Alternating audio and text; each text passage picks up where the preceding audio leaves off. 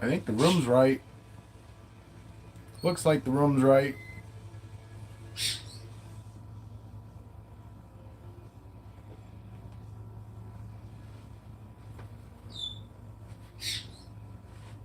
I'm trying to wait. Does it look like the room's right this morning? Was it backwards again? I don't know. We checked the settings and I didn't mess with anything, and there aren't anything to change yet. So I'm not up on my TV yet. So obviously, fuck it, I ain't live yet.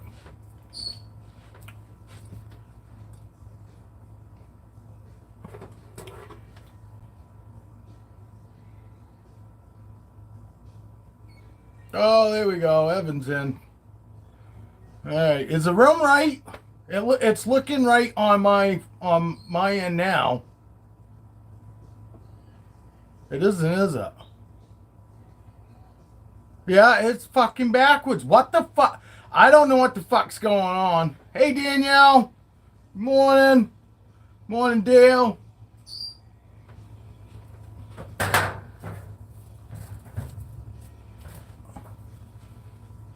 One, two, three, four. We got 4 sheds. Might be more now. I checked. Wife checked fucking too. It's not. I haven't changed anything.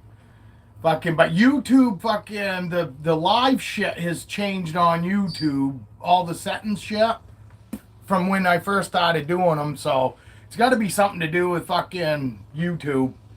Cause it ain't fucking. I ain't changed any settings. Fucking.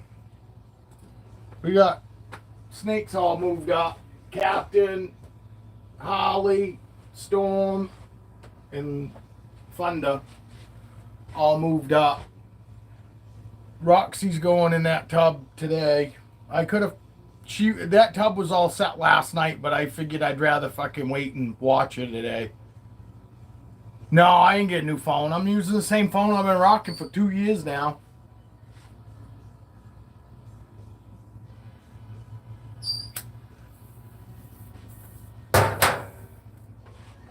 Just give me a minute. I'm running behind this morning.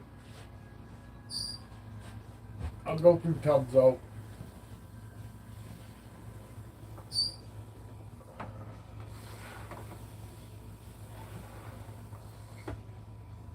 But Roxy's moving up today. Leper's in shed.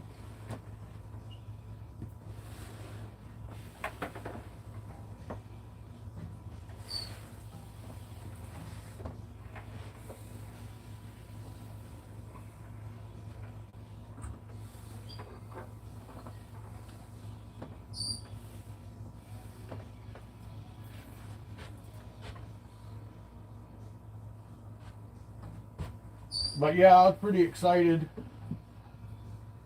when I woke up this morning. I see 2 more sheds because we had 2 sheds last night.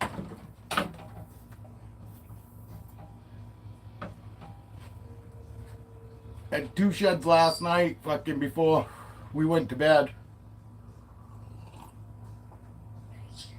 I know you guys want to see them. I'll show them to you.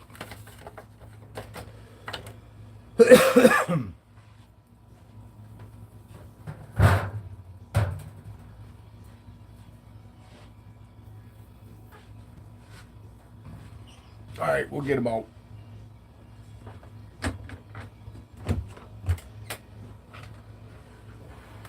I haven't moved them over into tubs yet. I'm gonna this morning though.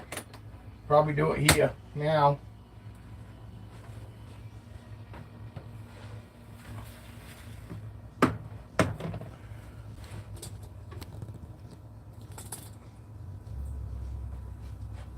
Move this out of the way.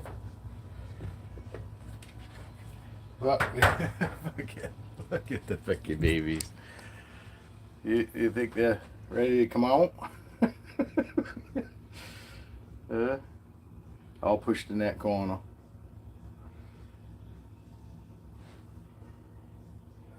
Alright. Bear with me, people, because I'm doing this one-handed. I'm pretty sure this is one of them. Pretty sure this is one of the shedders.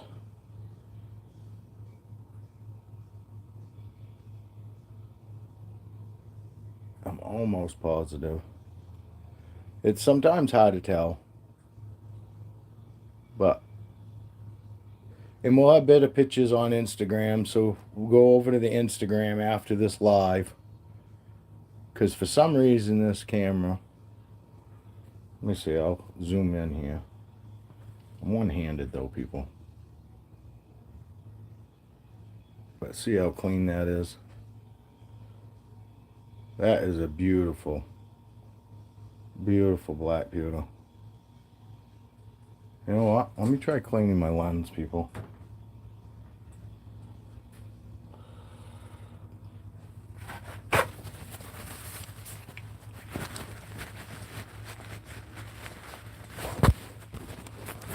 Oh, now I just messed my whole phone up.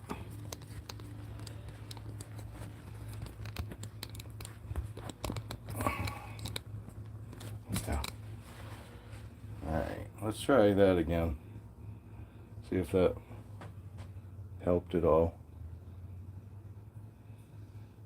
I'm telling you, fucking colors still ain't coming out that great.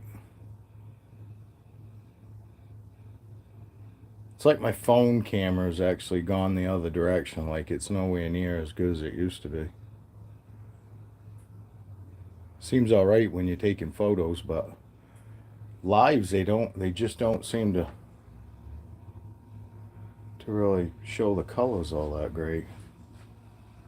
I show it over here in the dark.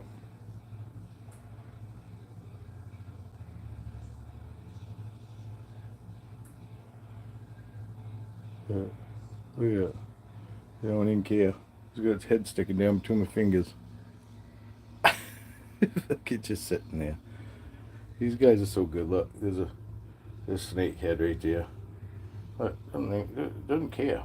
Look, my finger's right there, touching it. See? It ain't even moving.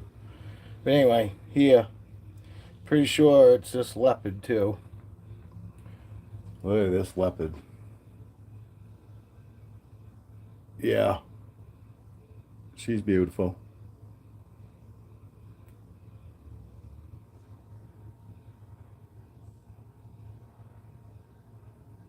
Look at the blacks. The black's gotten so much blacker. There's that finger. Middle finger on her head. Look at that. God, she's gorgeous. I know. I should probably keep this one too.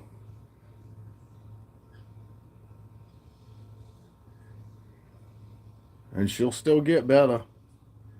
Coming up with more sheds.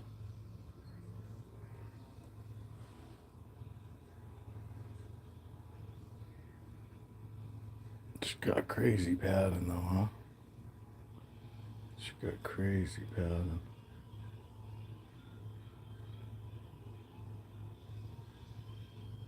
But I'm thinking that's number 2, that shed.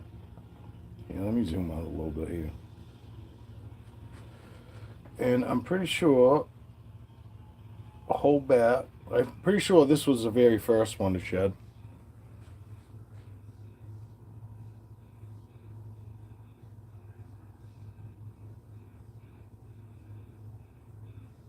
And the yellows will get brighter because they're like an off-white yellow. But, oh, look, there's a 3.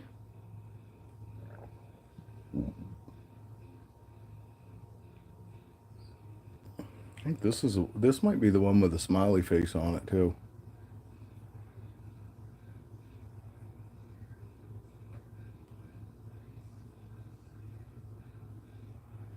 All right, we'll zoom in a little bit. Hold on there, girl. Oh boy.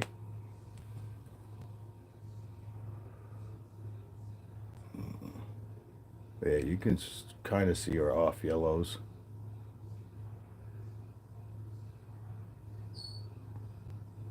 She got a beautiful head too.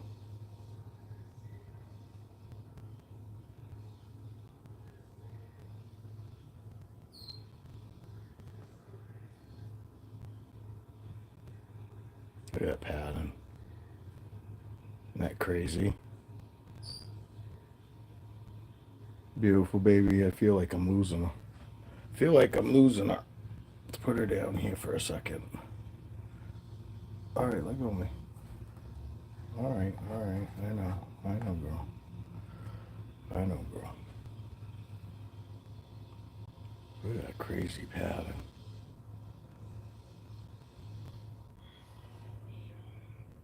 She's just as beautiful on both sides. There's that 3.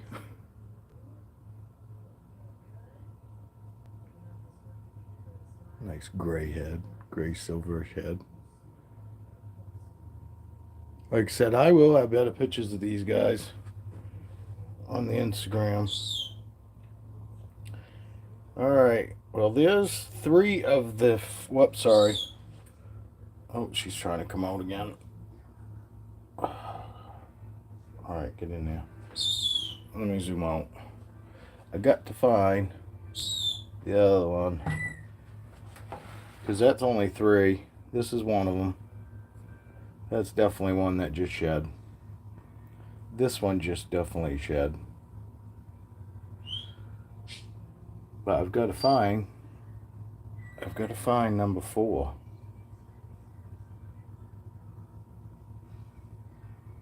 Oh, maybe it's this girl. Actually, I think it is. I think it's this girl. I think this is number 4. Number 4 shed. Look how, see how orangish her sides are? Here, let me zoom in and see if we can get it a little better here. Is that too far? Might be too far. That's too far. Too far in.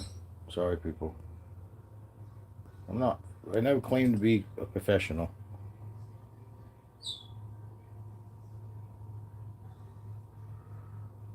Fucking love that. Look at that. See the oranges? I bet I pictures on Instagram. You'll have to go to my Instagram after.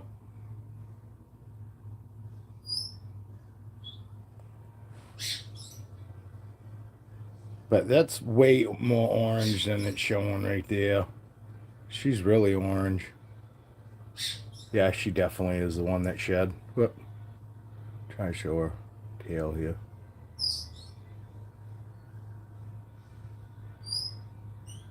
Maybe this is the one with the smiley face. I can't really remember. She's got a beautiful face.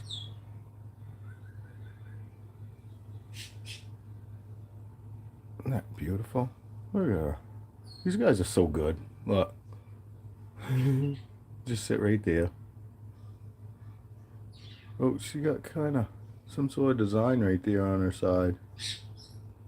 Right there on her neck. See it? It's not showing up very good there, but I can see it pretty good.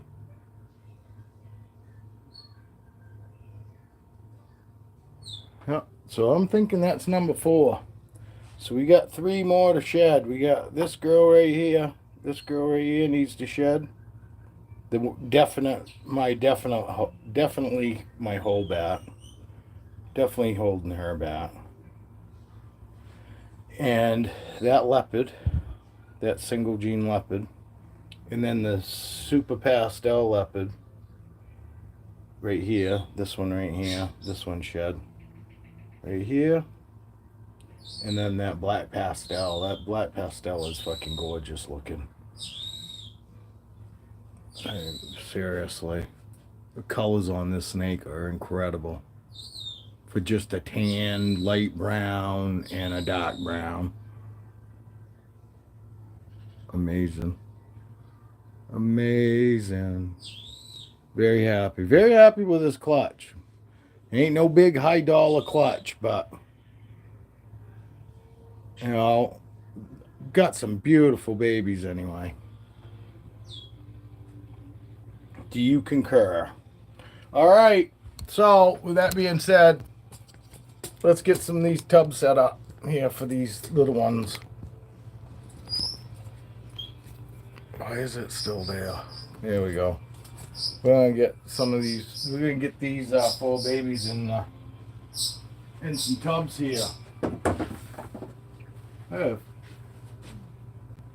Oh, might have to use some of my little cup tubs, because I got to find. I don't know what happened to all my water bowls. Get out of my coffee cup.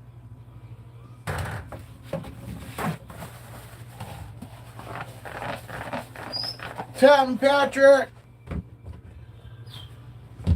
we got 4 babies shed out.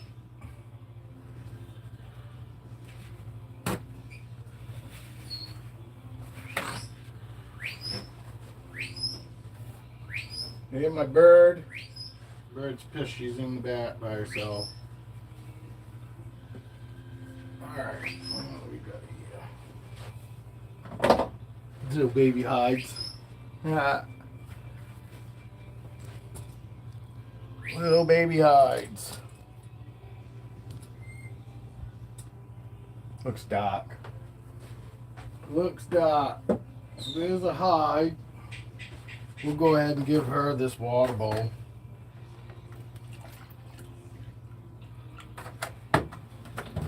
Gotta come up with a name for my whole bat. You stay right in here for a minute. Haven't decided if I'm going to try feeding these guys tonight or tomorrow. Tomorrow night.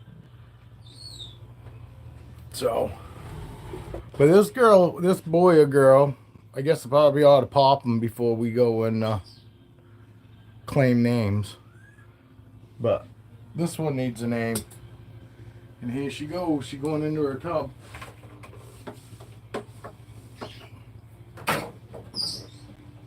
Sneaky doo, peeky doo. Look how tiny she looks in that tub. And that ain't even a big tub. Look at how tiny she looks.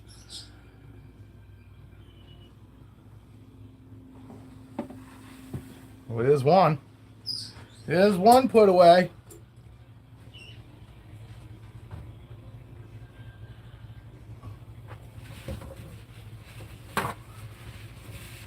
Yeah, I'll probably just use deli dishes for now.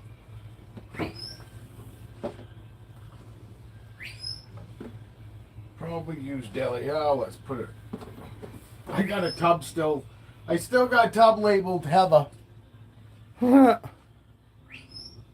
Because she was gonna buy that snake that was in there. So I had her name written on it, and Heather's name's still on that tub. All right. Got a little tiny hide. Little tiny hide. Kind of comical. It's kind of comical. Oh Jesus! Shit falling down on him.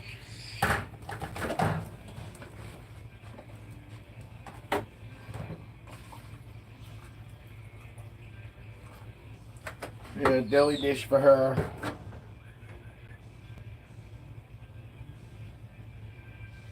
And this is a leopard. Leopard's going into her tub.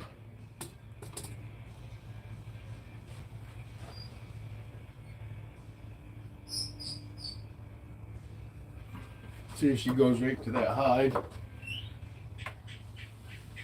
I stuck her with her face just inside the hide, and she's already gone into it.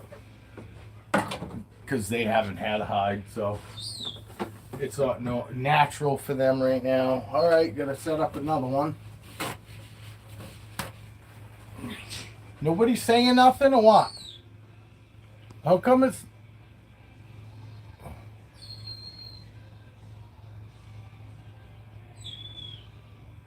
Yes, you're right, Evan. That one does have a 6. Thank you, Danielle. I'm sorry. The chat isn't coming up on my fucking TV for some reason. What the fuck? Oh, now just... Bear with me. Yeah, I don't know why my room's fucking backwards. That fucking pisses me off. It's just gay.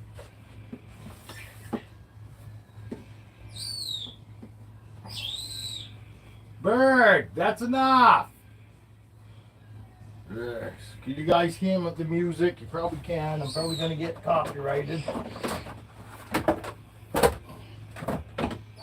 don't remember if this fucking one fits in there. It does, but like sideways. But they don't care. They don't care whether it's sideways or not. Good morning. How are you? We're moving snakes up. Rewind this. I just had babies out. I just showed the 4 babies that all shed last night. Well, between the 2 this morning and 2 last night. So if anybody that just popped in, rewind this live a little bit and you'll see the 4 babies. I'm just putting them in their tubs now because they're all shed out. So now they go from the incubator. They go from the incubator and this is that beautiful black pastel. I still love this snake. It's really nothing fancy, but Jesus. It's just beautiful. I love the colors, beautiful colors.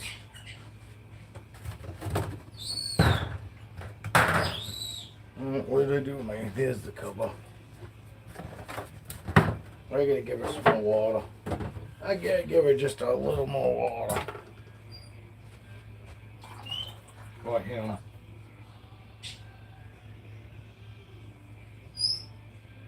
And yep, right into a hide. He went right into that hide.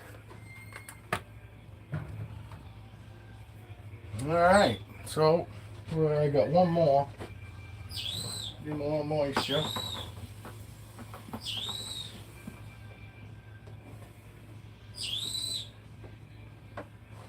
Uh-oh. Sounds like somebody's pooping.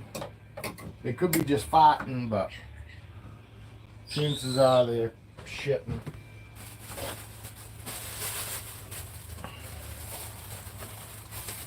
Alright.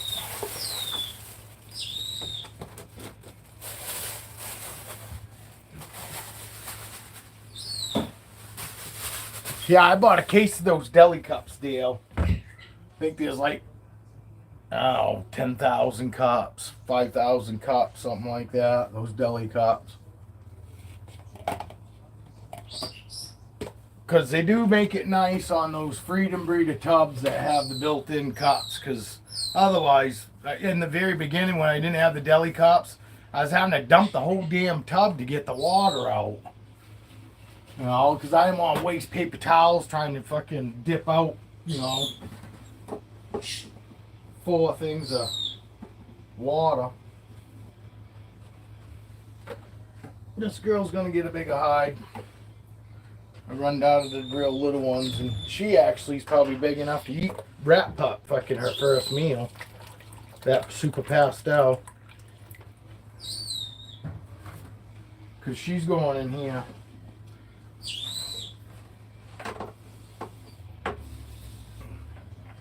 But just managed to make it, get everything done up just in time though, huh people? Because I just had I only had 3 open spots for babies yesterday. And I managed to go and maybe I could show how orange she is fucking on that paper towel. Can you see how orange she is as opposed to that how white that paper towel is? She's like way more orange than it's picking up. But I think you can see some of it. You see it looks kind of pinkish tinge on here, but she's like orange. She's gorgeous. Gorgeous, gorgeous, gorgeous.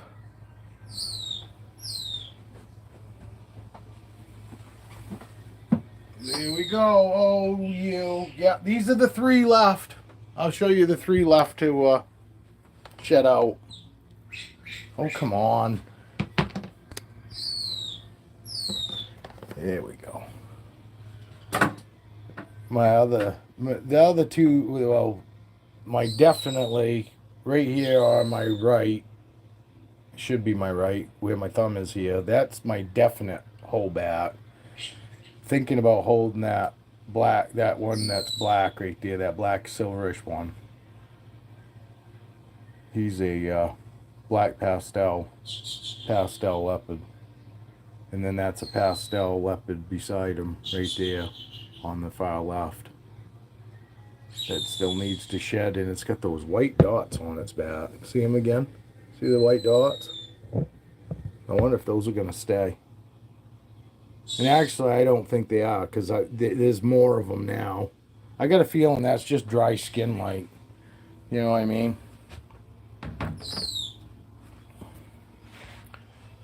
I got to give them a deli cup now, too. But I'll give them a deli cup with some water for some moisture.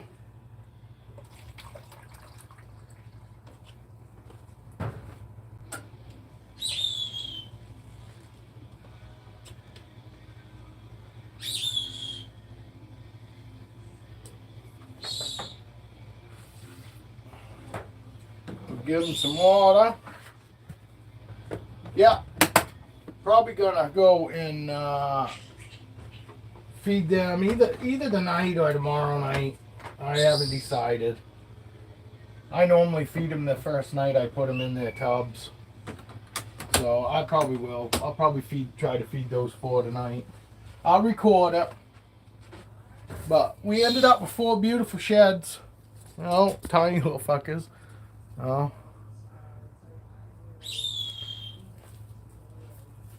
They're only this small once. But no, the wife happened to see it. And I told you guys on that live last night, I knew it was coming. When you start seeing your snake, especially these guys. I mean, normally my snakes will like rub up against the tub or whatever.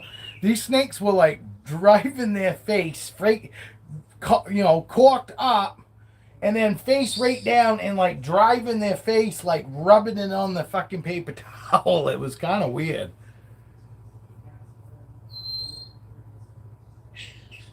If I was going to show it, yeah, I'm going to show it, Danielle. Holy fuck. It's not keeping up with my with the comments. I did say good morning, right, Julia? Good morning, Julia. Oh, I'll be right back. Just a second, please. Barry, come on. Be good. Why are you going to be like that for?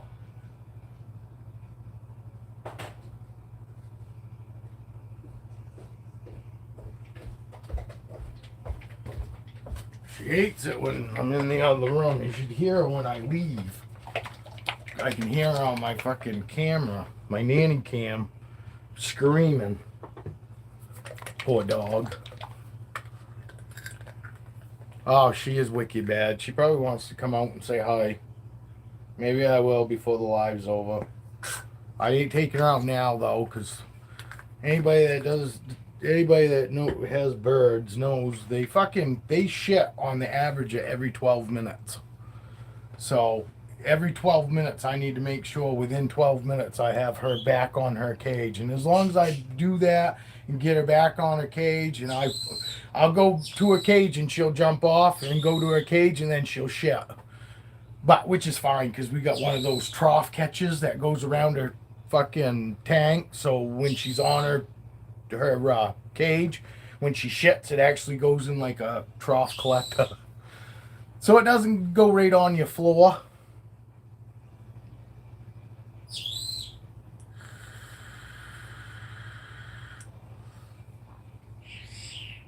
But yeah, I'll probably get the bird out later.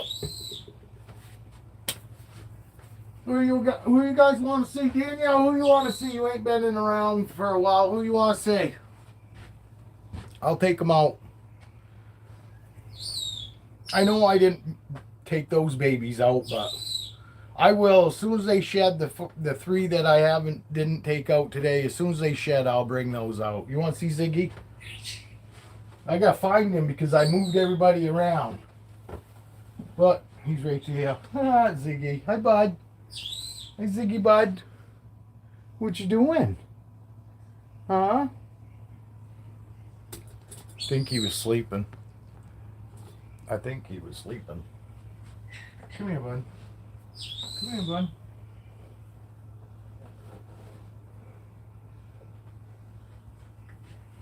Ziggy Pop.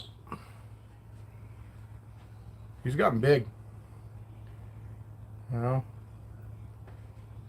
That's what them small rats do to him. You start giving them, they start fucking eating small rats and they start putting some size on.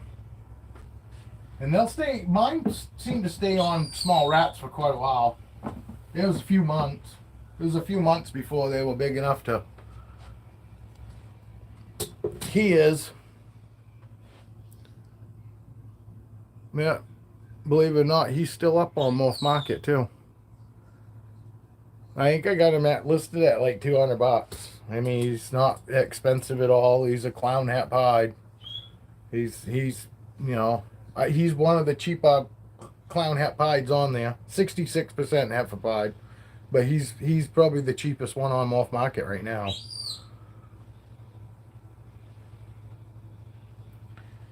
But, and he's a good boy. He eats great.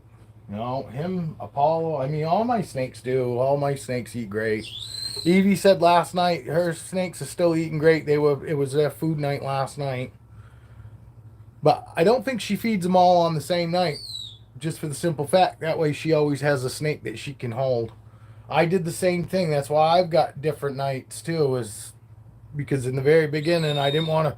And don't worry about it. They don't get pissed off because you fed other snakes and they didn't eat.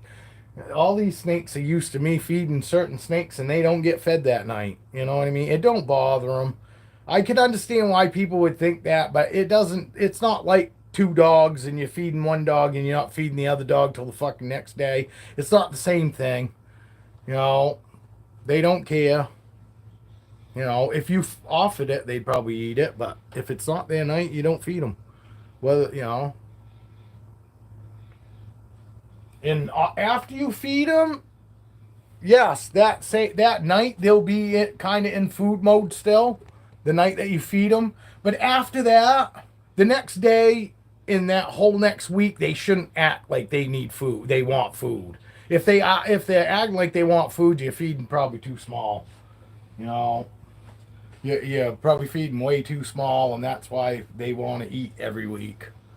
You know, they get grumpy though if they smell the food and don't eat. No, because I still go through all these tubs. I just don't go and open tubs up when I am feeding. I only, during feeding times, I don't open any other tubs other than the ones that I'm feeding. And then I don't mess with any of the tubs normally for 2 hours after I fed these snakes. 10 o'clock, I feed between 7:30 and 8 o'clock. And I don't come in here and go through tubs again until like 10 o'clock. And come 10 o'clock, nobody's in food mode. Everybody knows that I feed between 7:30 and 8. Yes, they've got a internal clock that they know when I normally feed because I stay on a routine. I keep my routine as close to fucking right on every day. So they know my routine. They know the routine. And they know that during 7:30, 8 o'clock is when I feed, and when I come in here and it's 10 o'clock at night, going through for the last time during the working week, you know, Monday through Friday, I'm in here at 10 o'clock every night, go through the snake racks the last time of the night, and then I'm in here first thing in the morning when I wake up, you know, and in and out of their tubs all day, you know, checking to make sure they haven't gone to the bathroom, they need a little moisture or something. You know, especially when I'm running the AC. Running the AC again today. It's humid. It's not even what I would consider, you know, it's not sunny. It's cloudy, but it's humid. So on a day like today with my AC going, I will have to spray the tubs a couple times throughout the day. Just because the AC makes the temp drop. But not the temp.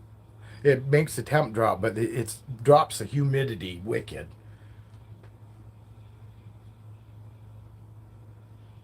No, I don't hold anybody while I'm feeding. You know, I guarantee you I could hold some and offer them food and they'd probably eat while I'm holding them, but it's not very smart. I mean, you take a big risk that, you know, when you go to take them out, that they might bite you thinking that that you're offering food, especially new snakes. These guys know that I'm not food now.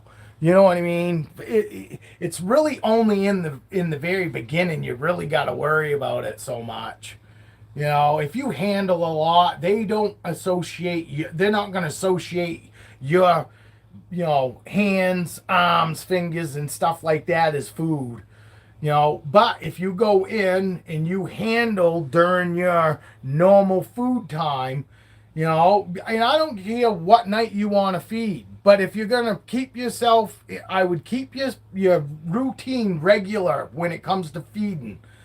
I've even got to the point now that if I'm not going to be home during the time that I normally feed, I'm not even offering food that night. I don't want them getting to the habit where they think that I could be offering at 10 o'clock, because I don't want to have issues going through my tubs at 10 o'clock at night. It's nice going through tubs at 10 o'clock at night and everybody nice and relaxed. They might want to come out, but they're never in a food mode because they know it's not actually food time. So it to me it's really important to keep your snakes on a food. As far as food, try to keep it regulated, to a certain time. I've got it within an hour. 7:30 to 8:30 is fine, but I try to feed 7:30 to 8. But if I feed them at 8:30, it's not that big of a deal. But the later I go, it's harder to get them to feed. If I've gotten home at 11 o'clock at night and gone and heated food up, come through, and nobody's in food mode. Literally, I had to fucking reheat it a couple times because it took that long before they go, oh, he's trying to feed me, because they're not even thinking that it's food time, because they know that I stay right on top of keeping that stuff.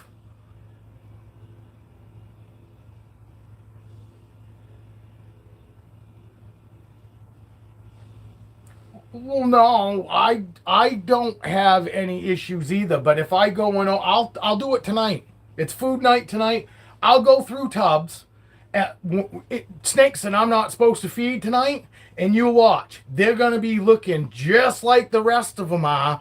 But I'm gonna have snakes that are gonna be in food mode. That their heads are all gonna be on a swivel if I open their tub between 7:30 and 8, and I'll prove it tonight. Fucking, I know my snakes. Again, and I've done it before. Yes, I can get them out of food mode, but initially when I open that tub, they're gonna think there's food coming in because it's that normal 7:30 to 8 o'clock. You know what I mean? You'll see. I'll do it tonight. I'll prove it. Because I've seen it. That's how I know. But yes, I can hold them, and I have. I've opened them up and said, "Oh, they've gone to the bathroom," and opened their tub up, cleaned them up real quick, threw them back in there, and then offered them food right after I just put them back in, and they'll eat. I'm just saying that my snakes, if I open tubs, whether it's food night for them or not, between 7:30 and 8, I'm gonna get food. I'm gonna get food mode. Fucking snakes. They're gonna be in food mode. They're going to be looking to see, because they know I don't normally open tubs up between 7:30 and 8 unless they're eating. Well, you got I don't have rats running around. You know what I mean? So yes, and I could see where that would be a major difference. If I had fucking like their food, live food in here running around all the time, you know, your snakes obviously are used to it. But I opened tubs up fucking last night after I fed Feisty rather.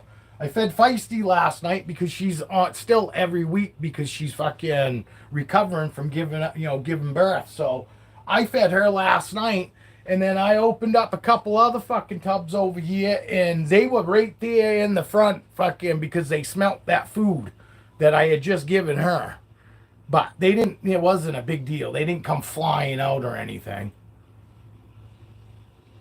No, he doesn't. That's not what he meant. He doesn't let him run around. Well, he might. I doubt it though. I used to have pet rats until I found out that when they're moving, they're dropping piss. That's their GPS. And when I found out, literally, they're constantly like going. And I watched a video where fucking, because they showed this person that has, pet rats, and they're out like I had them running all over me and all over the furniture and all that. And then this guy came in with a fucking black light and showed the woman what the rats just running around on her furniture was doing, and it was nasty. It was like going to a porn shoot after with a fucking black light. I mean, it was just fucking, there was rat fucking urine everywhere, because that's how rats use that's their GPS. They drop piss fucking wherever they go, and then that's how they manage to get back from where they've gone. It's like GPS for them. And rats are really cool. I'm not saying that, but that's just nasty. That's why as soon as I saw that, I got rid of my rats, my pet rats. I had to. I was just like, man, no. The woman had them on her counter in her kitchen. She had them on her table because she was showing them eating out of her plate with her at night. I mean, yeah, it was kind of cute and all that. And then they pull out the black light, and then the cuteness went away. And people just don't want to fucking realize it, or don't want to hear it, I guess, because I understand. They are super sweet. They can be super great pets, but they're pissing all over you if they're moving around on you. And I ain't into fucking animals pissing all over me. The occasional accident is one thing, but when it's just a natural thing for a rat that when they move, they just excrete a little bit of urine every time they move.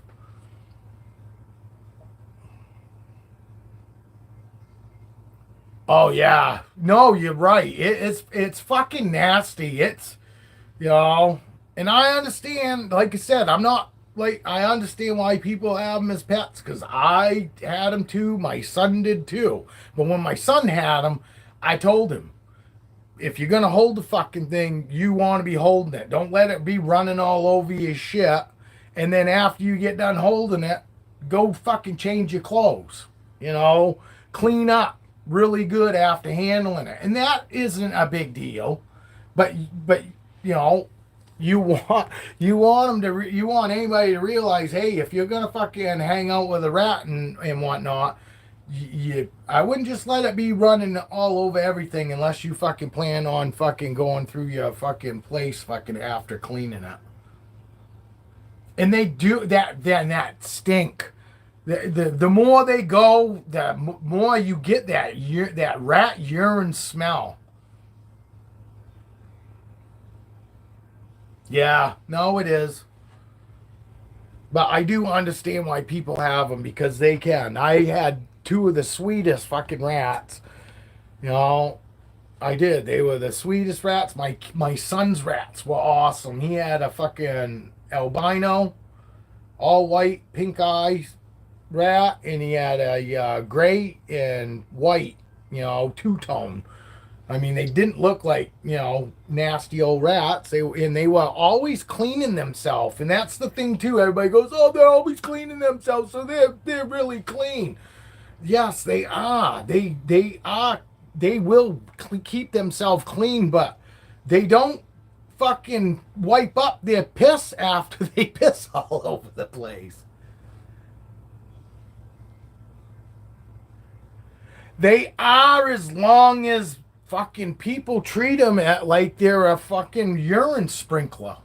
Because basically it's what it is if they're moving, they're sprinkling some pee. Is it a lot? No, but it's enough to show up on a fucking black light. And the more fucking they're running around in that area, it gets really bad. And like Dale says, it gets like sticky, greasy like. And it's nasty. I can't even imagine these guys even want to eat them. Yeah. But see, this guy, he's so good. These guys really don't care. You can have them out as long as you want. I think ball pythons get a get a bad rap, but I think it's most people just aren't handling them properly. You know, no, I wouldn't fucking take a brand new to you snake and just keep it out for hours. In the very beginning, you just want to have nice fucking short holding sessions, good holding sessions where you don't ever fucking, really stressing the snake out. You want to take them out and then put them back. So they get to the habit of where they go, okay, I'm just coming out and then they're going to put me back. I know I sound like a broken fucking record, but it's really important. And once you get that established, and once they realize that that's the routine, oh, I'm going to get held and then I'm going to go back and everything's going to be fine, there ain't nothing you can't do with them. There's nothing you can't do with them. And whatever you do with them, they're not, the first thing is not going to be, oh, is this threatening? They don't even look at you as a threat. They never even associate. I swear to God, my snakes don't even think about, oh my God, what's this guy going to do to me? You know what I mean? Yes, no, I know you wasn't saying yours, Dale. I know you wasn't saying your rats. I know your rats fucking, you keep your rats clean. Fucking Dale's not a dirty person, and dirty people fucking wouldn't want to smell that fucking ammonia smell that rats give off once they really start peeing a lot. You smell that fucking that what is it? Fucking ammonia, real heavy ammonia smell. That's heavy traffic. And then it's like he said too, it gets greasy and it's just nasty. And it turns black. Almost looks like feces mixed up in with it. Trying to find Ziggy. Like I said, all these guys have moved around now.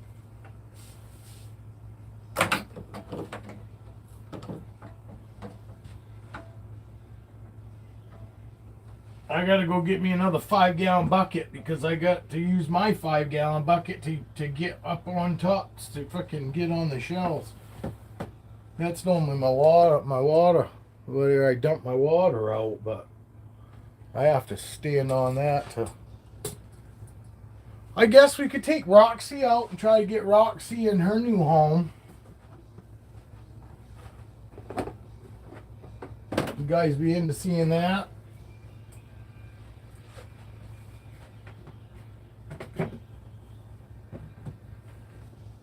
Oh, I gotta give her some water. Some moisture. Oh, come on. Something else I did do, Dale, to this? I made the fucking hose longer. They only give you like a fucking 3-foot hose. Or I don't know. Yeah, it's a hose of some sort. But I made my hose longer. So that way I could stand, I could put the water thing over there and I could reach all the way without having to fucking hang on to the damn thing. Because before I had to hold on to it and walk around to spray, you know what I mean?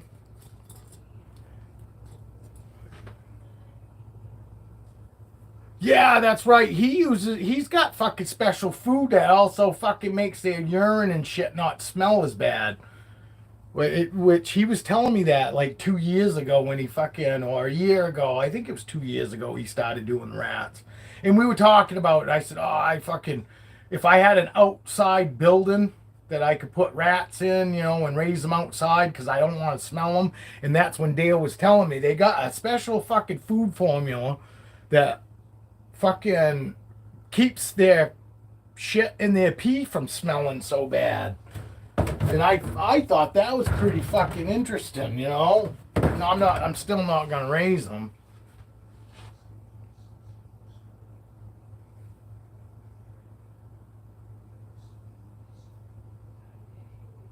No, I actually got mine offline. But I did just get one. The wife did get me another one. It's the same thing as that. It's just an HBX at Home Depot. It's the same one, but I put a chemical in that one. So I don't want to be using that anywhere near my plants. You know, I mean my snakes. So I got a whole nother spray fucking bottle that's fucking marked right on it for outdoor use only. But you can get them offline, but it was only like $8 for a gallon one at Home Depot. Walmart's got them too, but the wife she didn't want to go into Walmart because it's just crazy there. When you're just going in for something like that, it's better to go to Home Depot. It's not as many people. Zip ties. All right, we'll take Roxy out. We'll get Roxy moved up, and then I'll move Storm down into her tub, and then I don't even know who I'm going to move up into fucking that 40. Because, look. I'm talking to Dale. But look, this girl is nowhere near needing to fucking move yet. No. Corona's nowhere near. And she's my biggest female I got right now. Because this girl is fucking... I mean, look, she fits all in this fucking 6x9 fucking hide. You know, with still plenty of fucking room all around it. So she don't really need to go up. I'm thinking I might move him up. He didn't do good in the CB70. But that 40 quart, he'll probably do all right in. He's actually in shed right now. Looking great. But I think that's the plan. I think Storm's coming out of that 40, going into Roxy's tub. And then because he's my biggest snake left in here right now. And I'm going to move him to that 70 tub. Like I said, he hated that fucking CB70. Fucking, he went off food fucking 2 months. Fucking, when I moved him in that CB70, moved him back in that V6. That's why he's in there, people. So anybody that's freaking out, going, why is that snake fucking? Why is that such a big snake in that fucking tub? Because fucking when I put him in a CB70 tub, he fucking stopped eating. Put him back in that V6 tub, and he fucking went right back on food 2 days after putting him back in there. You know, that's why he's in there. That's why all these snakes are where they're at. Because they either eat good in where they're at, or I fucking put them where they will eat good. Just like fucking Thunder. Thunder, another male snake, hated the fucking CB70 tub. Hated it. Fucking went fucking over 2 months without eating. That's why he was the first one to tell me, oh, you know, fucking don't, if they don't eat in 2 months, they're not going to fucking eat. And if they do eat, it's because you probably just happen to get everything extremely perfect for them to where they said, okay, I'll eat now, but then fucking go off food again. So, but he was the first one to tell me, hey, you know, after fucking 2 months, try putting them back in a smaller tub. You know, I didn't put him in the VE6, but I threw him in that 32 quart, and he pounds food now. He's not running around aimlessly like he was before. He was just constantly roaming in that CB70. You know.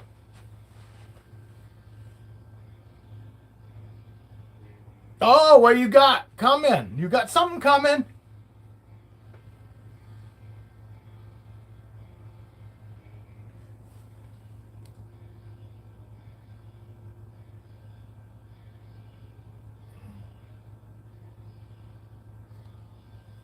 What are you picking up at FedEx?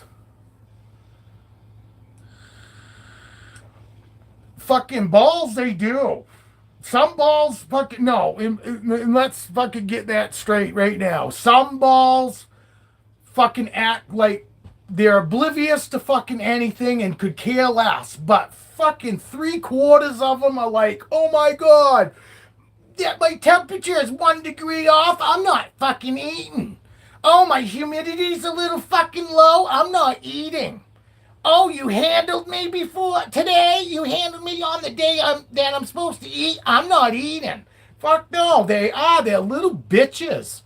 They really are. They're little bitches. And if you don't fucking figure out, you know, they're like like those women that are out there. Not all of you, but there are women out there you just can't please. And ball pythons honestly remind me a lot like that.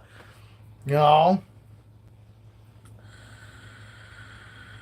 it's a secret. You got mail ordered bride coming. They ship them mail ordered brides on FedEx.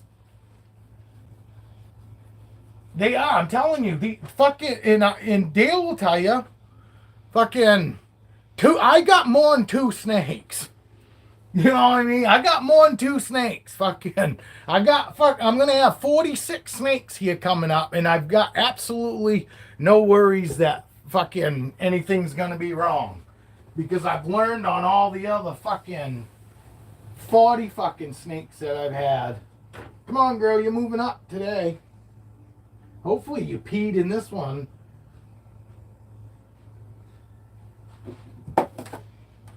And I'm not shitting on anybody that only has two snakes, but people out there like to, you know, talk a big game when they only got two snakes. And I'm sorry, you're not gonna go through as many fucking different fucking scenarios as I have or Dale has. Anybody that's got more than fucking 20 fucking snakes. You're just not going to go through as many situations as we have in the 6 years that we've been keeping them. You know what I mean? And Dale knows, and I'm not hopping on anybody. You know, but a lot of people like to fucking talk, you know, that only have a couple fucking snakes, and that's great. Fucking, basically, all that amounts to is you're just going and giving people your opinion on two snakes. I'm giving my opinion on fucking 33 snakes. And actually, I hatched another 7, so what, 43, 42, something like that? 40 snakes? I'm basing all my shit on 40 snakes, not just a couple.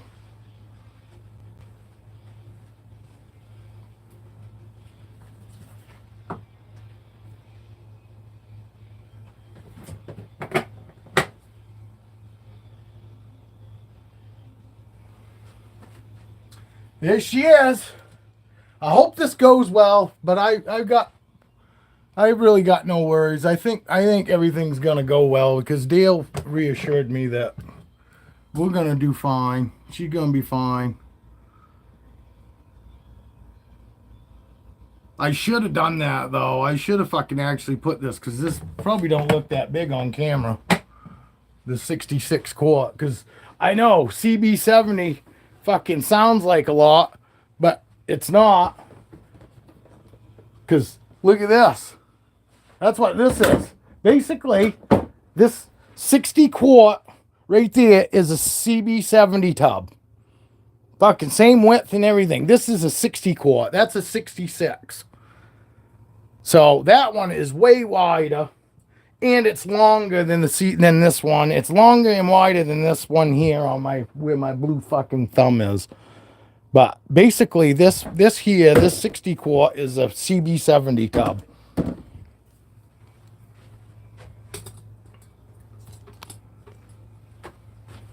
She don't need that big hide. I guess I could have given her back her hide. She seems fine. She seems good. She seems good.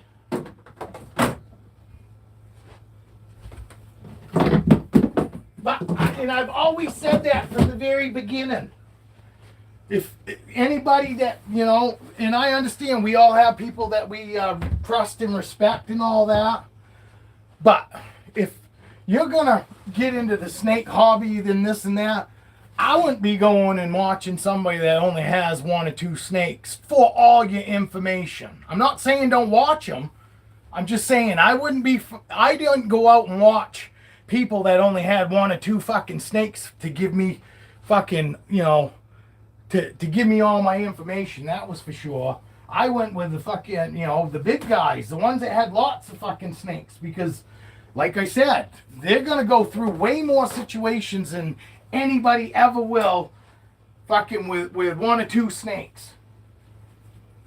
I've had so many more different scenarios because literally fucking the second year I was up to 20 fucking snakes. So I've had snakes for 6 years now, and 20 plus Now I got fucking, I'm going to end up being up near fucking, what, 47, 48, 46, something like that, after these next hatch.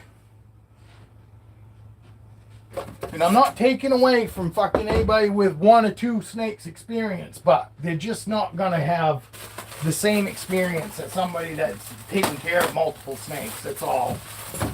You know, yes, I'm sure they have definitely something that they have to bring to the table, at least, you know, because they've at least owned snakes or taken care of them now. But somebody that, I mean, Evie right now, fucking Evie's got 7 fucking snakes, and she's probably already gone through more scenarios than that person will in a single year, with only having a couple snakes. You know, it's all about the experience, and with experience comes fucking, you know, you gotta have to gain that experience. You gotta have the fucking experience, and you're not gonna have fucking what I consider a lot of experience until, you know, if you're gonna have a couple snakes, then you better have them 20 fucking years. You know, fucking for me to actually try to pull any information from that person. I'll listen, but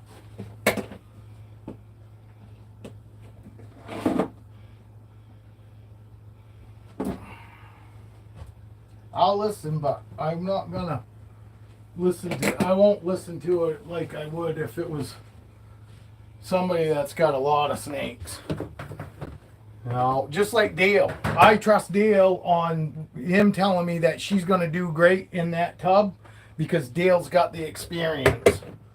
And he had more than just one boa.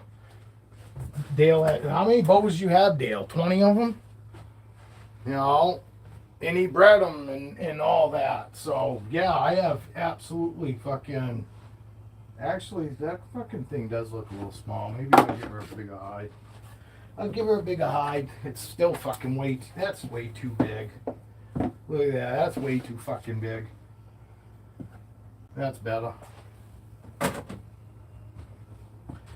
Trust me. She'll use that little one more than she'd use that big one. All right. Here you go, buddy. Here you go, buddy.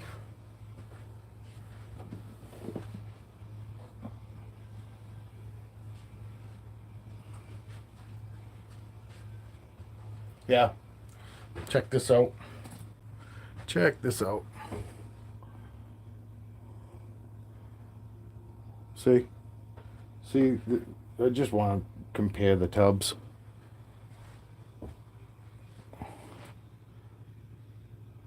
He looks huge in that tub. The new eggs are fucking, let's see, Evan. What's today? Fucking the 19th. 1, 2, 3, 4, 5, 6, 7, 8, 9, 10, 11, 12. 12 days to day 50. 12 days to day 50. So we're getting there. We're getting there, buddy. But look, fucking, he still might not do good in this tub. I'm not guaranteed because I moved him up into this tub that he's going to eat as good. He might not, and I might have to move him back. You know, but I'll wait and let him tell me, and you know, whether he's good or not. And if he don't fucking eat, because he's supposed to eat this week, if he don't eat, you know, there's a good chance I'll have to change him out. I'm gonna have to put him somewhere. I'll have to put him back in this VE6 rack. You know, I mean, I'm not gonna just because he doesn't eat one meal, but I'll start watching him. If he don't eat, I'll definitely be paying attention that he hasn't eaten. 18 days and meant to do.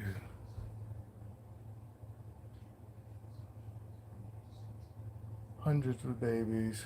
adults. At one time I had 16. No, I knew you had quite a few.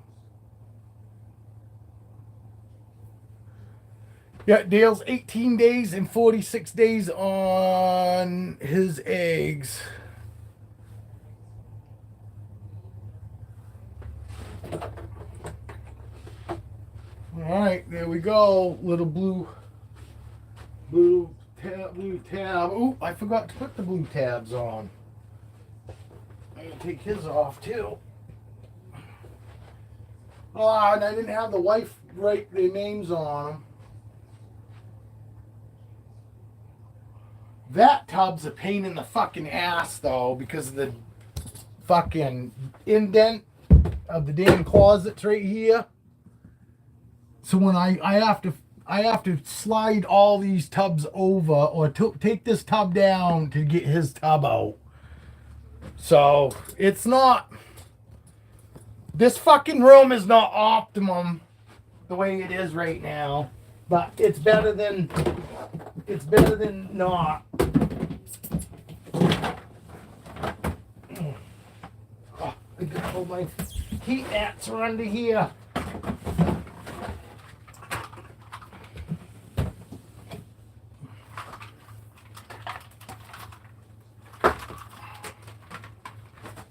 See? That's why I like these big heat mats. Granted, when I had my other rack set up, just so fucking somebody can see, these are great for a fucking couple fucking snake setup. Because literally, you can use one of them fucking things just like this.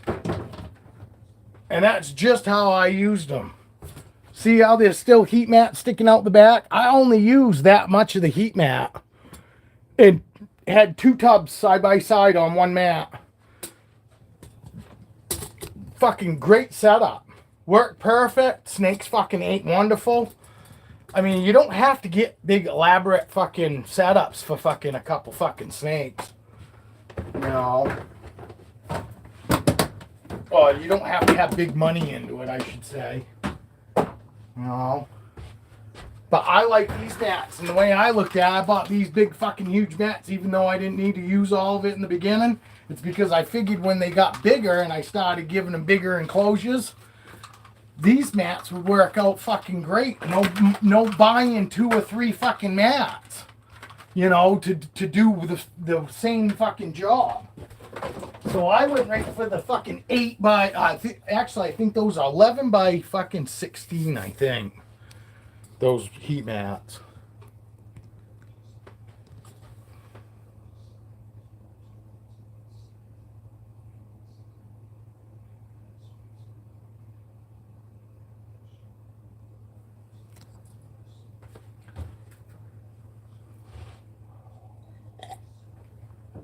I know, I'd like to hear his number 2, Danielle.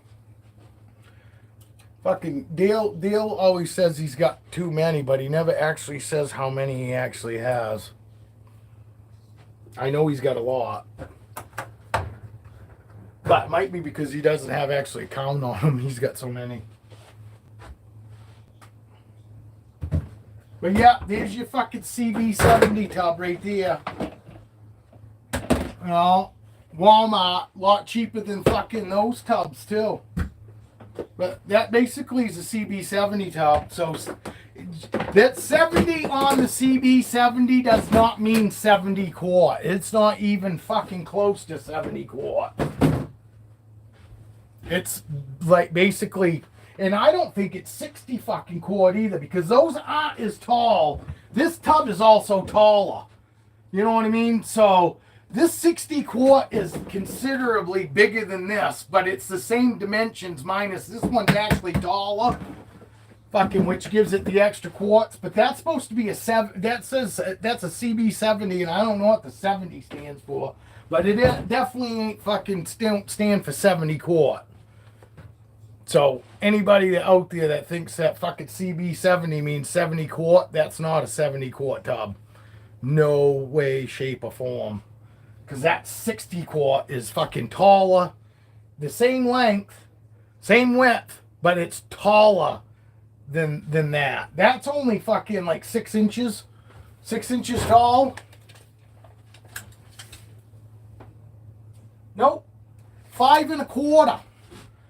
That's 7 1/2. 6 1/2. So it's only a fucking inch taller, but it is taller. It's a bigger tub than that 70, and that's a 60 quart. So, Dale, do you know what the fuck they mean? But why they call it 70? What makes a CB70 a 70? See, she's in that hide still.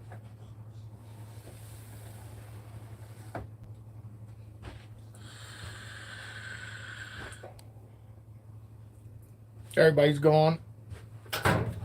Non-talking. How many fucking people we got chatting? 3? If we got 3 people chatting, I think we'll get a chat rating of 3.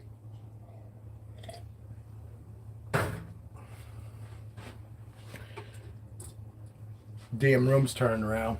Hey, whoever subscribed last night, thank you. If you're here this morning, I guess actually it helps fucking asking people to subscribe. If you're not subscribed and you've been watching, I'd really appreciate it if you'd subscribe. You'd help me out. Hey, Julia.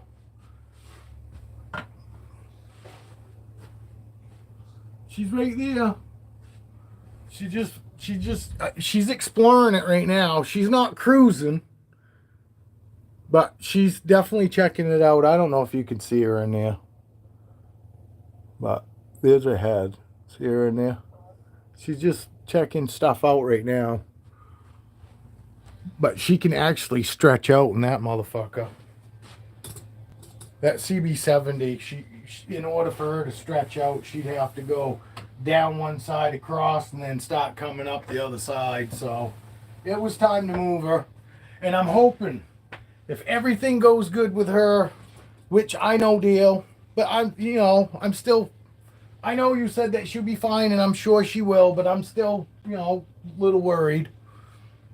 To be honest, I am still a little worried that maybe fucking she won't do well in it, but we'll find out. She'll probably do fine. Yeah, I think you're right. I think fucking 40, and see, these are 40s. These are 40 quarts, but they're definitely not as long as those, Dale. And those are actually wider too. So that would probably make up the difference. They're a lot taller. I mean, Christ, they're gonna be 10 inches fucking tall. Close to it, them 40s I got there. But I think you're right. 40s or 41. But I don't know why they call them 70. That don't make no sense to me. Because I'll say, I was one of them that thought fucking it meant that they're a fucking, 70 quart. And then when I looked on Walmart and saw this 66 quart, and then they gave me the dimensions. Because like I said, that tub is, 16 and a half inches wide.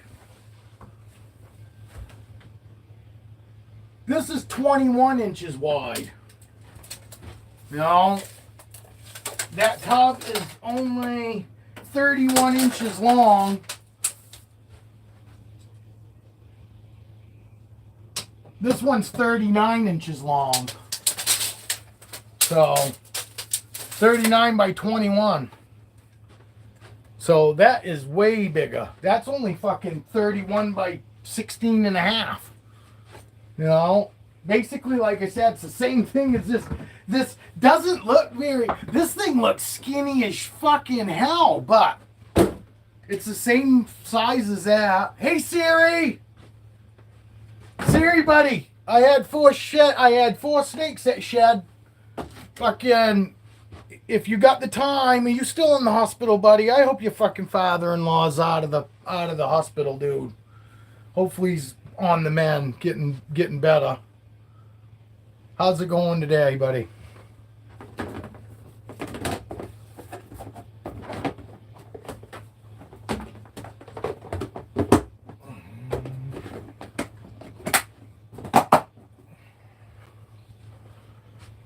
You doing good?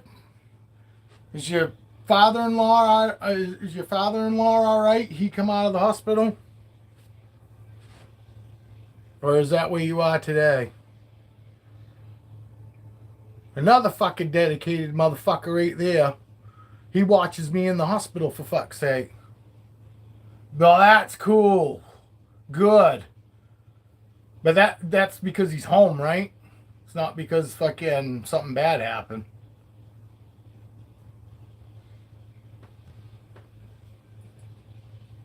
I got some fucking loyal motherfuckers. Evan too. Evan fucking watched me all day long.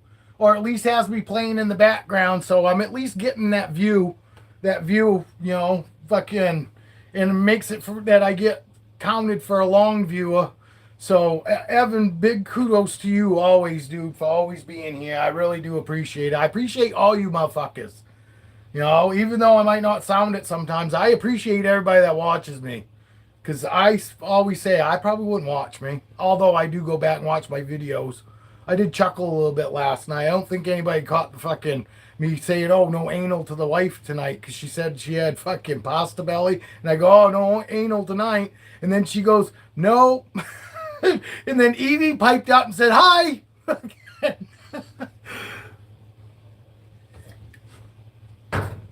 Wife and I get together. We're just a couple goofballs. You know, just like us arguing over fucking, she was doing laundry, folding laundry, got my school bus route, and school starts tomorrow. Oh, no shit, you drive school bus, dude? You didn't tell us that. Wow, this motherfucker's got some patience. No wonder you watch me, Siri. You got too much patience. I would fucking slap a fucking person's kid down. I would. Shut the fuck up. Yeah, he's a guy. I know you are a patient motherfucker, guarantee it. You can't be a school bus driver and not have some fucking patience, man. I mean, I guess you could be one of them bus drivers that just freaks the fuck out on the kids too, but I'm all for that if they deserve it. Took it to hell. I took it to the doctors with me to think I got her hooked. Your doctor? You took. What'd you take with you? Your snake? I gotta go back and see what she said. He's in skilled nursing for now. Oh no shit. Is that like hospice?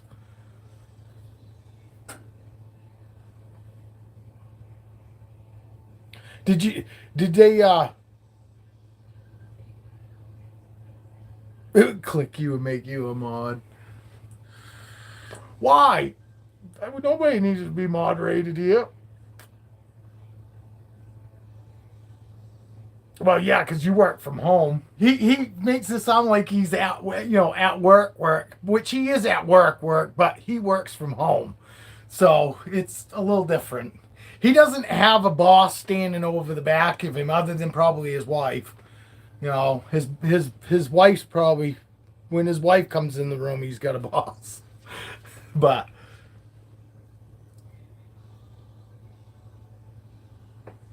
oh yeah, yes, I remember that. Yes, I told you I got some pretty loyal fucking followers, man.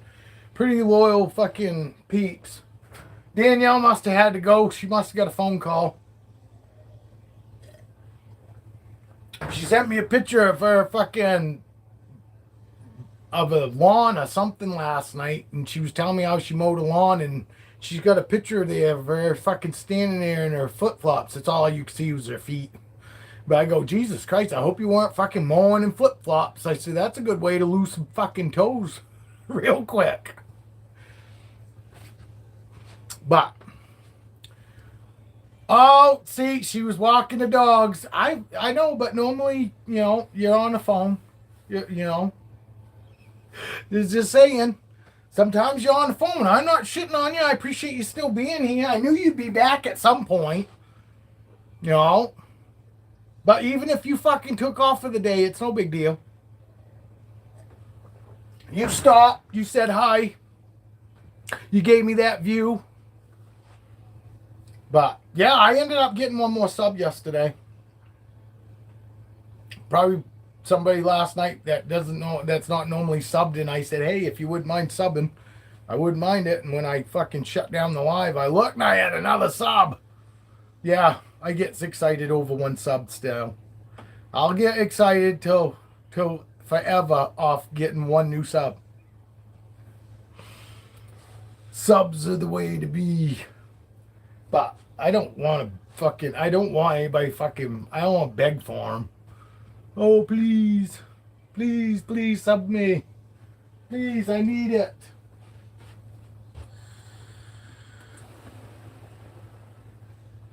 This girl is looking chunky. Jesus Christ. I wonder what the fuck I fed her last time. She's looking swell. Swollen. She's looking swollen. She's in shed right now. Her eyes just came out of blue. But she is looking pretty fucking swollen right there. I hope the fuck she's not gonna have an issue digesting her damn food. I fed her a week ago. I'm so scared since I lost Roscoe there. Fucking. Oh, I know. I'm gonna throw a party at 500. If I ever get to 500, it'll probably be years from now. Cause Christ, I don't know. If you look back, well, it took me 6 years to get 391, 381. I think I'm at 381, something like that. And it took me 6 years to get there. So another 6 years from now, I might hit 500. They've been coming slow. Nobody likes to fucking listen to my truck mouth. My truck mouth.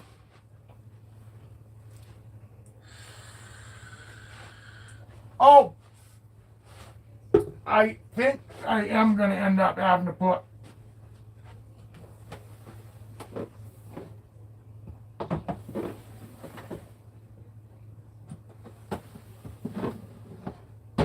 you see this? I'm moving everybody down. All right, 391. Yeah. But I only got probably 20 loyal. Well, I got more than 20 loyal watchers because the recorded videos do way better. Yeah, mine's the same way, dude. Honestly, I get almost more views from unsubscribed followers than I do my subscribed followers. You know, it's just the way it is. Those people like to watch, but they don't want to support by you know, and they don't understand. For fucking people like us, getting the subs is what makes us want to fucking shoot more. I'm never gonna ever make any money. I don't do it to make money. I do this to fucking meet new people and maybe help somebody out here and there. You know what I mean? That's why I do it. But the subs are what makes you want to fucking keep shooting. You know what I mean? In your loyal followers like you guys. But look, I got 5 of you. You know, I got 5 loyal followers, and I'm sorry. Fucking 5 people sometimes isn't fucking make you just jump up in the morning and go, hey, I want to shoot a fucking video. You know? Not that I don't appreciate you 5 people, but you know what I'm saying? People don't understand that fucking we take time out. No, I don't edit and have like a bunch of time and editing and all that. I just fucking go with it. But it still fucking takes time when I could be doing something else that I would be a lot less aggravating. Because I get aggravated at myself during these fucking lives when something comes out of my mouth or I can't fucking remember what I'm fucking trying to say or I can't remember what I was saying. Fucking that shit aggravates me. You know? Everything aggravates me. I'm an aggravated person. I've always been that way. Very easily get tipped right over the edge. You know? And a lot of people don't want to fucking watch that. You know? Fucking, which is fine. I'm not asking fucking for any fucking handouts or favors or anything along even remotely close to that. But when you know that people are watching and they don't sub you, it kind of sucks. It makes you go, why are they watching? Then they watching just so they can go back and fucking talk to their fucking buddies about you. You know what I mean? Because there's a lot of that, without a doubt. I know I got fucking people that come on, ask me questions, and the only reason they ask me questions is so they can run back to their know-it-all friend that they fucking think just knows more than everybody else, and then they just sit there and badmouth fucking that person together. You know? I don't do that. I don't play that game. When I ask somebody a question, I don't go around asking 12 other fucking people what their question is. Just like when I asked Dale, when I used to ask Dale questions, I didn't go around watching and trying to find anybody that says otherwise, you know, differently than Dale. You know.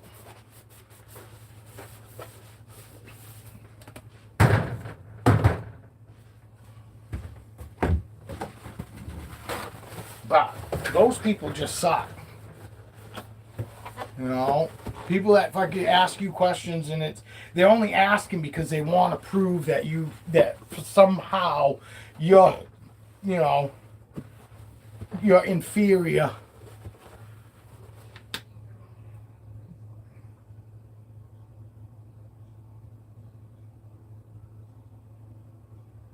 Yeah, OnlyFans. Oh, could be. I don't care. I don't care. I figure the right people will find me and the right people will stay. You know, I'm not for everyone. I'm probably barely fucking for anyone. You know, I'm thankful for my wife every day. I'm very thankful because fucking there probably ain't anybody else out there fucking in this world that would put up with my ass. Literally. You know. Our anniversaries this fucking week. This Sunday's our 6th anniversary, wedding anniversary. But next September 12th is our 26th anniversary because we've been together for 26 fucking years, but we've only been married for 5 of it. Because the story is, when me and her first got together, my son had just turned 2, her youngest daughter had just turned 2. That's like 6 months apart, 3 months apart. 3 months apart. Isaac and her youngest, 3 months apart, and we got together, and I told her, and because everybody would ask, when you guys gonna get married? When you gonna get married? You know, and that probably started 6 years in. And I just kept telling everybody, fuck that. We're not getting married. If we get married, it'll be after the kids are out of the fucking house and graduated and all that. I said, because if we can fucking make it together through raising 3 fucking kids together and get them out of the fucking house and still together, I said, we're probably going to make it. And then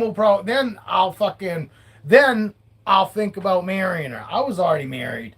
Fucking been there, done that, and fucking didn't ever want to do it again. I fucking honestly wouldn't have done it this time. But she deserves to be married at least once. And she's proved in, 26 fucking years. And granted, it was 20 years. We were together 20 years. 19 years before we got married.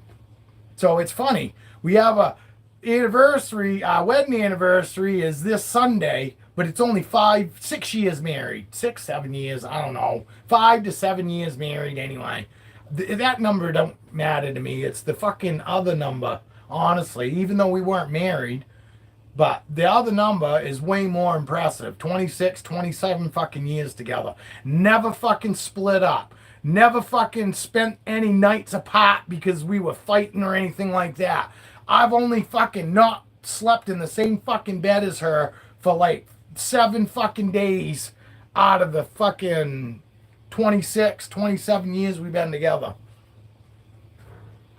You know?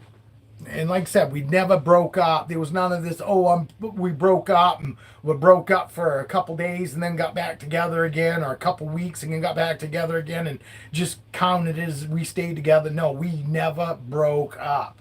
We were been together strong, steady for 26, 27 fucking years. You know, and I'm very proud of that. You don't fucking find that anymore.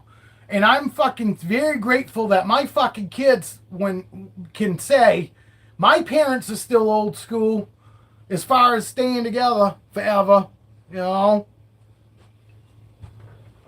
And it's been the fucking easiest relationship I've ever been in. I tell everybody, if it fucking seems like it's work, get the fuck out. Because it shouldn't. The perfect fucking relationship is not hard. It was a little touch and go because she was used to being fucking basically, she's very fucking, I'll do it myself. I want to do it myself. Fucking, she would mow the lawn if I let her. She would snowblow. I come home from work one day and my fucking kids were all sitting in the house and she's out shoveling the fucking walkways. There's 2 feet of fucking snow. She come home, got her shit on, and went out and started shoveling. I went in the fucking house and I was fucking irate. If you don't fucking think my fucking 3 kids jumped up off the fucking beds and out in front of the fucking TV and got their fucking ass outside, you're fucking right. Because that fucking pissed me off pulling in and my wife's out there shoveling the fucking walkways when I got 3 fucking 10-year-olds, 2 10-year-olds and a 13, 14-year-old in the fucking house watching her do that. Fuck you. I went in there and I fucking went off and they're all like, what's the matter? I go, that's fucking bullshit. Obviously, you kids fucking ain't been brought up right. See, because I would have got my ass would have been fucking kicked up to here if my stepfather ever came home and my mother was fucking shoveling snow and my ass weren't right there beside her. Ho! Yeah, so needless to say, I was really trying to be nice to the wife, but I was still pissed off at her too because she shouldn't have fucking done that. That is the last thing you do is come home from work. And you know what her excuse was? Well, I knew that as soon as you got home, you were going to fucking do it. And I go, yeah, because that's what I do. But I don't expect you to fucking do that. Not when we got 3 fucking healthy, able kids that aren't fucking little kids. They're 2 10-year-olds and a fucking 13-year-old in there. They can get the fuck out here and at least help you. That's fine, you want to help the kids, but they're going to be out here helping you. And that was the last time I ever come home and never saw that ever again. I never fucking saw it again after that. I come home, if she was outside, the fucking kids were out there with her. Or most times I come home and the kids were doing the walkways. Because I would do the driveway with a snowblower and fucking shovel fucking what I had to with a shovel in the driveway. But yeah, I had the 3 kids. The 3 kids worked together and would do the fucking the walkway. It was fucking 15 feet long, people. You know, and fucking wide enough to where 2 people could walk side by side fucking down the walkway. It's not like it was that elaborate. And it's good for kids to do shit. You know, I had fucking lugging in wood. They didn't have wood. We had propane heat. So they had no lugging. They had no cutting. They had no stacking. I had to fucking cut the firewood, stack the firewood, fucking help cut the fucking firewood down. Like, you know, back when I was young, the whole family, minus your fucking females, but you and all your brothers that's what you did. I had to weed fucking the garden. I had to help plant the garden. Fucking I had to help take care of the garden. Had to mow the lawn. I had responsibilities as a kid in fucking, you know, because you're going to have all that shit when you get older. All my kids had all responsibilities too. Nowhere near as many as I did. Because I still wanted them to have a life. I still wanted them to have a good time, and I didn't want them feeling like I did. I hated it. Every fucking morning on the weekend, I had chores that I had to do before I could even fucking do anything. I went to school all week, you know, fucking, and most of my friends are all getting up Saturday morning, out fucking running around, fucking screaming, yelling up and down the road, and my ass is fucking out fucking weeding the damn garden. We had a fucking garden, like a 5-acre garden. Literally. And I have to do fucking 2 rows a day. Fucking weed 2 rows a day in that garden. And by the end of the fucking week, it would start right back over again and go right down through the fucking garden again. It sucked. Because the fucking later I got out there, the later I was going to be in the day. And I'd go out first thing in the morning so it wouldn't get too fucking hot. Be out there at 7 o'clock. And it would take me to like 11 to fucking weed the garden. Oh, it sucked. You know, and then you had firewood when we weren't. There was always something that fucking took fucking forever for me to do during a certain time of year. During the fucking summer, it was a damn garden. During the fucking fall, it's goddamn firewood. You know? Fucking sucked. Sucked. But my kids were told they had to keep their rooms clean. They get up out of the bed in the morning. First thing you do is you make your fucking bed. You start with making your bed, and then you just progress from there. And that's how we did it. Nobody wants to hear about fucking damn kids. But Motley's down here. But in order to have all my tubs that I need for my fucking babies, she's going to have to go back into one of these tubs. And all I have to do, though, as soon as I sell one baby, she can go back into one of these tubs. So anybody out there that's feeling real bad for Motley because she's going to get kicked out of this big tub to go back into one of these, buy a snake and help her out. Let her be able to keep her home. Let her keep her home. But look, she doesn't need this great big tub anyway. Look how fucking tiny she is. But that's what I did for all my boas though when they were younger. You know, when they got about her size, I put them up in this bigger tub. Because like Dale said, they do fine. They don't seem to bother them if they've in however big their fucking enclosure is. You know, granted, fucking Motley would not like being in here. I guarantee it. I'd have to have so much shit in there that. But she seems fucking very happy. I think. She's just fucking chilling. Yeah, she does, doesn't she? But don't you feel bad? She's gonna get kicked out of her fucking mansion. And have to go back into that big old fucking tub. Yeah, she looks fucking small, but she's really not that small. Them tubs are bigger than what people think. That's what it is, more than anything. I mean, because they really don't. They don't look that big.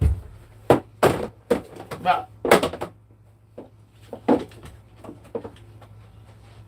you know, see the size of this? It's exactly half of one of these. And these are 26 quart. But they're not very deep.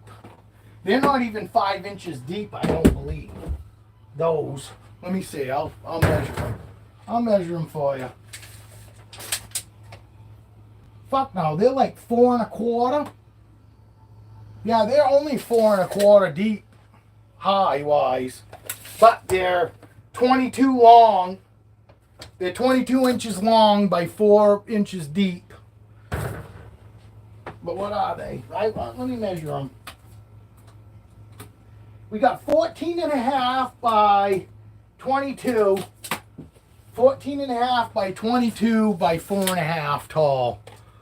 So what does, I don't know, because honestly, I don't ever normally fucking weigh my boas because they're such a fucking pain in the ass. I can't get them to let go of me. And then if they're not hanging on to something, they get wicked runny. You know what I mean? They get runny and want to fucking not sit where I'm sitting them. And they're so heavy, it's real easy for them to fucking unbalance fucking the bowl or whatever I'm trying to weigh them in. You know what I mean? Balls, like, I stick them in there and balls might lift their head up to look or whatever, but they're not, like, shifting their weight. What do you fucking use to weigh yours? You got the same scale still, I think, that I do, right? Aren't we still rocking the same scale? Evie's got one of these, too. Evie bought this VE one. But I'm open to suggestions, Dale. What? How do you fucking? What do you use to weigh yours? A bowl? I'll try.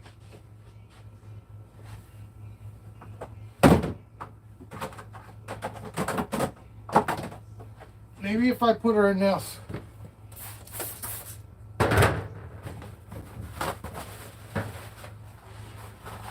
Trying to compare to. Oh, I got you. No, that's fine. I'll try to weigh you, but I don't normally, just because they're not real big on fucking sitting still.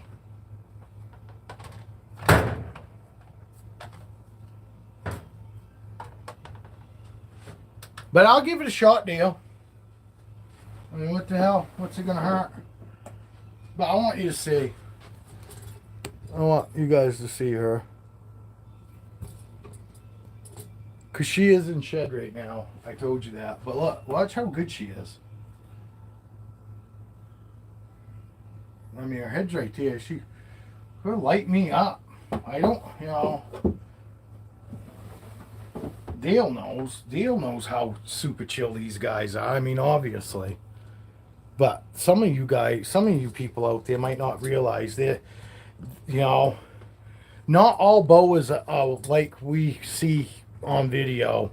Because I've seen plenty of them too that don't look like they're, that look like they're going to bite and all in defensive mode right from get-go. And let's see, Dale. Jesus, see how I'm talking? See what I mean by saying that, though?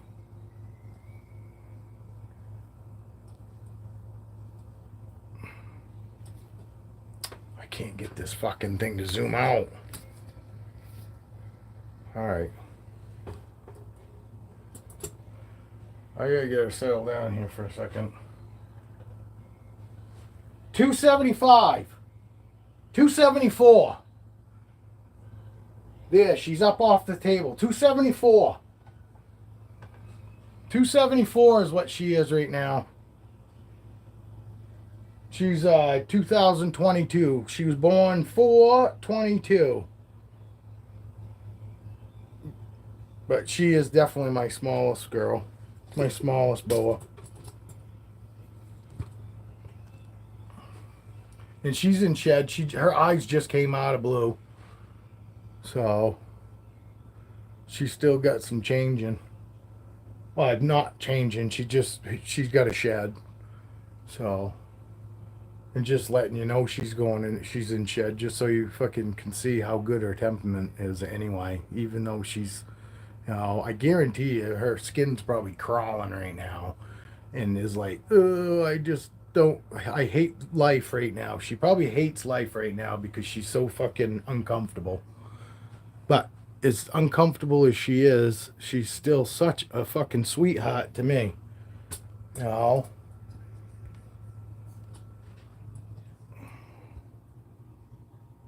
Yes, I'm still very impressed with these boas. I really honestly thought they were going to be, totally different than the ball pythons. And that's the farthest thing from the truth. They are so similar in their temperaments and ease of getting them to where they're super chill and to the point where it almost fucking feels like they do love us. That they actually do have some sort of care, that they actually do care for us somewhat. You know what I mean? It's more than just a, mutual respect. It's more than that now.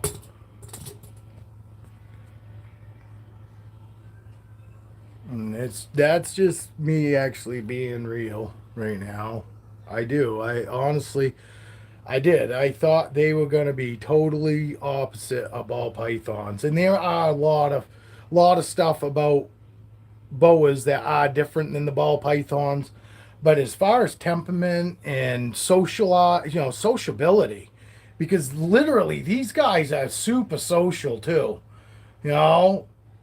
I can hand her off to anybody, and she might be a little runny in the beginning, but she's never going to ever be defensive because somebody new's holding her. you know, and only takes a few seconds. You give her a few seconds, and you know, a new person give her a few seconds, and she acts like it's me holding her. You know, she really doesn't tell.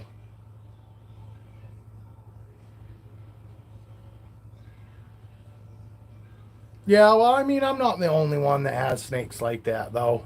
You know, but I do. I think that I do have more than just them looking at me as I'm the one that takes care of them and I'm the one that feeds them. I think it goes a little more than that. And I think that because of how good of a relationship I do have with my snakes. I do agree with you there, Danielle. I do believe a lot of what I get out of my snakes is because of what the way I've been with them, and because they do. I am a little more than just somebody that takes care of them and cleans them and feeds them. There's something else. There's a little more bond than that. And there's going to be people out there that swear to God that snakes fucking, you know, don't have the mind power and don't have the capability of all those emotions, and they might not. But there are other ways of them showing us care and affection without them licking our face or telling us that they love us.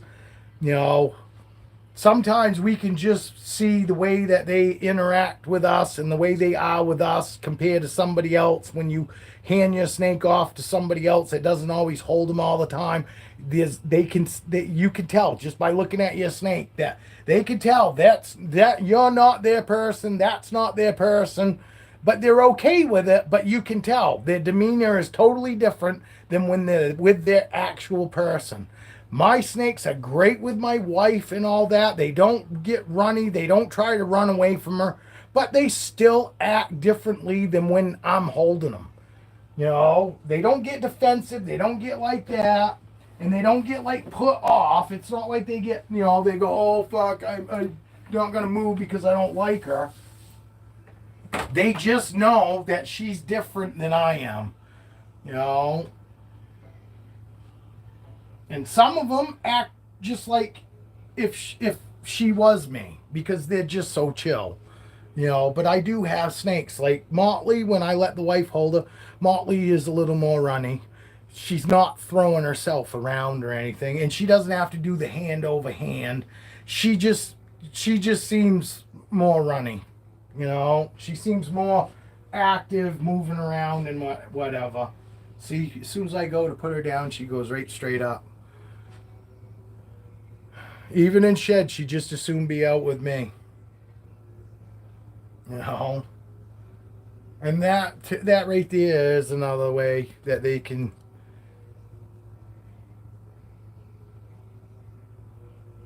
Yes.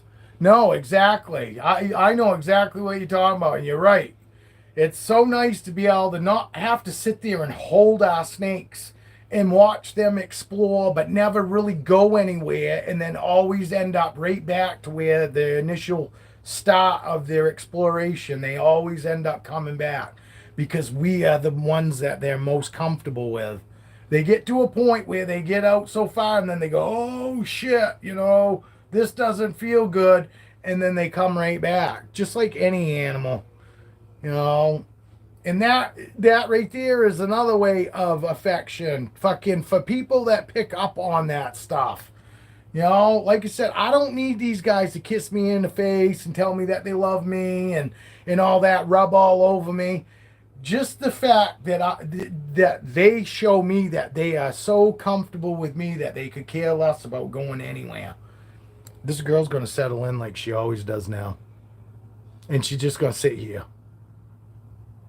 This, and you guys seen plenty of times. Evan knows what I'm talking about. If Evan's still here, Evan's seen this girl plenty of times. She always does the same thing. She likes to explore a little bit, and then the next thing you know, she just sits there.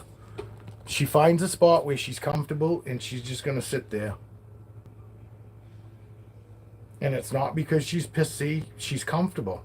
You know, and a lot of people go, "Oh man, she's effed up." They S up a lot.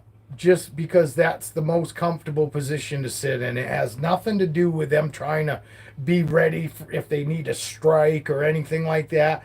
That's just a position that's the most comfortable one for them to sit in. It has nothing to do with her worried about anything whatsoever. She's not like, oh, I'm gonna be ready in case I need to fucking, fuck with somebody. No, that's just her relaxing. She's, she's not ridged up. I mean, she would be all ridged up. You know what I mean?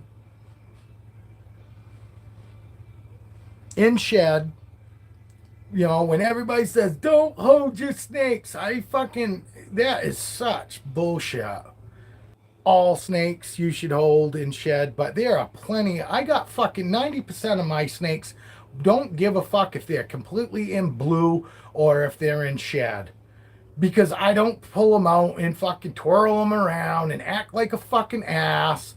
I take them out. I let them do what they want to do. If they want to explore, then explore. If you don't want to explore and you just want to hang out with me, I'm down for that too. I'm happy as long as they're happy. I'm happiest when they're happy. That's all that matters to me is I want these guys to be as happy as they fucking possibly can be.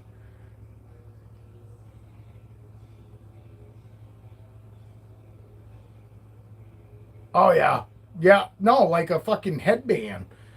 It all depends on where she really wants to go, Evan. Really, I mean, like I said, I know you more than anybody because you and I were sitting here one day, and you were saying, "Holy shit, she's still just sitting there," and I go, "Yeah," because we always see those videos of boas that are just hand over hand snakes, and and when in I'll use me for an example. When I first started seeing those fucking snakes, I automatically assumed eventually that running is gonna stop being a run and they're gonna fucking hold up and they're gonna fucking stop biting.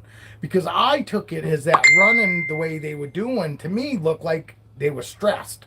Like this is definitely not what they want to do. And the more you kind of fucking keep, if they kept that snake out for any length of time like that, eventually it was going to turn into a bite because they're not picking up what that snake was putting down.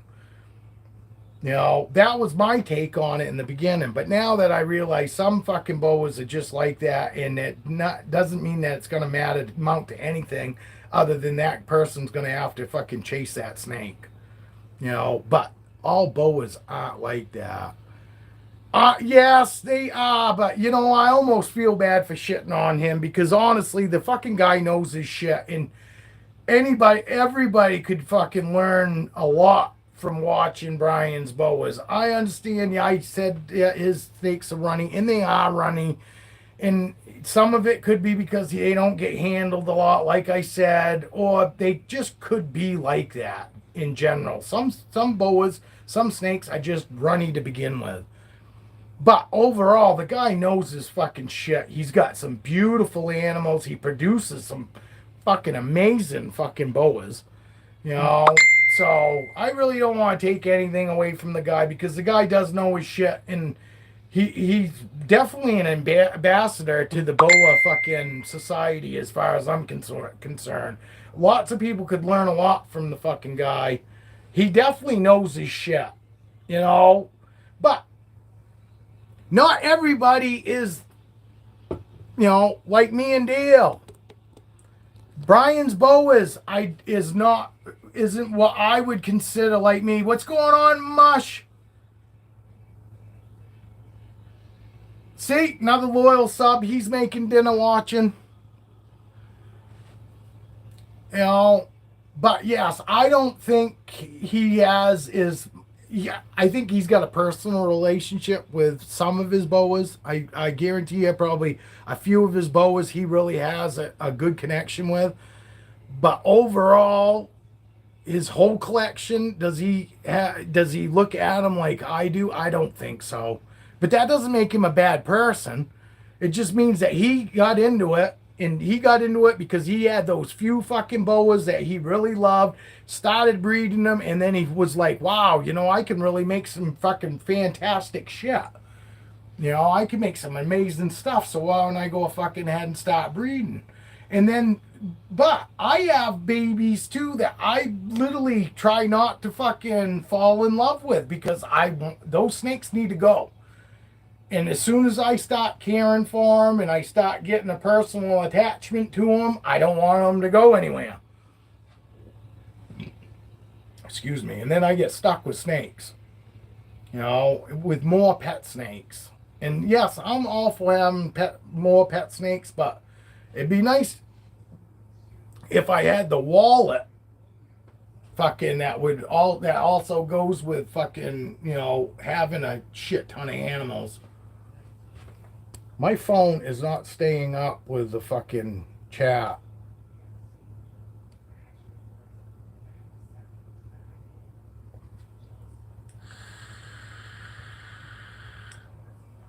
I do like Brian's boas. He's kind of odd to look at. He's got that fucking what looks like jaundice going around his eyes, all that yellow. You know what I mean? He fucking. I said that right from the get go when I first started watching. I go, man, that guy looks like he's got jaundice, like he's sick. And actually, he's fucking lost a ton of weight. If you've seen his last fucking few videos, he's fucking lost a ton of weight. I hope he's not sick. Yes, he is. He is big on locality boas. He has some hypos and some stuff like that. But yes, Dale, you're absolutely right. And he'll be the first one to admit it. His fucking bread and butter and what he is really into is your locality morphs. You know, yes, he has a few fucking hypos he does some stuff with, but overall his fucking passion is, you know, locality boas, which is nothing wrong with them either, because there's beautiful locality boas out there. No, Roxy's one. Roxy's a locality boa. Raven is a locality boa. Fucking, you know, hypos aren't locality boas. BCIs, I don't think, fucking correct me if I'm wrong, Dale, but I don't believe any BCI boas are what they call locality boas. But I could be wrong. Fucking please, Dale. Fucking if I am wrong, fucking let me know. But I'm pretty sure locality boas are all BCC boas. You know, boa constrictor. Dale might be busy. Because it don't take him long to hit me up, hit me back. Either does Evan, though, which is fucking weird, Evan. I don't know why.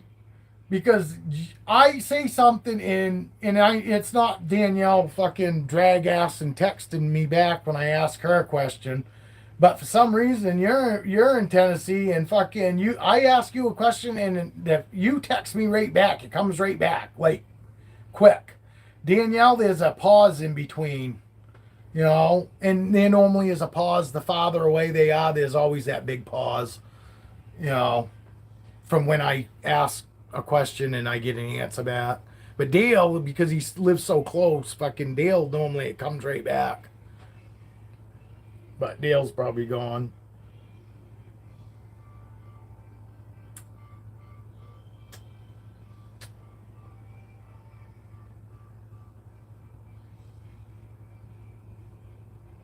No, not just BC. So they can be some BCI fucking locality boas too, which would be your common. Your common would be a locality boa then. I thought it was just your BCIs and stuff, but I'm wrong. Nicaraguan says it's up. Yeah, no, I got you. Yeah, and that's a BCI. That's a BCI boa. Fucking Nicaragua. That fucking you know what I'm saying. But that's a locality boa, which is a BCI, right? Aren't them Nicaraguans? I can't even say it. Aren't those BCIs? She's a BCI. All your hypos are BCIs. I think they might be just hypos, but I'm pretty sure hypos are BCI boas. Fucking.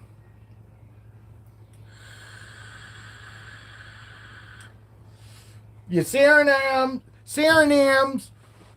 your Guyanas. What other boas are your BCC boas, Dale? Besides your Surinams and your Guyanas, I can't think of them right now. But come on, Dale, educate us. Give us some education. Well, if you're busy, just let me know. Just tell me that you're busy right now, and I'll stop asking you questions. Longicada, stuff like that. Long. I don't even know how to pronounce that. Never even heard of it. But that doesn't surprise me at all. I only know a Surinams. Surinams, fucking. I've got one snake still from the first three clutches that I did 2 years ago.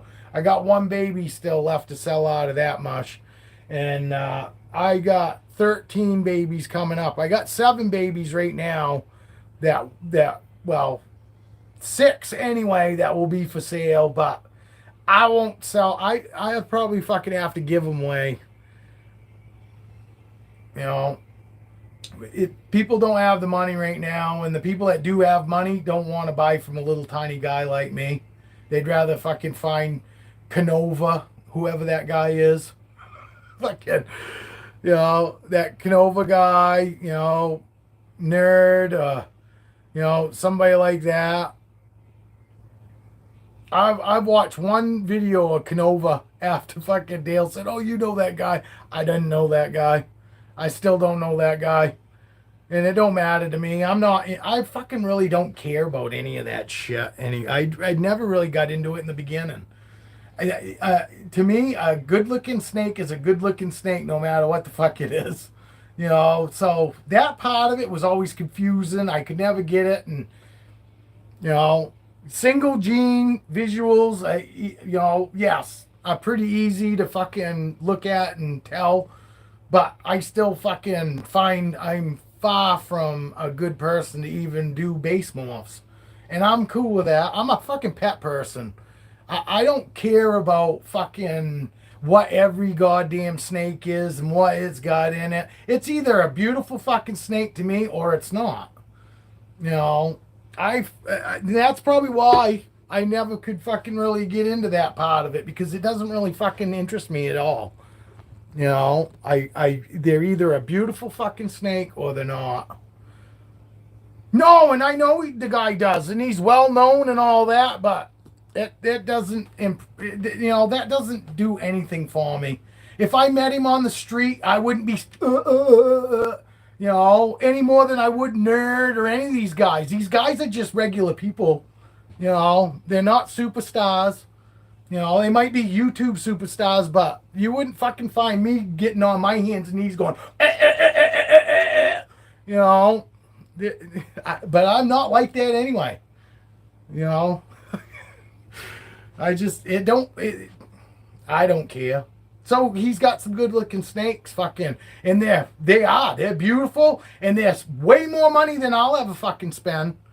It's the way I look at it. So it don't matter fucking what the fuck he's producing. I'll never buy anything because I don't have that kind of money. Nor do I want to spend that kind of money on that stuff. You know what I mean? I know you do, Dale. But you care about that stuff. I don't. It's either a good looking snake or it's not. I don't care about price. I don't care what other people think about it. Other people could say, "Oh my God, that's the most fucking beautiful snake I've seen." And I look at it and go, "Geez, I'm not that impressed."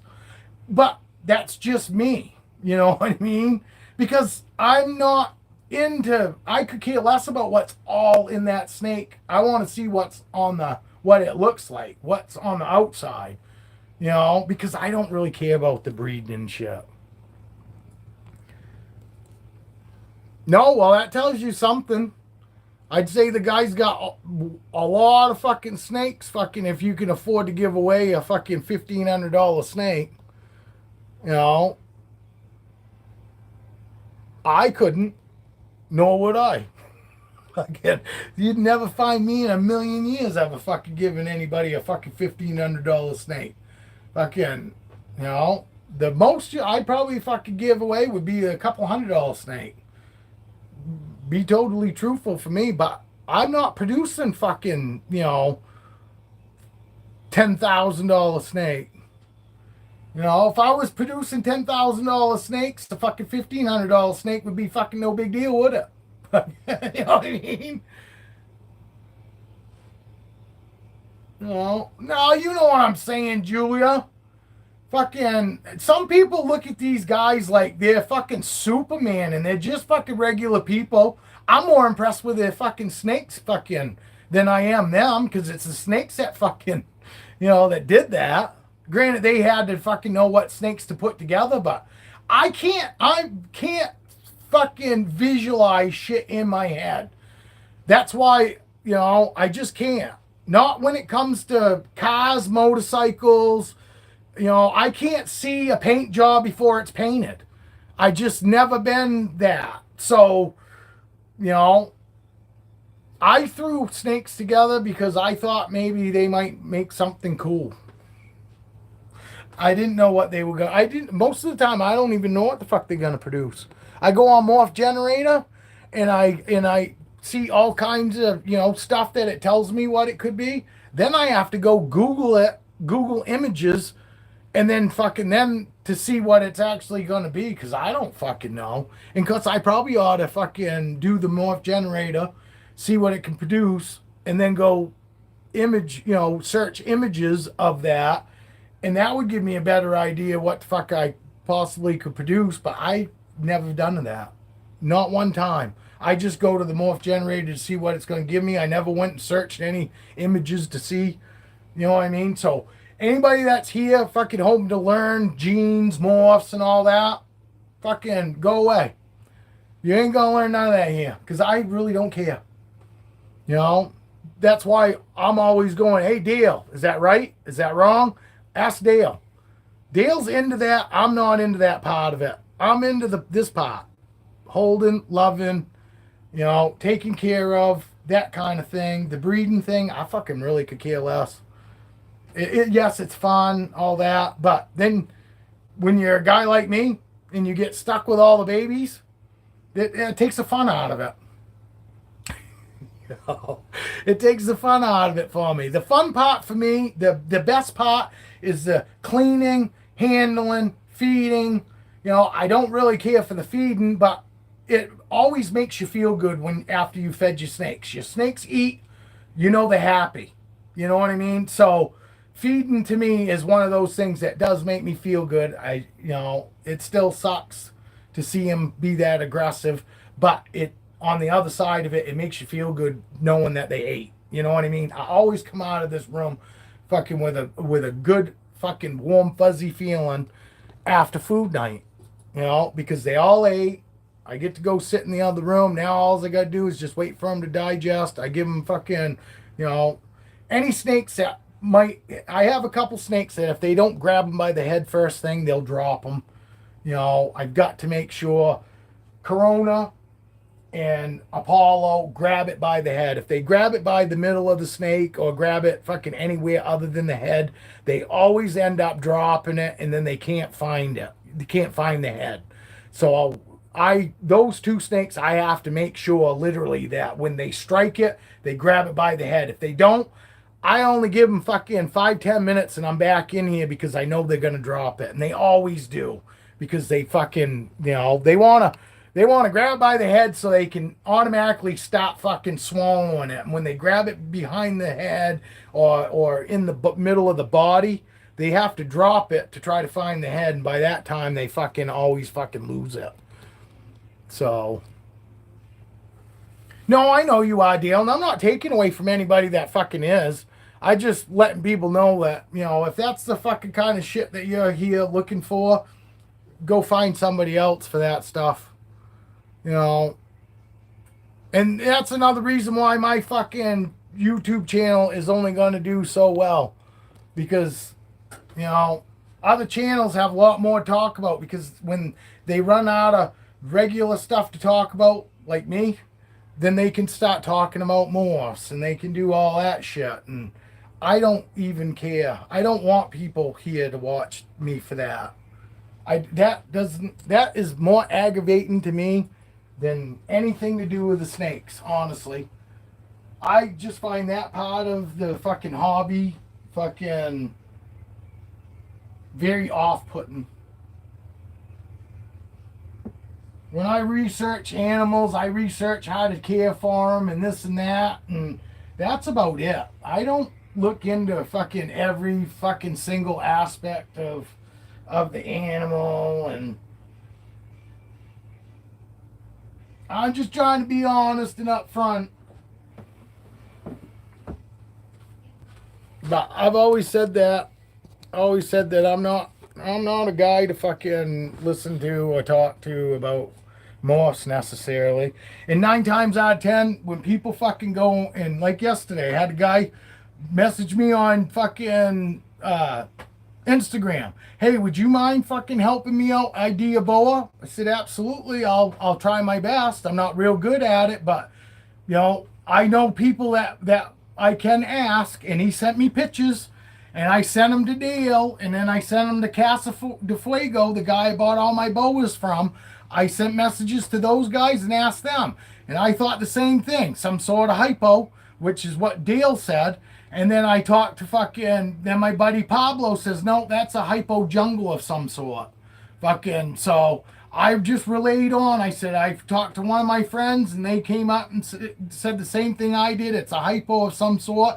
And I said, and then I talked to my other boa guy. My other boa guy says it's a fucking hypo jungle of some sort. So I told him, I said, take it from what it is. I said, because we don't know anything about your snake's background, nor do you. That's all we can tell you, and these are guesses, but most of the time, if somebody's asking me about a snake, I'm sending a message to somebody else, getting answers for them, because I don't know them. And I'm definitely most of the time not confident in telling them. If it's about care and housing and all that, I have no problem. I don't ask anybody else. I fucking tell them what my side of it, my opinion, and then they can do their own research with somebody else after that and come up with what they want to do. But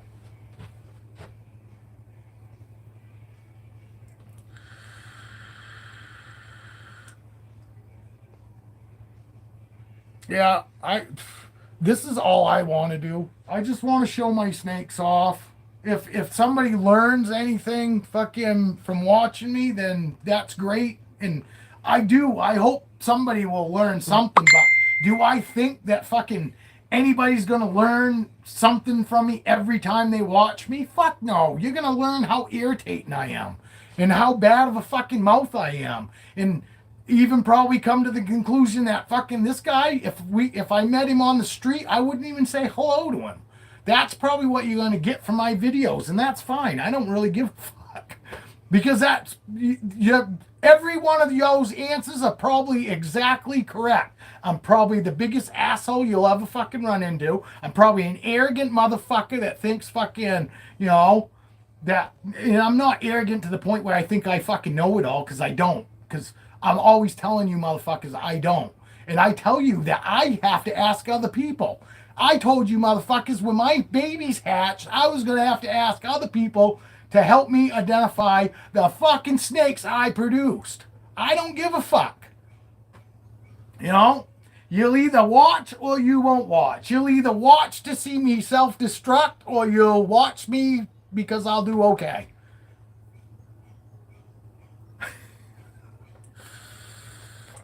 But I'm my own person. I run in my own fucking way. Fucking most of the time it's upstream from everybody else. I'm fucking constantly fucking feeling like I'm struggling when I see everybody else seems like they're just paddling by. I'm fine with that. I've always fucking done shit that way. I've always gone against the grain. I've always been my own person. I don't give a fuck who I piss off, in my passing in the world. I don't fucking care. I'm not gonna lose sleep that somebody don't like me. I could care less.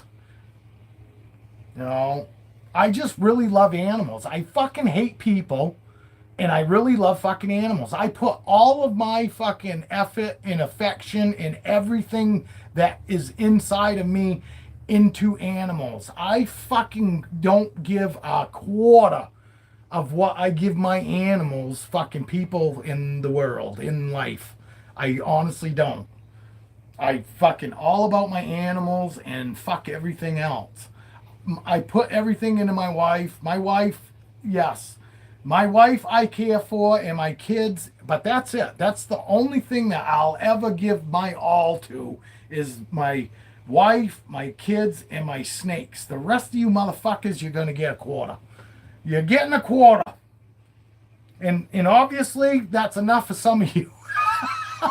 A quarter of me is enough for some of you motherfuckers to want to still hang out and stay around. But... and some of you know that I've given you more than a quarter. Dale knows that I've given him more than a quarter of me. Danielle gets more than a quarter of me, and we haven't even known each other that long. But there are people that get more than a quarter of me. But most fucking everybody don't get jack shit from me. I don't pay fucking people the time of day in public. You know how many people fucking say hello to me and I walk right by them without saying a fucking word? Lots. Daily. When I'm away from home, I got people waving to me in their fucking cars and I act like I never even fucking saw them. Because that's not what I'm into. I could care less about talking to fucking people. People aggravate me. You motherfuckers aggravate me.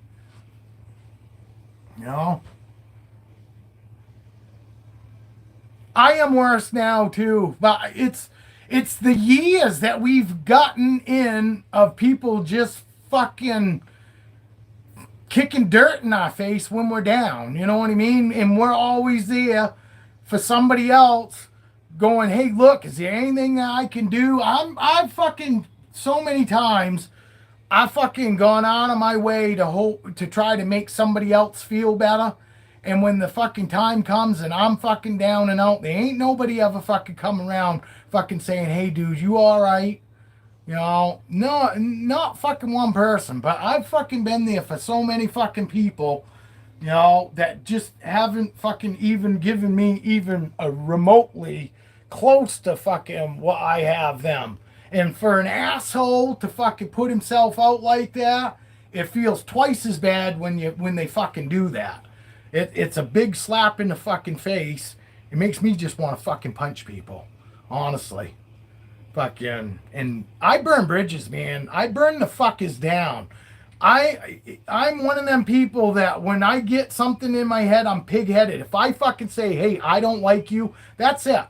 I've got a guy that fucking pissed me off fucking 4 years ago that fucking swore up and down, you'll be back. I go, fuck, I will. I said, I fucking told you. You keep your fucking shit up and that's it. I'll never fucking come back. We won't be friends. I won't ever call you again. I'll never fucking even acknowledge that I see you when we're in public. It's been 3-4 years now and I still haven't talked to him to this day. He lives just down over the fucking hill.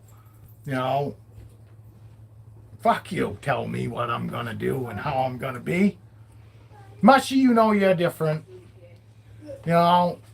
Yes, people that I know for a long time and that I've gotten that back. Mushy's one of them. He knows. I've always been fucking cool with Mush.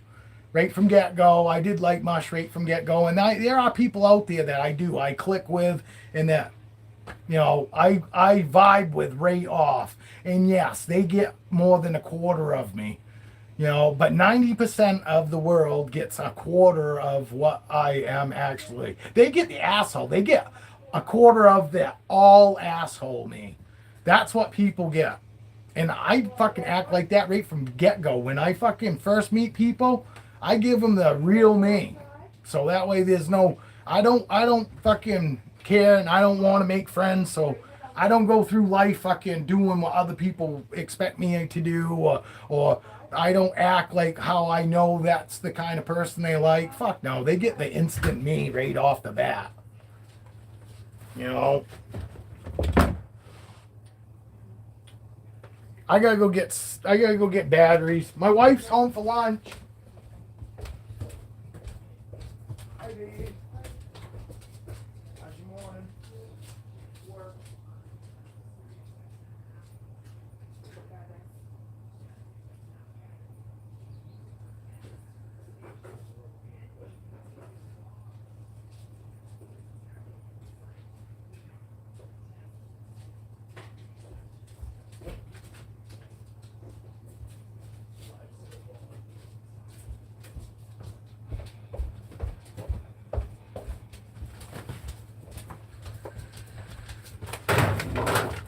All I could say is do the shit that you enjoy. If you don't enjoy it, don't do it.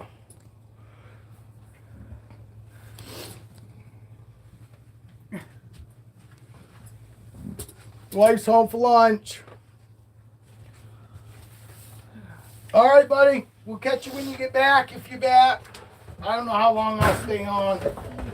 Oh, yeah. Yeah, that'll work. We'll save you some rolling time. I already had 3/4 of a joint that I started, so she wants to smoke that one. All right, Evan. We'll see ya. Julia just said hi. Hi, Julia. Hi, Danielle.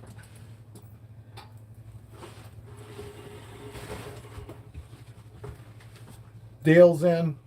Oh, Evan's gone. We lost some people.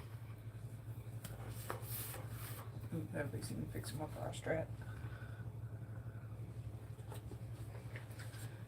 Yeah, buddy. You got a booger in your nose, dog. There he goes. Dad got it. Dad got you, booger. Actually, I think it was bird seed. You can answer. Rainy and shitty. Is it raining? Yeah, a little Cool. bit. Good. Well, it's like sprinkling lightly, but it's like 72. Well, so they're calling for showers this morning and thunderstorms this afternoon, they said. What's the weather there, Danielle, today? How's the weather where you're at, Julia? We got that tropical storm coming through that some people are supposed to get really cold air, and it's in other places it's supposed to get really hot because it's supposed to get cold. I think tomorrow's a high of 65.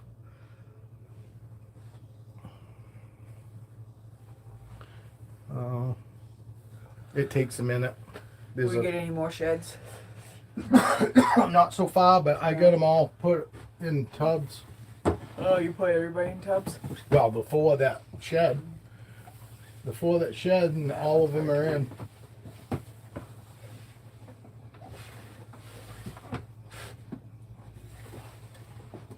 Yep, they're all in there. Danielle says she's over the heat. Yeah, we are too. Yeah, but I'll take it versus what's coming. Look at those blue eyes of my wife. Dog, fucking dog.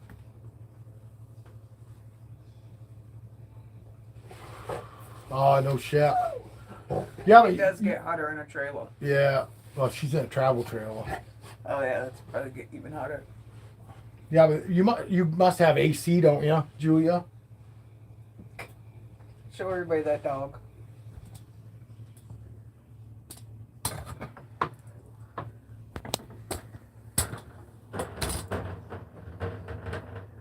I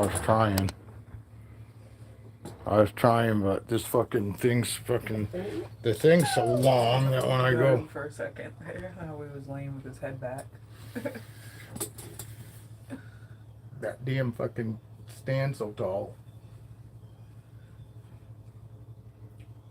You got AC at least, Julia, I hope? I couldn't imagine fucking the older we never had fucking AC. We never ran an AC or anything like that. But now I don't even know how the fuck we used to do it without AC. Because we used to come home and our fucking house would be 90 degrees.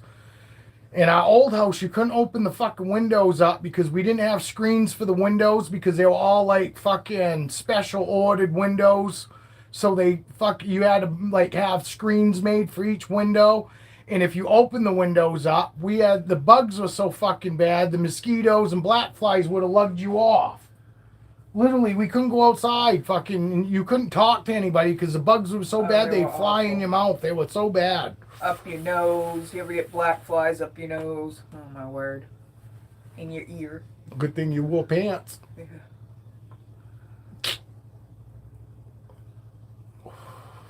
Black fly buggy boo. No, I tell you what, you pee out in the woods and those black flies will chew your ass up too.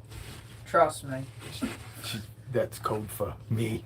I chew her ass up out in the woods. Well, no, remember we stopped at that lookout that time and the bathroom was all locked up and I had to pee in the woods. And it was black fly season. And she got bit.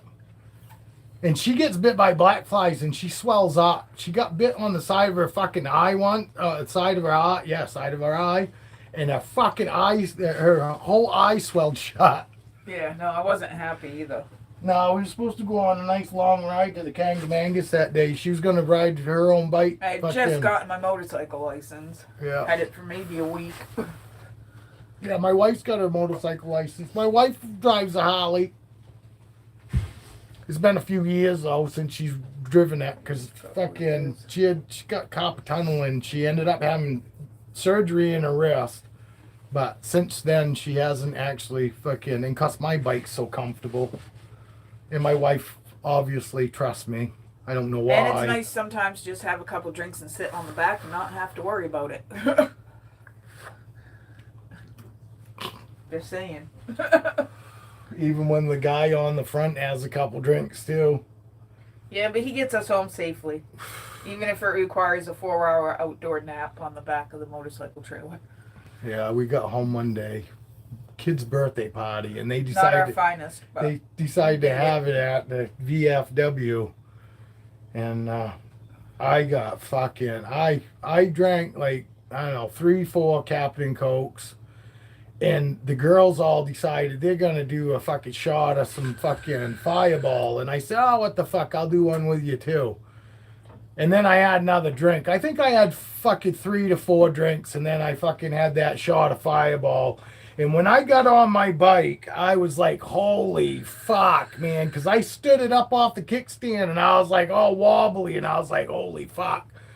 I don't even know if I should probably drive us fucking home. But then I was like, no, I ain't leaving my fucking bike here. Leaving my bike at a bar. No fucking way. So I said, all right, get on. She got on, and we got to the end of the driveway, and when I put the brakes on, fucking the bike fucking went, whoa, and then it went down, and then it came up, and I was all like, holy fuck. I was like, all right, come on, snap out of it. Got to get my wife home safe. Me, I don't give a fuck. But my wife, it made it a whole different story. Yeah, so I was like, all right, smarten up. Get her the fuck home, and I did. We only had to go, what? 5 miles. 5 miles. I only had to drive us 5 miles. I cannot do Fireball anymore. So anyway, I drove us fucking home, and as soon as I get off the bike, because I got a car trailer, a 20-foot car trailer that I got my 3 fucking motorcycles in. So I've got one of those fucking wheel chocks that you drive in and it locks the tire in, so it keeps the bike straight up and down, no kickstand. So I drive into my wheel chock, lock it in, tell her to get off. I get off my bike and I sit right down on my car trail and I said, that's it. That's as far as I can go. I got you home safe. I did my job. Now I'm just gonna lay here on my freaking ramp of my car trailer. And fucking she was like, no, come on, you gotta come in the house. And she's like pulling on my arm and I'm like, no, just leave me alone. I need to fucking relax. I need to lay down. I'm fucking hammered. I can't even believe that I got us home. Fucking. And so anyway, I pass out. Fucking, it's like what, 4 o'clock in the afternoon? On a Sunday. I pass out on my trailer. I wake up. It's almost dark. Fucking, and I look over and she's laying on the car trailer beside me, fucking face down, fucking on her belly, laying like this. Both of us passed straight out on my car trailer. We got fucking, this is a secondary kind of major road. People driving by for fucking hours looking at my wife and I passed out on my fucking car trailer. I'm sure they all think that we're probably some fucking crackheads or something, you know? And I wake up and I go, Jesus Christ, what the fuck? And I go, hon, what the fuck are you doing? And she goes, I wasn't going to go in the house and leave you out here.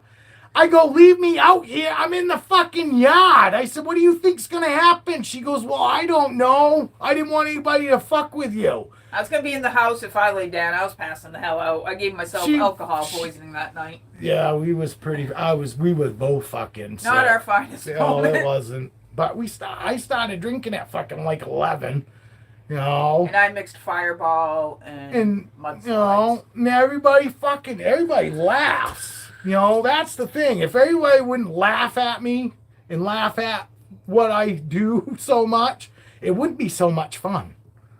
But I get a few drinks in me and you guys think I'm loud now? I fucking have shut bars down. Literally been sitting 16 feet from the bar and everybody at the bar, there'll be fucking 60 people in there and everybody now is looking and looking at me to hear what the fuck's coming out of my mouth, because whatever fucking this guy is talking must be worth hearing because he's fucking yelling. But I'm not even yelling. I'm just talking loud. We are the loud family. I'm so loud. I get extremely loud when I get drinking. Kids are loud. But they're loud. Everybody tells me I'm extremely fun when I'm drinking too, though. I had to go wash my hands. Even my wife didn't say I'm not. You know, most wives would say, you're not funny. She doesn't think I'm as funny as everybody else. But we always have a blast. But no, I am not drinking like that anymore. But like I said, we was only 5 miles from home. Not that it makes it okay, but that was what my thinking was at the time, is we're only 5 miles away. I can walk us home. You know, I can lug her ass home. But the whole leaving my fucking motorcycle at a bar, not fucking happening. Not happening. I'll wreck it on the way home before I just let somebody steal it.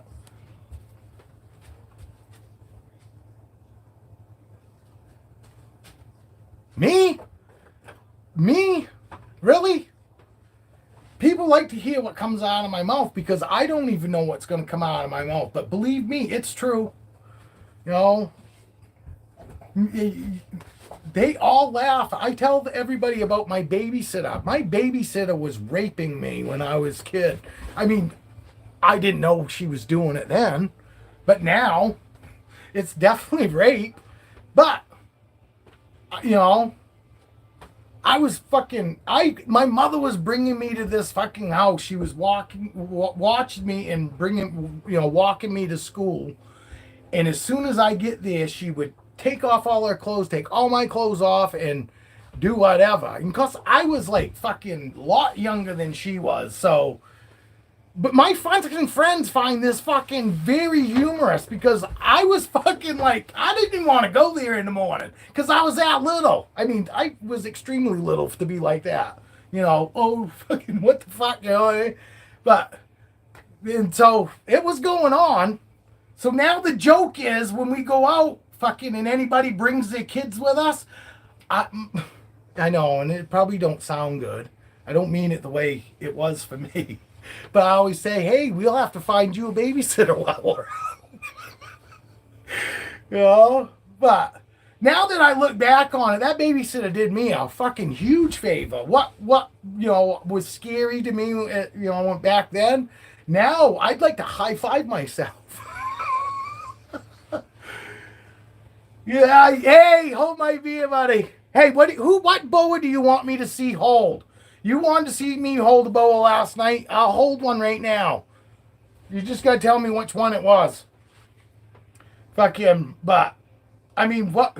And then I got kicked out of fucking my mother brought me after this. I shouldn't. I'm not even gonna tell you guys this shit. This is kind of sad but funny too. I mean, all my fucking buddies, they all fucking. These guys ask me to tell these stories again. Literally, I got buddies that will say, "Hey, tell us about that babysitter story. Tell us about you getting kicked out of the fucking daycare. The nuns. There was 2 nuns that ran this daycare, and I got kicked out of that daycare. It wasn't full of my mouth. Put it that way. They all like to hear that story. Then there's cause fucking. I have told you guys about the coat room. In school and shit, you know, me showing my dick to everyone. Well, it's kind of the same thing. That first babysitter ruined me. And then ruined it for any girlfriend I ever had after that. She turned me right into a sex maniac. Here's your IMJ. Danielle says, I gotta read it to you. Maybe my wife, I'm going to read it to her because I want my... Danielle says, I have a great... She says, you do have a great personality, though. It's easy to listen to you when you talk. And I said, really? I hope she know. I don't... Well, she wasn't that old. I mean, Christ, she was probably only 3 years older than me. You know, I was like fucking 5.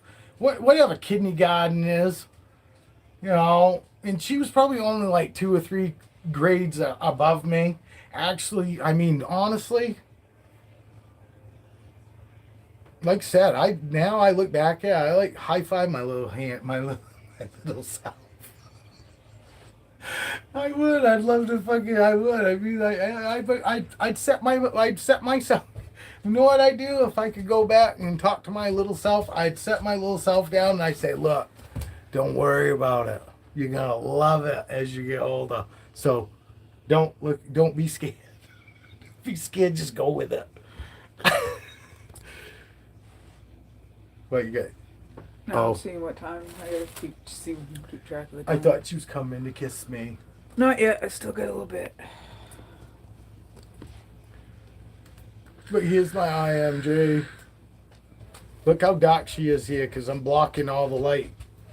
See? What? You want to go out, bud? If I block the light, she's dark. She is that dark, you know, when she's not in the light. But then I stand in the light, and her lights that she has in her light colors, they really absorb and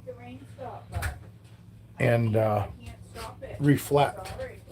Absorb the light, and they reflect it more than it really is. She's a lot darker than she looks there. But she's such a good girl, and she's such a sweetheart. She really is.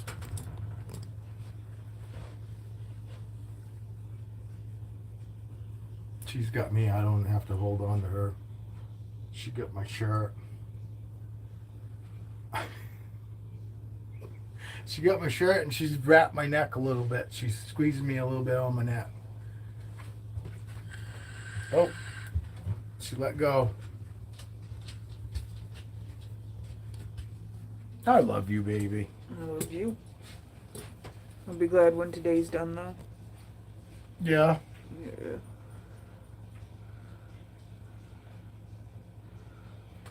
Well, that's good. Danielle's at least a cat box. She cleans her cat boxes. Fuck, they ain't nothing worse than going to somebody's house and they don't like to keep cleaning their cat box. Fucking, that's one of the biggest reasons I don't like cats, man. You know, that cat box, it stinks. And yes, I know they got all that fancy shit you can fucking do. But it's not just that. But the little fuckers go into that cat box and then they or with their feet, and then they come out and they walk all over everything. We go over to my buddy's house and fucking the cat's walking around the fucking table, and you know, sitting there, and the cat walks by and it fucking, here comes my ass. No. I ain't into cat ass, thank you very much. And it fucking disgusting to let them fucking run around on your table. Or your kitchen counters where kitchen you prepare your counter. food and. No. I like cats, but I don't like them up on the counter. I don't like them up. I don't mind if they're on the furniture. I let my dog on the furniture. But just, I don't let him on the kitchen table. I don't let him up on the kitchen counter. For the simple fact that that's just nasty.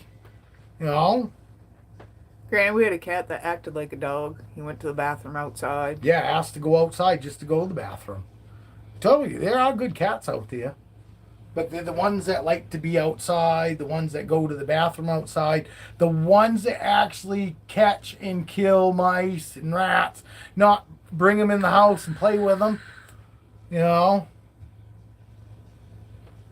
I'm not anti-cat. They're just not for me.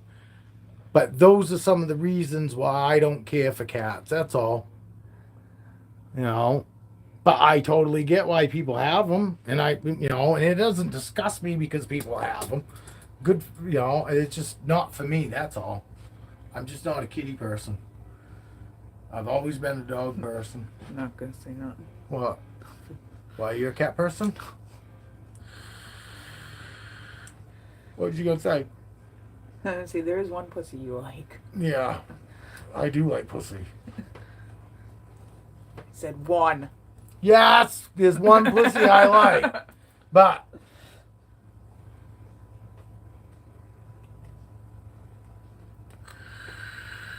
see, told you, my wife and I have a pretty good time when we get together. But she's also one of them wives that never goes, "Come on, hun, stop." She never tells me to stop. She might get aggravated, but she never says nothing. All my friends look at her like, isn't she going to say something? Fuck no. But I grew up in a male-dominated world, too. And she works in one right now. Yeah. She works at a machine shop. 90% of the people there are men. 84 employees and 5 are girls. Yep. And she only works really with one other girl in the office. The other girls work at a different end of the building. Oh, 6 girls. Siamese cats. Ah, cool fucking looking cat. I will fucking say that. And I like the Maine Coon cats, the big ass cat, but Siamese cats, fucking Himalayan cool. cats are cool too. I like Siamese, just longer hair. Fucking hairball. It's a fucking Maine Coon cats are hairball, too. Himalayan cats. It's all that reminds me of it. Because that's all they ever do. Because they fucking get their hair caught and fucking hairball in the back of their throat. Oh, and you know what it is. At first you go, oh, the cat's getting sick. And then after that first time you go, oh, the fucking thing's fucking spitting up a hairball again.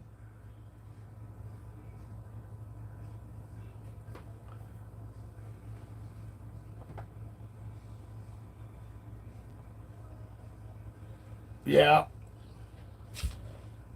Yeah. Here's a little side note.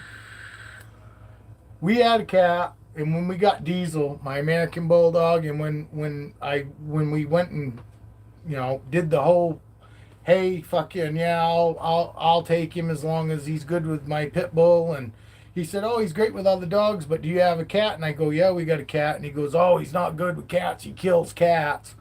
And I said, I'm not worried about it, because I've had plenty of fucking dogs that people said, oh, they'll fucking kill cats, and then when they come live with us.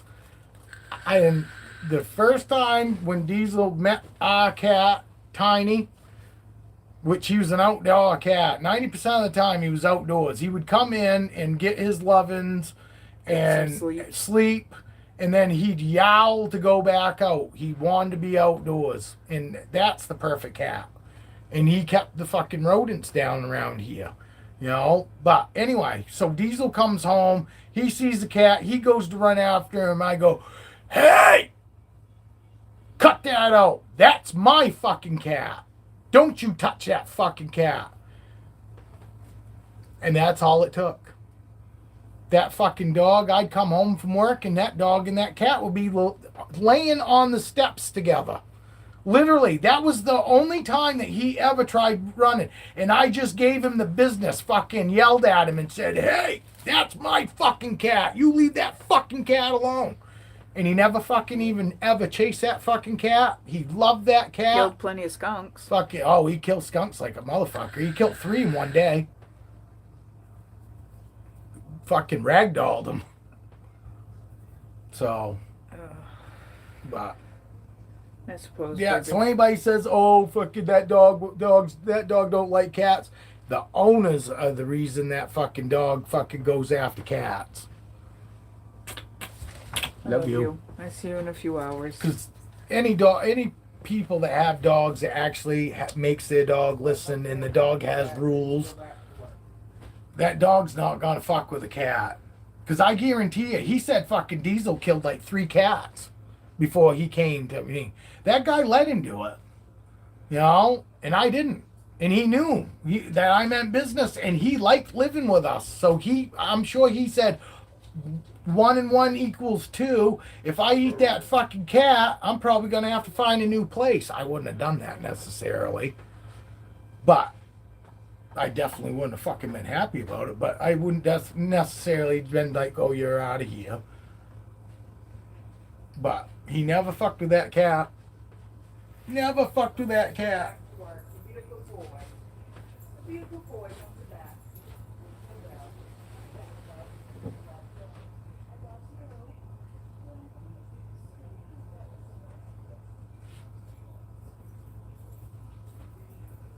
Love you, baby. Love you too. Here's Raven. Another girl this girl I want to move up too. If everything goes good with Roxy, Raven's going up too. Put a fucking head on that. Put a head on that girl. God, she's got an impressive head. Yes, you do, girl. You are very impressive. She is a beautiful girl. Huh? I'm gonna have to turn the camera down a little bit. Don't let go. Don't just swing your tail down, girl.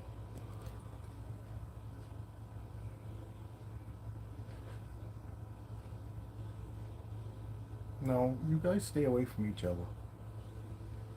Hi, girl. Look at that tail. Ain't that not impressive? Look at that. Oh, I got her so I can do this. You see that?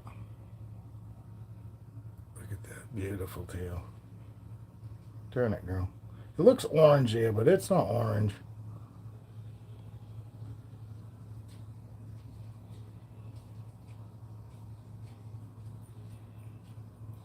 Fucking beautiful bitch, huh? What a beautiful bitch. They both are. This girl is too.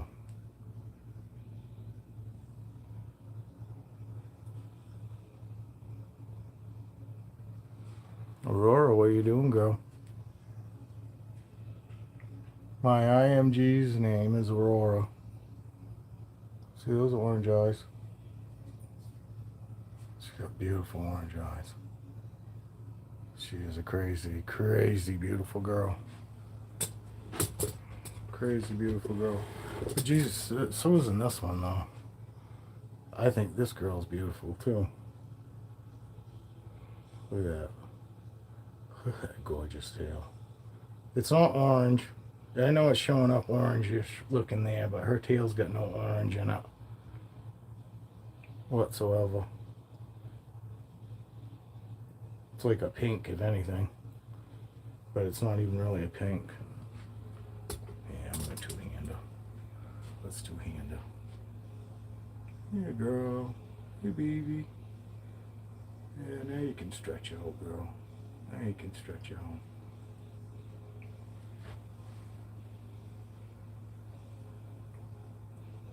Relax. Relax, girl. Dad's got you.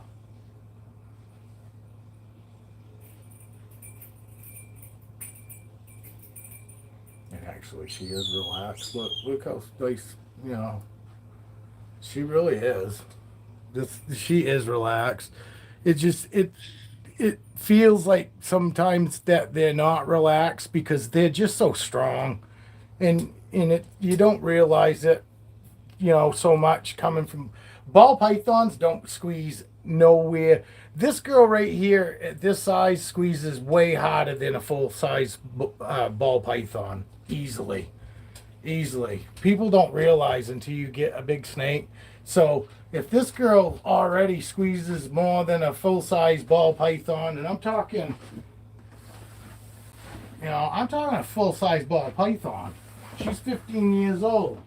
Even this cat, this guy, look at this guy. Even this guy. See how big he is? She out squeezed him all day long. All day long. Without a doubt. And this girl here, yeah, this girl can squeeze me hard enough to where I feel really, she can make me feel really uncomfortable in how hard she squeezes. And I'm pretty sure she hasn't even squeezed me as hard as she actually can yet. So, just to give you an idea, this guy right here ain't got nothing on this little girl around my neck. Seriously. And then the bigger they get, it's full on, you know, full on squeeze. You know, they got to support their body weight. Don't, you be good to Aurora, please, Raven. You be good to Aurora. I've never had Raven and any of my other boas out together, so I don't know actually how she's going to act necessarily. Most of the time, they don't give two fucks. You know, most of the time, snakes don't even, you know, seem like they acknowledge that there's other snakes even around or out. If I had a male, I'm sure Raven would probably be different. But another female, I don't think so. If you're still in your deal, fucking, you ever seen fucking boas ever get aggressive with other boas? I've never no, I haven't seen it myself with any of mine. I mean, I definitely know that my ball pythons could care less. They just look at it as it's like nothing. You know what I'm saying? Anybody else out there that's watching right now? Anybody that's watching right now and you're not subscribed, I really would appreciate it if you would subscribe. It helps. It helps me want to even shoot videos. You know, ain't about the money. You know, for me, I'll never make any money, so it's not that I'm trying to get anybody to subscribe me because I think someday I'm going to make money. No, it just makes it better. It makes it seem like somebody must be getting something out of whatever it is that I'm, you know, videoing, posting. So, obviously, somebody didn't want to subscribe because they just left. Well, screw you too. But in my experience, I haven't seen any of my boas, you know, act any aggressively towards any of the other snakes. But I don't want. I would feel really bad because Raven's definitely big enough to fuck Aurora up if she really wanted to. No, that's cool. That's cool, Julia. Hey, thank you, Hold My Beer. I appreciate it, dude. That's too bad you're a way to fuck. Everybody that's fucking that I fucking ever think is cool always lives so fucking far away. To where it's never ever probably gonna even be possible, dude, to ever hang out with each other other than fucking right here. You know? Which does suck. When you're not everybody's fucking kind of people, it's hard to. I don't have very many people that live close to me, fucking, that I even like hanging out with. Oh, no. I don't want her getting over her because she'll squeeze her too hard if she squeezes. Come on, girl. I don't want you squeezing her. Thank you. I feel so bad. I don't want you to hurt Aurora. I know you. I don't think she'd do it on purpose, but she probably could by accident very easily.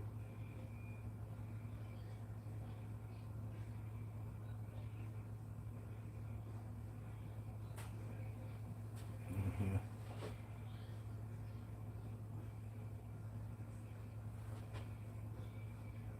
That way you can see how slow she goes back.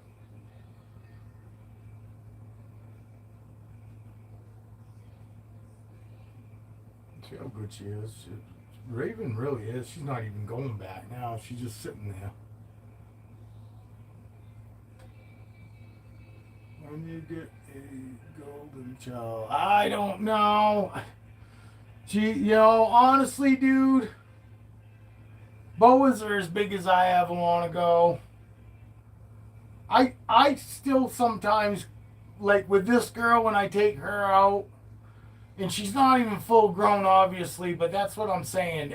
Right now, even at this point, sometimes when I take her out, I almost feel like I'm outclassed. Like I'm not experienced enough. You know what I'm saying?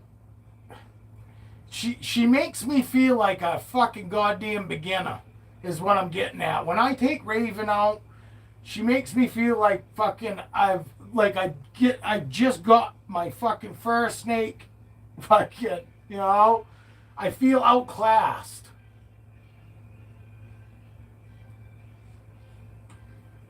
And I don't know why it's like that with her. The rest of my boas that I have, even Roxy, that's a good sized girl. She's actually she's probably as long, or she's as long as she is, or damn close to as long as Raven is. And these guys, when I open these guys' tubs up, these guys, all my other boas, all 4 of my other boas, I have 5 boas, but Raven is the only one that makes me feel like a fucking beginner. And she's always been good. She's only hissed them 3 times when I first got her. She is a wild caught Guyana, supposedly. So, she does act a little different than my other boas, but these guys, I treat these guys just like if they're a fucking ball python. I mean, look, and she's fine with it. My boas, fucking all my other boas. I honestly, I anything I do to them is not not threatening in any way. Even if most people would see me just go and do this, and go, oh my God, you are going to get bit because you did that, because you are just so off-putting. She didn't even look at that as fucking anything. It's just another handling session to her. And I don't handle her and do that shit like that all the time. But to her, it's no big deal. There isn't anything that I could do that's going to make her think that I'm a threat in any way, because I've already proved to her, in the 5 years I've had her, that I am no threat. So instantly, when they see me, they look at me as something good. I'm not a threat. I'm a good thing. Me coming to their tub and taking them out, that's a good thing. Me interacting and just giving them pets, when I'm not even taking them out, I'm just giving them pets. That's a good thing, And I always try to end all my sessions, handling sessions, on a good note. Because you want them snakes, because they will remember the last fucking thing that did piss them off or put them off. And if you happen to be that thing that put them off the last time that they were out, they'll start looking at you as not a good thing. So it's really important when it comes to these snakes is that you always end on a good note. Always know when to put them back. I'm not putting her back because there's any issues. I want to take out another snake. But look, she's not that big, but I'm telling you, she will out fucking squeeze a 3,000 gram ball python all fucking day long. All day long. Fucking this girl put a fucking serious hurting if she wanted to on a full size ball python. These guys, like massive muscles, just massive muscle.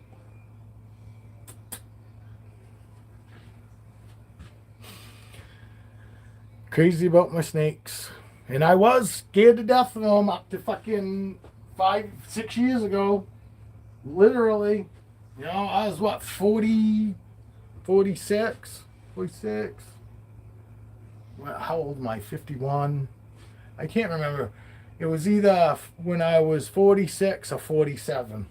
I was petrified of snakes still then. And now look at me. I can't get enough of them. I love them. I love them. I love them. I love them. I have so much respect for them. You know, I really do. Because it still blows my mind that, you know, for all those years, I just thought they were like malicious. And, you know, when they saw us and saw people, they instantly, you know, they hate us. You know, and they don't. There's so much bullshit. Even National Geographic is one of the worst. You know, they're great for telling you about where they're from and how they live and all that. But they say some pretty silly shit, like fucking anacondas are just out killing people. And I mean, I'm sure that maybe one is actually, you know, eating somebody, but that person was sick or something like that. It wasn't a healthy human, you know. And if it was a healthy human, it was probably somebody messing with that snake by themselves, a snake that was way too big for him. But I find it hard to believe there ain't no anaconda gonna fucking swallow a fucking full-size fucking person. I mean, it's just not gonna happen. It'd have to be like a little tiny kid.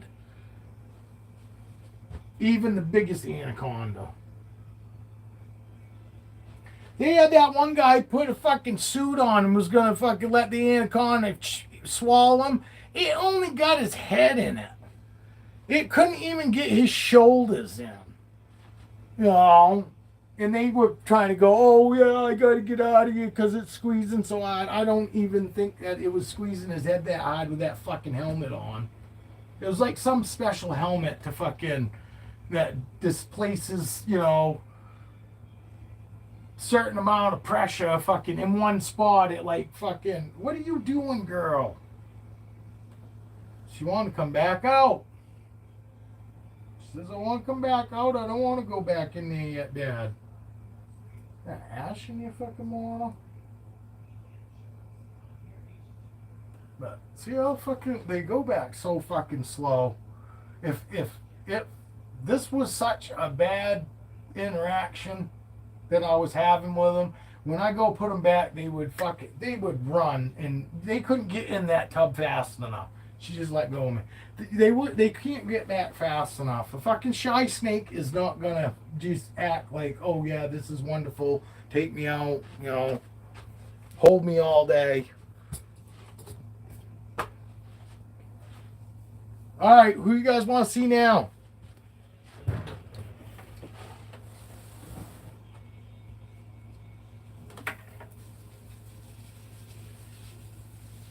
Wow, the humidity's dropping big time in here because of the AC. Everybody answer me? Hey, if you ain't subscribed, please do so. My Burmese were the same way, very friendly. I had no problem with them. No, and I'm just not ready for a retech, and I'm not gonna make my wife go through that. I'm 51, 52. If I was younger, you know what I mean? I can do that. He's way over there. He is the one snake that's a pain in the ass to get out. You like my step stool? But look, you know how big a 5-gallon Home Depot fucking thing is? It's like perfect. Cause watch, I stand on it. I can stand. Well, you can't really sing. can stand up flat-footed and I still got fucking room. I don't have to go like this. So it's like perfect. You know, puts me right into strike range. You know, right in the face. No, I don't have to worry about that. I just teasing. All right, this is the part that sucks. Because this one tub is a pain in the ass, but it's all right because I gotta fix his. I wanted to pull him down anyway, Julia. So it's all good. I want to fix his gauge. I don't have his gauge actually mounted on the outside of this. I just kind of got the fucking lead draped in it. Because I've got. Whoops. Sorry. See, I just got the sensor draped over the side. You know what, buddy?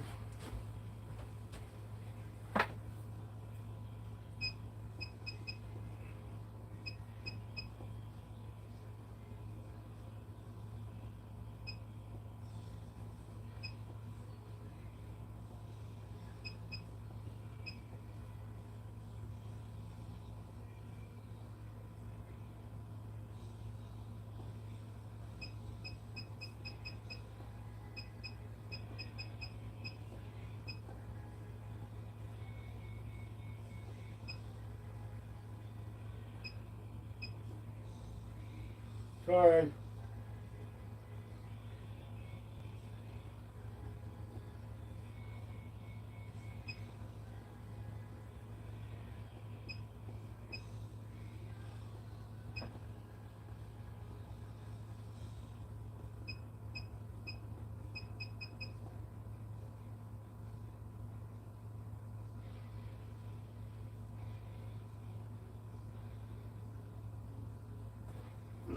Oh, excuse me.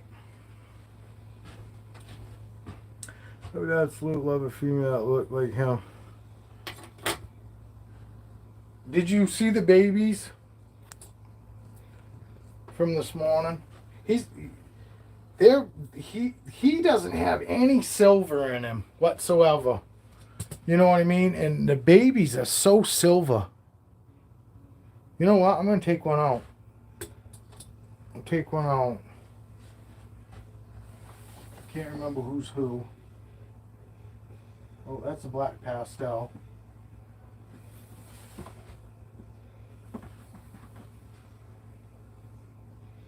Actually, I don't have any real silver ones I can show you, really. I guess this one I can. Hi, little girl. Or little boy.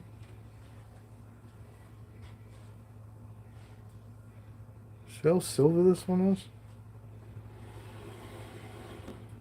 See how green he is?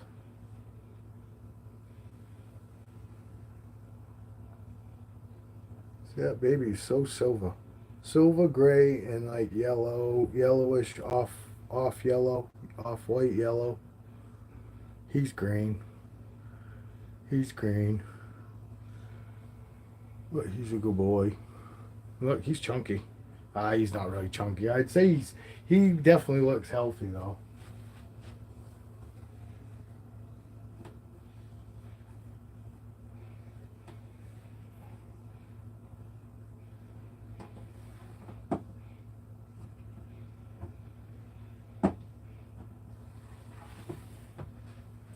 But no, Captain is a good boy.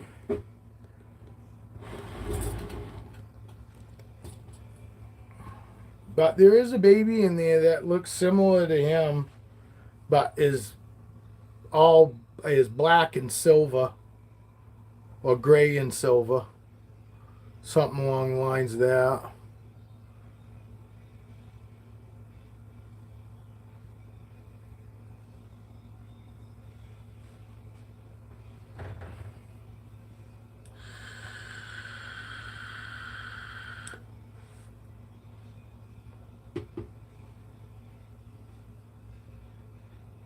But he's such a good boy.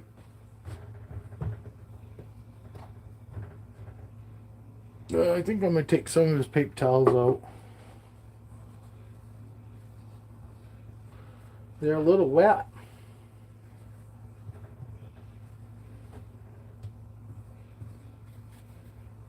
just take out a couple layers.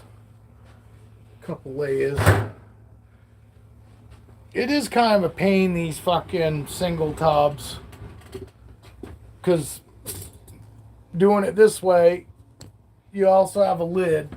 You have a lid that you have to clean. I mean, I have to clean the inside of the rat, the inside of the rat fucking once a month. But literally, this needs to be cleaned every time they go, you know what I mean? Because this holds so much more moisture, and all that pee moisture gets on it, and which also means the scent, the smell. Because, I don't know, unless you fucking actually smell really high concentrated, nasty, snake pee, or really nasty fucking shit. Because, yeah, people talk about how bad a regurg smells, but I can tell you right now, a good, nasty, smelly shit smells as bad, if not worse, than a fucking regurg. The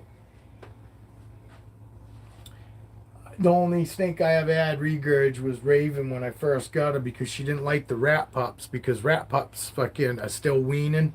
They're still fucking nursing off the rats, off the mums. So there's milk. They got a little bit of milk in them, and the milk was fucking Raven's stomach up. She didn't care for the milk that they give off, or that they get when they eat rat pups. And that also might be a reason why they tell you not to fucking feed boa constrictors rats right off the bat.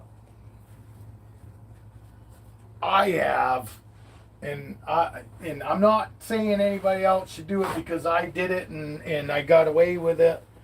Fucking, but yes, all my boas have all started on rats, right from babies.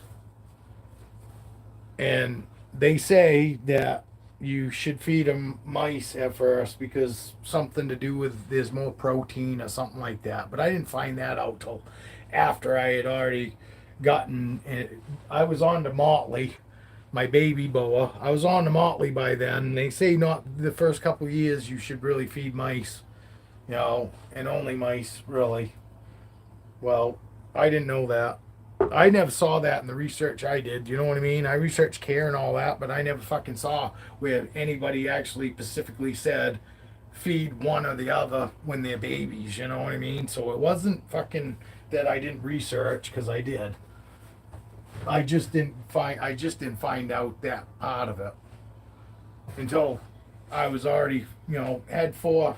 But the biggest thing is people overfeed them normally when they're little like that on rats, and they'll get fat. They'll get too big. They'll get obese. Their bodies grow faster than their fucking organs grow, and that's normally what causes people to lose their boas early. Because if you feed boas too much in the very first few years that they're born, their bodies will outgrow their organs. Their heart can't pump enough blood for how big they are, nor can they you know what I mean? Their organs are way too small. Their organs are like the slowest part of the growing of a boa is their internal organs. So the first couple years you really got to fucking feed them really slow, and not like long-term time in between. But you want to be feeding them the right size, and you want to be making sure that you're not feeding every 7 days if it's on the larger side. If it's on the smaller side, you can feed them once a fucking week. But most of my boas all ate every 2 weeks. Once they got over a year old. But they were only getting these little tiny fuzzy rat things, And Motley, look at Motley. Motley's a 2022 girl. It's 2024. I think she looks beautiful. She's, there are people out there got way bigger boas. Their boas are way bigger than she is by now. And most of the time it's because they fucking fed them way too much, because everybody wants to hurry up and get them big. but you lose on the other end of it, whether it's a ball python or a boa constrictor. But it's way worse for if you've got a boa constrictor to overfeed it. Yeah, it's going to get big quick, and they'll eat it because they're fucking great eaters.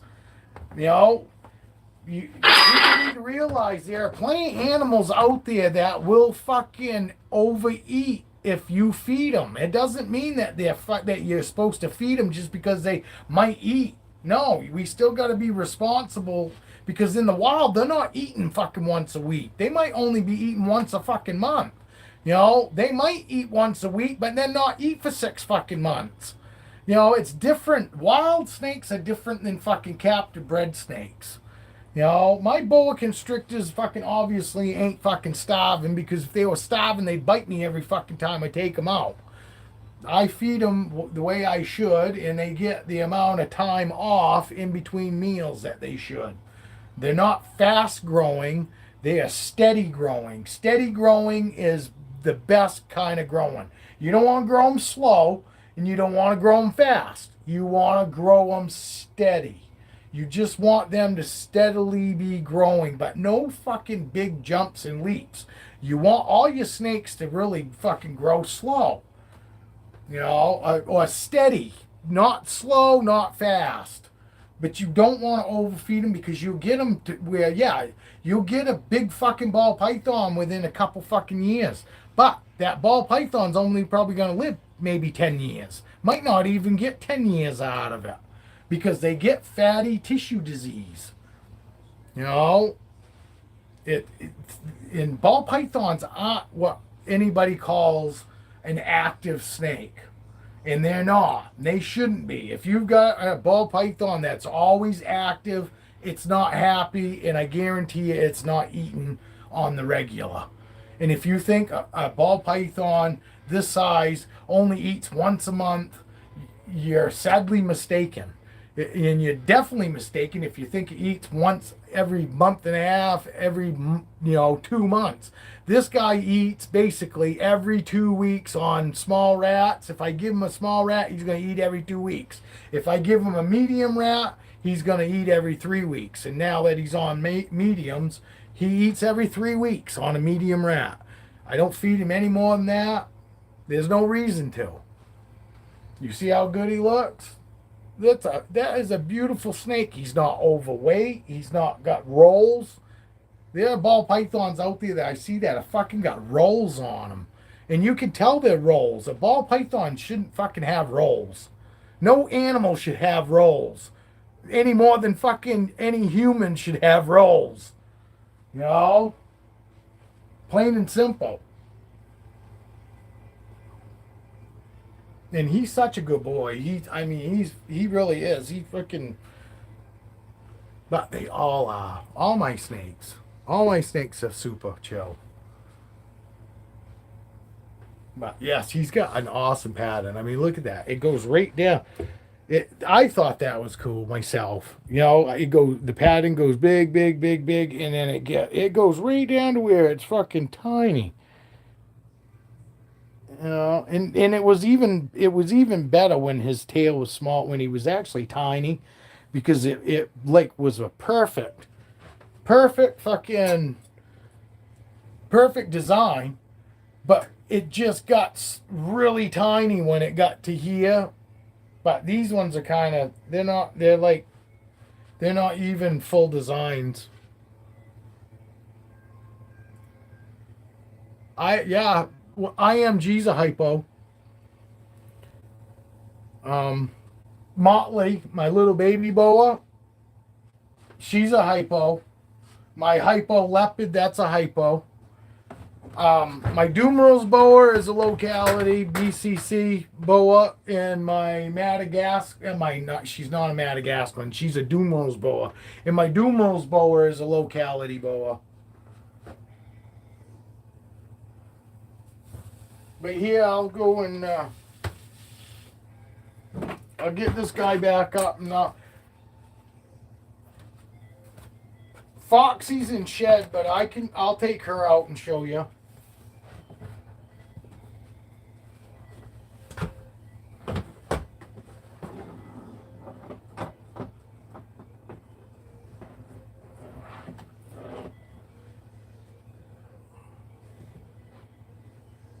I put his water bowl in.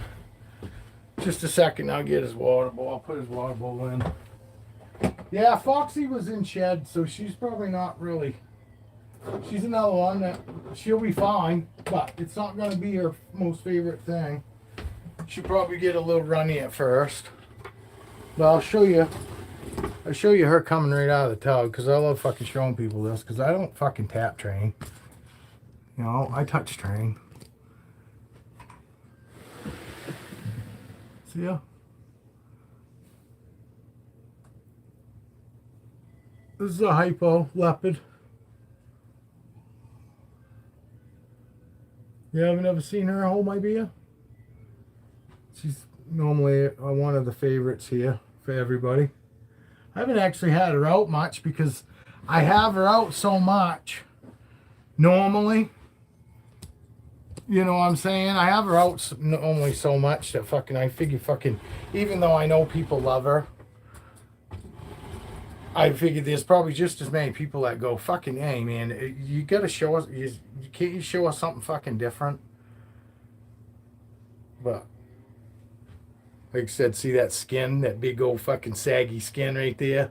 Yeah, she's probably gonna shed tonight. No, but she's another super sweetheart, and there's nothing I can't do with her either. Yeah, look at how saggy your skin is. You see it? Look how saggy her skin is. See it? Look at that. And that she's in shed. She's perfectly fine. She's just in shed. Her eyes just came out of blue like last night or this morning.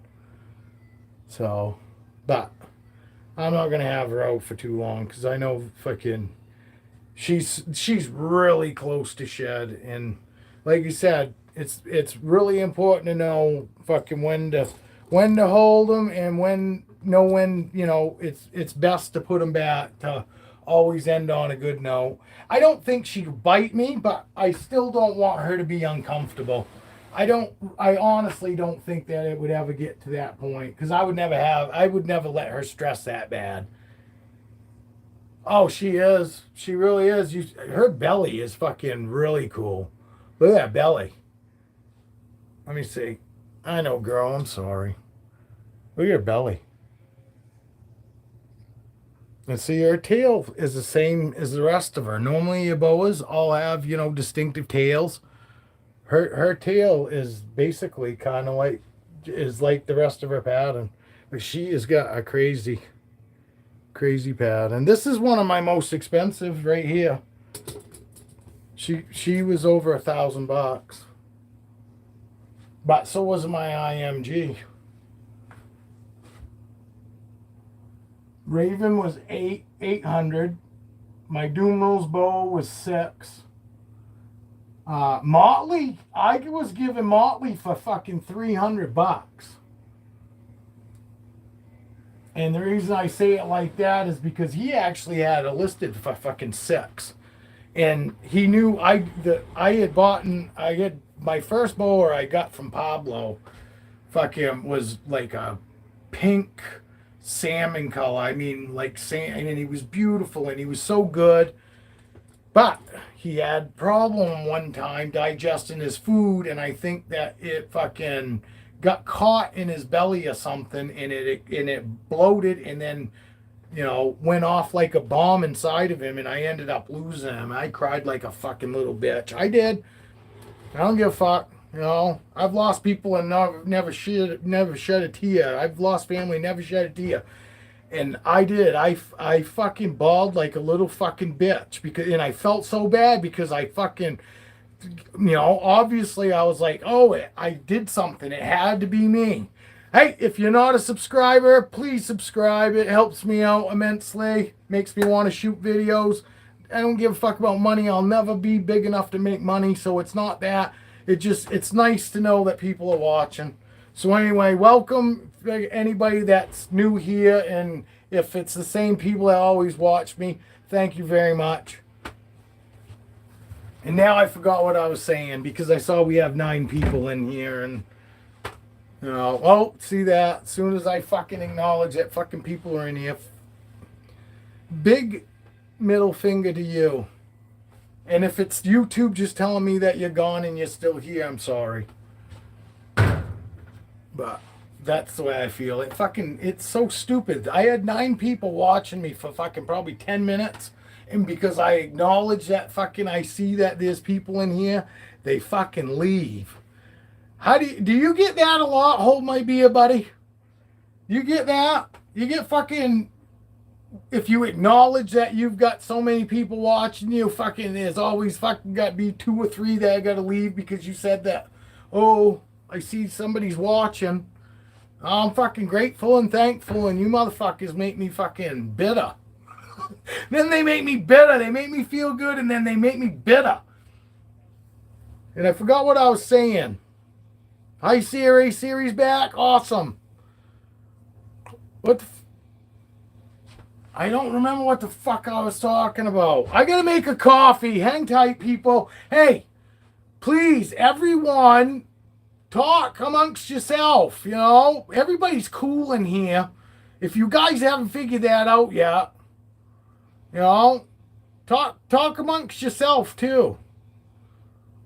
But thank you, Hold My Beer. I really appreciate you fucking hanging out because I know fucking to me, you're the gaming thing is more your style. So I really do appreciate that you actually are fucking here watching this kind of thing because I'm sure it's really not really fucking your thing. But I do appreciate it. But I'll be right back. Hey, Mystic. Hey, buddy. Look. I got this from Mystic. And I got it right here to show everybody. He's got a metal, molten metal. He fucking takes different kinds of metal. Like this is copper. I think it's copper.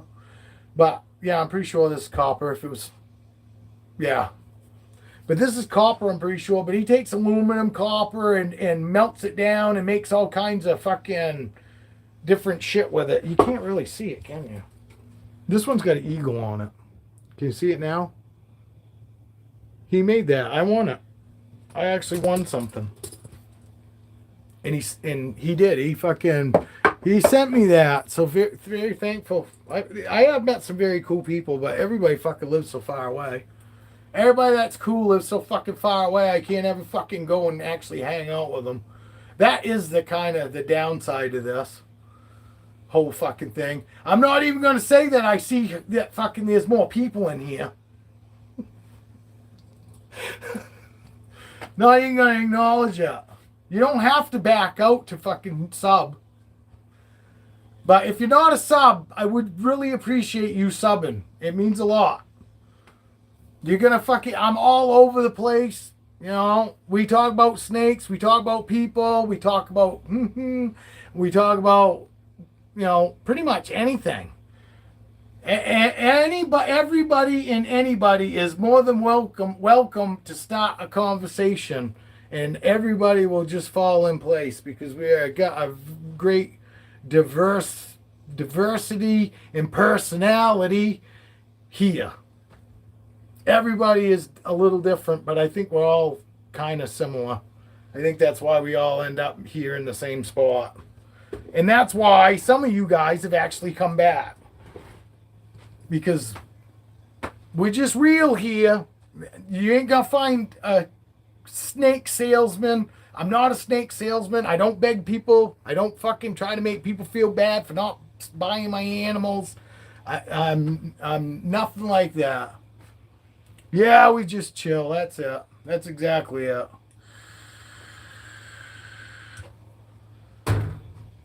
But anyway, I'll be right back. I'm gonna make a coffee.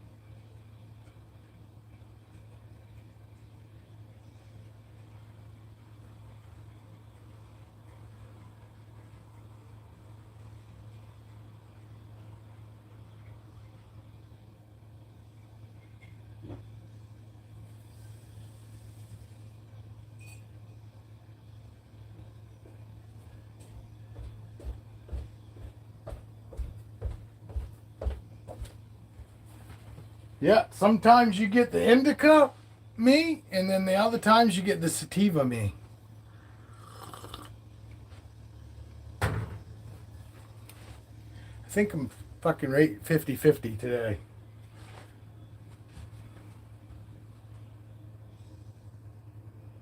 Hey. All right, buddy. We see you, Siri. Thank you for joining us, though. Look, somebody's chilled out. Here, I'll open her up so you guys can hopefully see. She's just laying there.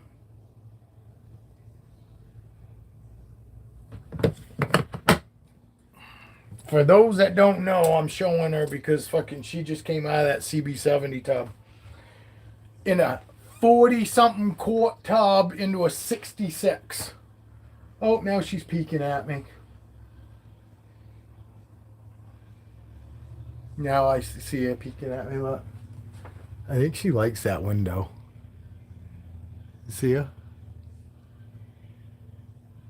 I like the window. And like I said, it's easy enough. If she doesn't like it, it's easy enough to close it up. Have a great fucking night, Siri. I don't know what time it is there, but regardless, I hope you have a great rest of the day, buddy. Thank you for joining us this morning. Yeah, I've been on since fucking 10:30 this morning. I'm still on now, still running my mouth.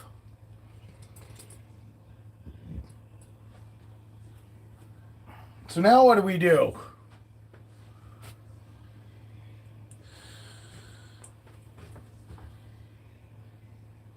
We don't have any more sheds. Do you guys want...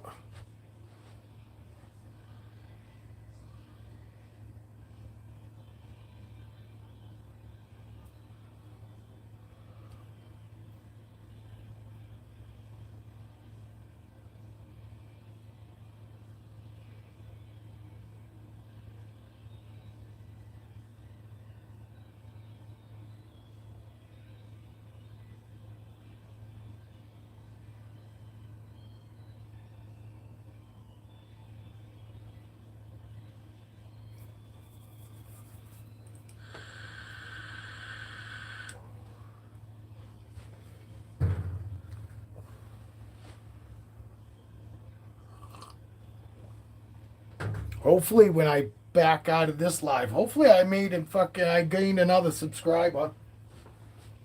That would be cool. Oh, do you guys want to see Caesar? You want me? Everybody likes to see a big male, I think.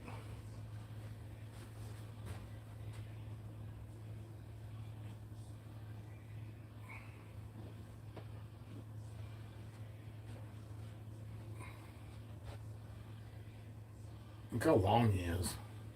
He's a long male. He is a long male. Fucking Dale, when Dale came over, Dale was like, "Are you sure he's a fucking male?" And who was it? Mystic? Not Mystic. It was Camo Constrictors was here. And I had Camo Constrictors go right through all my racks. Fucking Camo went through all my racks just to verify that all the snakes that I had up to that point were what they were supposed to be. And I had like 15, 18 snakes then. And Camo said the same thing. He goes, "That ain't no fucking male. There's no way." And I said, I'm pretty sure he's a male. And he fucking popped him, and sure and shit, he goes, "He sure the fuck does have two penises." And that was years ago. And he wasn't even this big years ago. And it's not how big around. I'm not talking about how big around. I'm talking about how fucking long he is. Because you look up fucking average fucking length of a fucking male. It ain't no fucking almost 5 foot. And, you know, he's every bit of 4.5 foot. It's like fucking 2.5, 3 foot long. A big male is 3 feet, 3.5 feet. That's a big male. You know, this motherfucker's over 4 foot. I love him. Yeah, he was my wife bought him at the only reptile expo I've ever gone to, even since. The only one I've ever gone to, and I bought her for our anniversary. It was in September when we went. 5 years ago, and I bought my wife a giant leopard gecko. It's not that. That's what morph it actually is a giant. It's not that it was just big. It was a giant morph. Fucking we didn't have a whole lot of money. I actually spent fucking like $300 on my wife. But my wife didn't have a whole lot of money, and I knew she didn't. And my wife told me, because I bought her that damn gecko, she goes, "Oh, you can pick something out now too." And like I said, I knew she didn't have a whole lot of money, So I went through and I saw a bunch of snakes that were like $300-400. I would have loved to have gotten, And if I had picked any of them, I know my wife would have fucking gotten them too. So I was like, no. And I got looking, and then I started just looking at, I was looking for cheap snakes. And then I was looking for cheap, good looking snakes. So I wanted something still that was going to be good looking, because it is a fucking anniversary gift too. So I still want, didn't want just some fucking normal. So I checked out a couple of them and held a couple of them, and they were anywhere from probably $150 to $100. And then we came across this guy, and he was maybe this long, and literally he looked great though. For how long he was, his body tone was like, he was like solid. He was like a solid little guy. He reminded me of a fucking Sharpie. You know what I mean? He was round like that. He had good body tone and all that, but he was just a little guy. He was like only 90 grams, I think, when we got him. He was the smallest snake I had that I'd gotten up to that point. And he was $60. He was $60. And my wife was like, "You can spend more money than that. You don't have to get him." And I was like, "No, you know what?" And when I took him out and I held him, he just like sat there. So I was like, you know what? It's the thought that counts. It's not about fucking money. And my wife, I'm still very happy that I picked him. He is and he was so beautiful when he was little. This was so gold. I mean, like gold, like bright, shiny gold. That stripe, and his browns was a lot lighter. He was more of a tannish brown. I gotta go get my charger, guys. My phone's gonna die.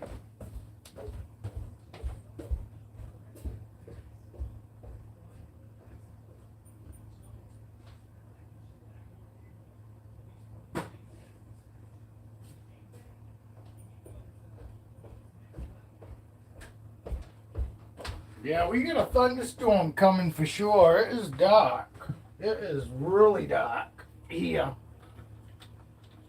Actually, I'm surprised I haven't heard thunder yet. It's so dark. Because it is dark.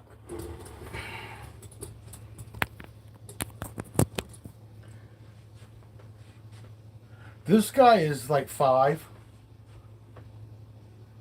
2019. He was a 2019. I got him he was born in 2019. He wasn't, like I said, I bet he only had maybe 2-3 meals by the time I got him. And what's that make him? 5, 6, 19, 20, 21, 22, 23, 24. He's 5. Yeah, he's 5.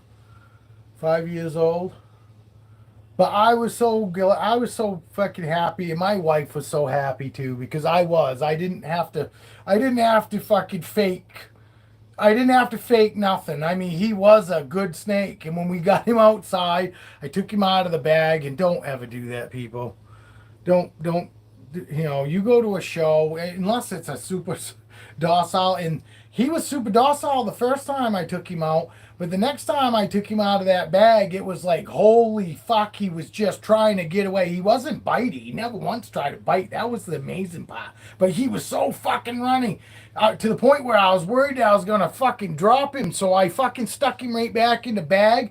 And before I could even get up, he kept poking his fucking head up. And I'd have to keep poking his head back down. I go to tie it and he'd fucking poke it back up again.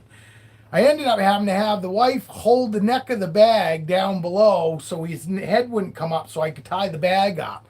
But he was so small that he still made it out of the fucking bag in my truck because I put him right on my center console of my truck so I could keep an eye on him. And he fucking got out of the fucking bag. And luckily, my wife fucking saw him coming out because she goes, "Oh God, he's coming out." And I think I ended up holding him all the way from fucking, I think it was Auburn. I think Auburn was where the reptile show was, and I ended up holding him. He ended up calming right down, and I ended up fucking holding him all the way from there all the way home. You know, he is such a good boy, though. He is so sweet. I could let anybody hold him, and he's another one. It wouldn't matter if they're petrified or not. He could care less. He wouldn't even pick up on it because he doesn't even know he's supposed to. You know, most of my snakes don't know that they even have to worry about anything. They've never worried about anything. So now it's like not even a thought. I'm telling you. And once you have snakes for a while, and they get to this point, you'll know exactly what the fuck I'm talking about. I mean, literally, there ain't nothing I can't fucking do, and these guys don't look at it as that it even bothers them. Even if it's something that I don't do all the time, they don't care because they don't even know to worry about anything that's threatening. You know what I mean? These guys don't know. And nor will they ever know. They're never going to be any different. I'm never going to treat them any different than I have now. You know, they absolutely aren't worried and scared for anything. They have no concerns about anything. They don't have to worry about food. They don't have to worry about fucking being clean. They don't have to worry about fucking when they come out being fucking disrespected or you know, feeling, you know, out of sorts, or they have no concern. I am a concern-free home for my animals, and I try to keep it that way. I don't want my animals to be worried about anything any more than I let my kids. My kids didn't worry about nothing. I didn't let my kids worry about nothing. Did we hide the fact that sometimes we were going through hard times? Absolutely not. You want kids to realize that that's just part of life, and they need to see that parents get through it. We get through it. We move on, and they need to see that these kids that everybody wants to go and fucking act like, oh, we want them to think that the world's perfect and all that. As soon as they move out, they have no idea how to fucking deal with any situations because they've never seen anybody have to deal with anything. They think the world's perfect. Well, the world's far from perfect. So yes, when we had fucking bad times and all that, did we glorify it? No, but we didn't. When we had serious shit to discuss, we didn't send our kids in the other room. Fuck no. We only send them in the other room when we were doing adult stuff, like wanting to smoke pot. You know, my kids weren't even around the house, period, if we was drinking. I was not gonna drink around my kids, period, whether it was 1 beer, 2 beers, because I drank to get drunk when I drank. So I wasn't gonna have my kids around. I never had my kids never saw me party. I didn't want to glorify it. Kids don't know fucking what they're actually seeing when they're kids. So I didn't want to glorify. I didn't want them to think, oh, because all the fucking people they look up to is partying with me. And what are they going to get from it? All these cool people and all the people that they respect, they all do it.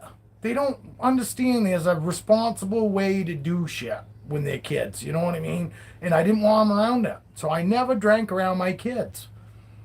We never smoked around them. I'd make them go in the other room, you know. But yes, they kind of knew, but they didn't know because we just treated it like it was a cigarette. If they came out in the other room, we didn't hide it. That's the worst thing you could do is draw attention to yourself. So we would just stop passing it around. We'd answer the kid's question and then send them on their way, you know. But no, I didn't fucking have anybody go, oh, hide the fucking thing, you know, running around with it. Fuck no, that's drawing more attention to yourself. You know? And once they got older, they realized, oh, that wasn't a cigarette. Because they automatically assumed that it was a cigarette because we didn't act any different. Other than, normally, nobody whipped that fucking joint out and lit it up when my kids were sitting there. But if my kids came into the room, it wasn't, oh, hide it. It was just put it down. Don't pass it around. Don't smoke off it. Let me deal with the kid. I'll get them on their way and we'll keep going. Keep doing whatever we're doing. And that's what we do. And the kids never fucking knew. They didn't. When the kids did realize, they even told us itself. We actually thought that was a cigarette. It just smelled different. They just thought it was a certain brand of cigarette that fucking smelled different.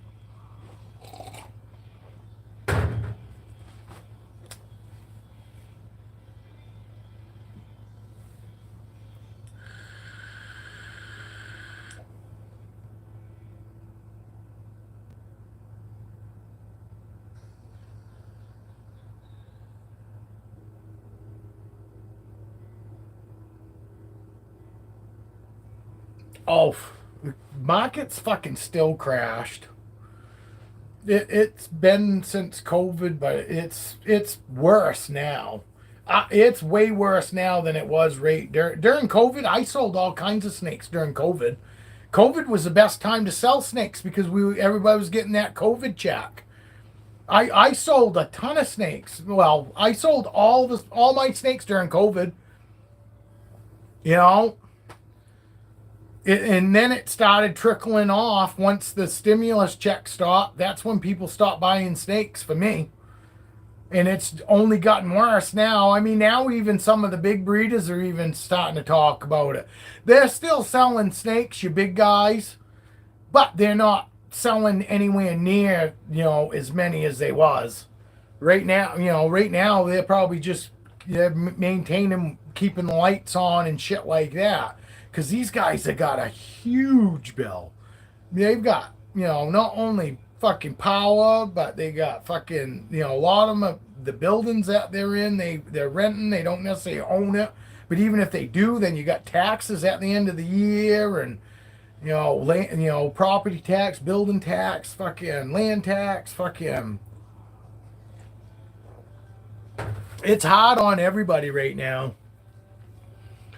But you're right, Casey. There are a lot of people out there that got snakes that fucking just got into it to make money off them. They really don't care what the fuck they actually got. And I'm the opposite. I could care less about all of that shit.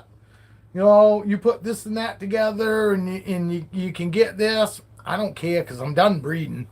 I'm done breeding ball pythons, and I fucking honestly doubt I'll ever breed boas. Even if the market bounced back, the only thing that I possibly would probably get maybe into is maybe do fucking like 1 or 2 clutches a year or something. But I don't even see that. It would have to like bounce way back and be back to like it was 6 years ago. 6 years ago, that black pastel would have flown off the fucking shelf. It wouldn't have fucking stayed here because there were a lot of people like me. They didn't give a fuck about, they wanted to look for certain moss because they kind of knew what snake they wanted to look like and this and that. But overall, back 6 years ago, people just wanted a good looking fucking snake. They didn't want just a normal. They wanted something good looking. Something a little better looking than a normal because there are beautiful normals out there. So, and I was one of them. I bought all my fucking snakes in the very beginning because I said, oh my God, I got to have that one. I love the looks of that. That's why I bought mine. That's why, even though the market's crashed and I got way too many of them. You know, I am still happy. I spent $230 yesterday on food that's only going to feed my snakes for 2 months. I was so happy after I placed that order because feeding my animals, you know, anybody that loves the animals, feeding them is part of it. And when you feed them, it makes us feel good. So $300, $400 fucking food bill, because normally my food bill is more than that, but I already had some medium rats and I had a whole package of fucking small rats, so I didn't have to buy any of those. I bought 5 packages of fucking medium rats. I bought a fucking pack of rat pups, and that was $230. And you only get 10 per. I bought 50 medium rats and I bought 25 rat pups, and it cost me $230. But that feeds my fucking, those snakes that eat that size, it feeds them for 2 months. You know, over 2 months, because I feed them every 3 weeks. So basically, I'm only feeding those snakes basically once a month. So I get almost 3 months out of that, because after I feed the second time, I got 3 more weeks. So basically, I got 3 months before I gotta come up with another fucking $200-300. But I'm more than happy doing it. But the people that aren't in it for the right reason are fucking bitching about that $230-300 that they're spending. I don't. Yes, I'm trying to find somebody to buy from to where I can save some money. But you won't hear me bitch ever and complain. You'll hear me bitch and complain about how much they're charging me. But you won't actually hear me bitch and moan about the money that I actually have to spend to feed my snakes. I just try to fucking find it a little cheaper. And the fucking cheapest I found is Rodent Pro. Everybody else has got anything over $100. Rodent Pro is completely free. I never put in a fucking order under $100. I can't remember the last time I put in a $100 order. I never do. Probably when I first fucking started it, I only had a few snakes. You know, then I was paying shipping because I was only buying 25 rodents at a time. Well, I only had 2-3 snakes.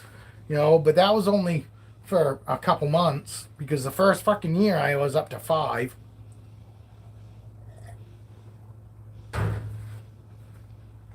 Yes, pastel, black pastel, fucking pastel works great with all kinds of stuff, but black pastel, you're right. Black pastel or pastel itself, fucking. I got pastel coral glow. I got 2 of those. Plus I got black pastel, you know. Dragonfly, she's got pastel in her, you know, fucking my dragonfly, she's pastel.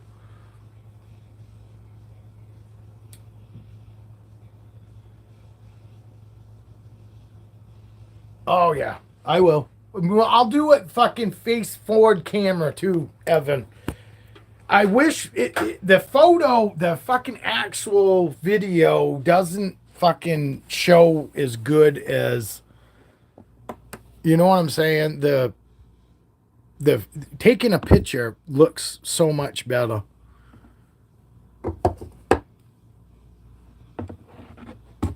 Yeah, let me do it this way.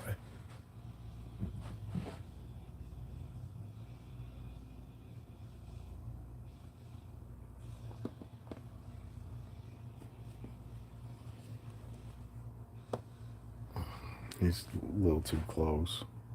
Oh yeah, let me put him here.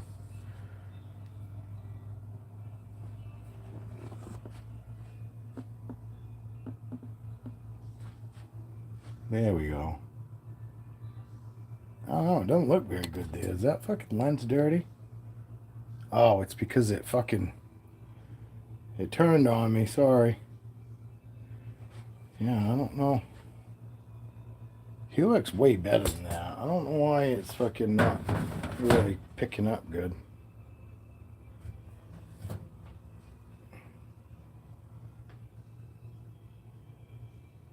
He looks so dark there.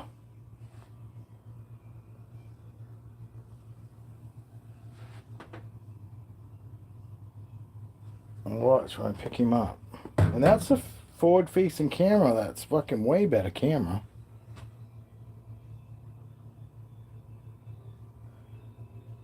Yeah, see?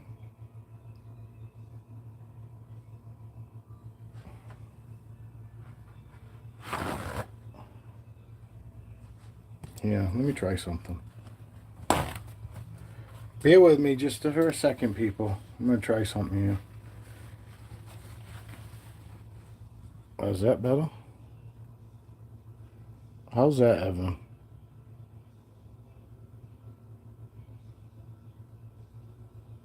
Oh, this is a leopard. Duh. You're right, that is a leopard. No wonder he fucking... No wonder he's looking so dull. That's the damn leopard. Huh. Good call, Evan. But boy, isn't that a beautiful leopard, though? That one is. This must be him. Yes, this is him. Good call, Evan. Yes, there we go. There we go.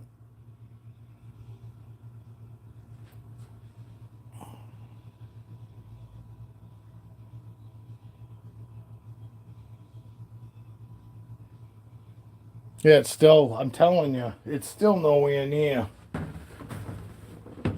I'll do pictures of these guys, Evan, after I shut down this live. I'll go right on and I'll post them on Instagram, and it'll be night and day difference.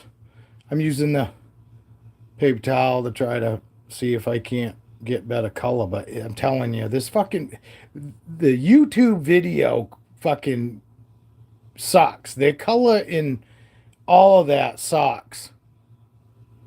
And there's probably a setting I could change to make it where it would be closer. But this is a fucking, to me, is like a fucking really good example. This is a beautiful example of fucking black pastel.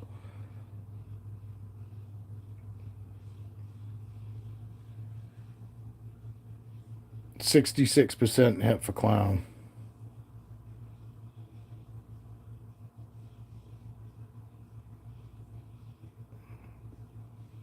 Yes, it is. It's fucking dark brown on the very top, and then it goes into those medallions, and it's like a tan, light brown, and then it's got the white that like highlights the bottom of the fucking every fucking medallion is got a white highlight on the bottom of it, and then like you said, and then you got that white belly. You know, that white belly contrast. This is, for a fucking cheapo snake, this is a really good example to me of a fucking beautiful black, just a single black pastel. You know, it is, and that's only the first shed. These fucking guys, the sheds are really only gonna get better for a little while here coming up. You know, like the next fucking 4 to 6, I would say, they only get brighter and brighter from here still too, and get more defined. You know what I mean? The colors and stuff. They get way more defined. Everything gets really fucking dialed in, just in time for it to start going the other way. We smoke in the garage too when we were outside, you know what I mean? But for the most part, my kids grew up outside, so most of the time, if we were telling them to go in the other room, it's because it's so close to their bedtime, we couldn't send them outdoors. And then we just tell them, go stay in your room, you know what I mean? You're right, Evan. And to me, these colors are fucking so amazing. I'll get pictures of all 4 of these ones at a shed, so you can get real good examples, because something to do. And YouTube was better. The fucking video quality was better, than it is now. And obviously they've changed something, because my fucking videos are even reversed. They're backwards, so.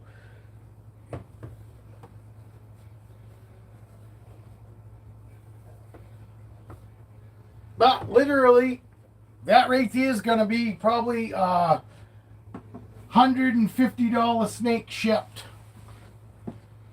You know, it's not gonna be no big dollar, you know.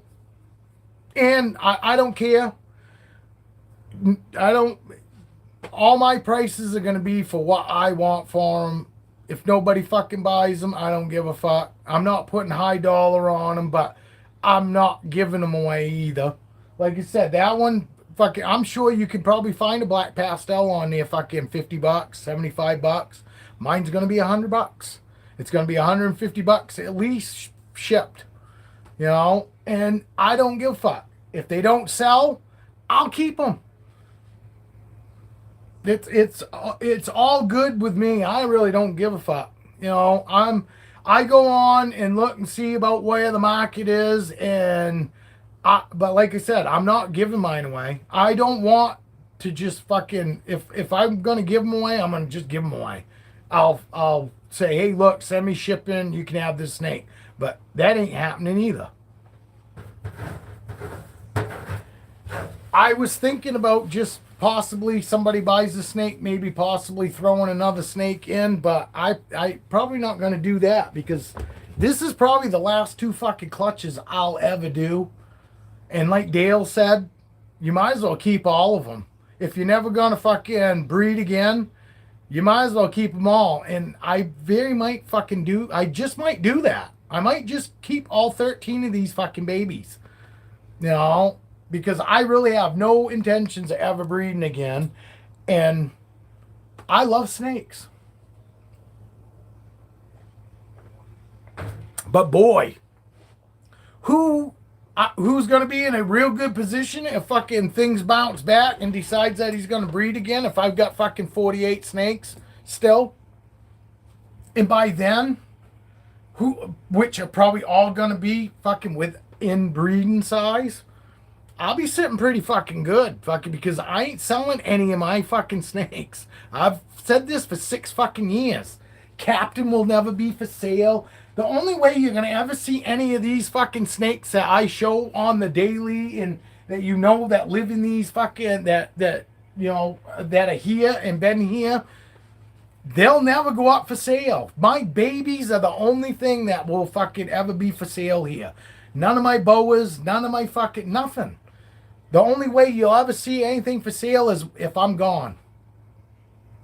Because my wife fucking ain't gonna want to take care of all these snakes. My wife's gonna want some of them, I guarantee it. Just like anybody would. Especially the ones that she knows were probably fucking some of my favorites. Fucking Raven, she keeps saying, oh, I'd never keep. I guarantee you, because she knows. Raven, I am fucking in love with Raven. Even though she does that thing for me, it makes me feel like a new keeper every time I go to take her out and this and that. And she's always been fucking super sweet. But that's what makes her that much more special to me. Is because she is different than my other boas. You know what I mean? And because she has been so good to me, being a wild caught boa and her being so good to me, I'll always have that. She'll always be special to me. So that being said, I know my wife is going to end up keeping her. Even though she says she's not going to, my wife will. I guarantee it. Just because she knows what she means to me. And any of these snakes that she thinks that might hold a little more of a part in my heart, those are going to be the ones that she's going to keep, and the ones that she likes herself too, because she likes Caesar and she likes fucking Cleo, and I've got plenty of snakes here that she will keep just because she likes them herself, but she will end up keeping snakes just because she fucking knows what they meant to me. And I still I hate the thought fucking day that fucking something happens to me and my snakes fucking have to go live somewhere else.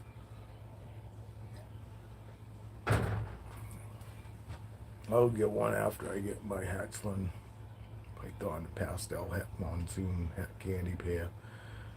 I talked the boas into letting me sow those first. Oh, the boss. I got you. Well, I really don't care. I've been, I mean, Ziggy's been for sale what? For over 2 years now? A year at least.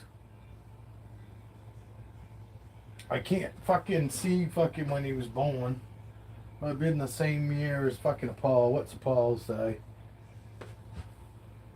22. Yeah, 2 years ago. I've been trying to sell Ziggy for 2 years now. And he's up on Morph Market right now, I think, for $200. Fucking, I ain't going any lower. And I haven't fucking really advertised him. You know, with when people say, "Oh, you got anything for sale?" I say, "Yeah, I got one snake." You know, laugh. Fucking, I've been trying to sell for 2 years, and $200, 66% heiferpied. But he hasn't sold, so you know, obviously, looks like he's gonna stay here. He's in shed. I just showed him this morning. I had Vixen and him out. I fucking had actually it was last night, dude. I'm not. He's in shed. I really don't want to mess with him. No. He's. I don't understand. He's to me. He's not really that special. He's just yellow and inchy. You know. Especially since he's fucking dull as fuck, too. Fucking compared to when I first got him. You know, I do like him, but he's really not fucking that special. Here, I'll show you her, and it's just like looking at her dad. This is her dad minus fucking, she's younger and a lot more vibrant. Look, there you go. There's her dad. Looks just like him, other than he's duller than she is. You know what I mean? Same pattern, same inchy pattern. She's got a clown head stamp, but you can't see clown pattern in her. She looks like she's got the same inchy pattern her dad does.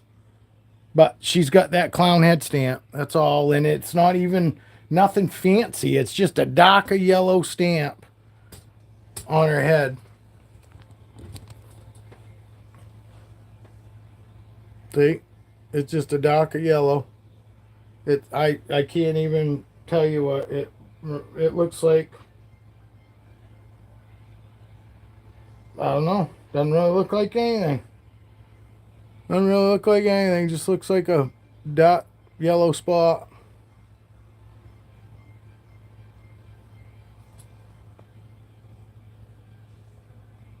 I don't know. Any inchy I've ever seen all looks like that.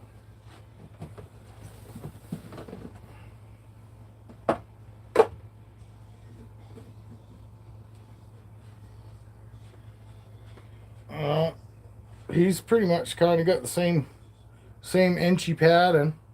It's just he's just not yellow, but he's an inchy.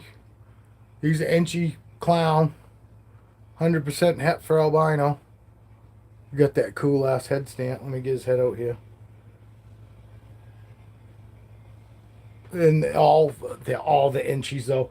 His head stamp ain't that special because every fucking inchy clown has the exact fucking same fucking inchy pattern on the head. You see it?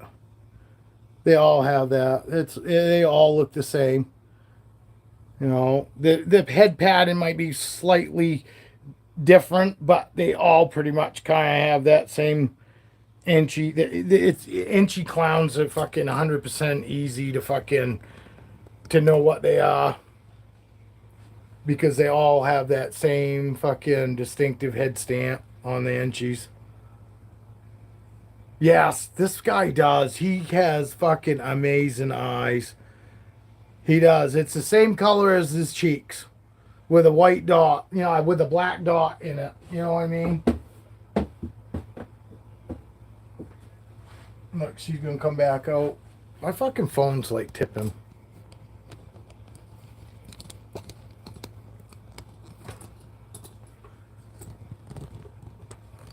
But yes, my phone's gonna die. That's why I fucking, and he's really pretty, and he's held his colors good too. But he's still nowhere near as bright as he was, you know. And he's still gonna fade even more than this. I guarantee it. And that's a spot nose. That video that Dale did, that's a spot nose clown, Evan. And I asked Dale, and Dale said his spot nose clown is still good looking and still pretty bright, but even Dale said it's nowhere near as bright as it used to be.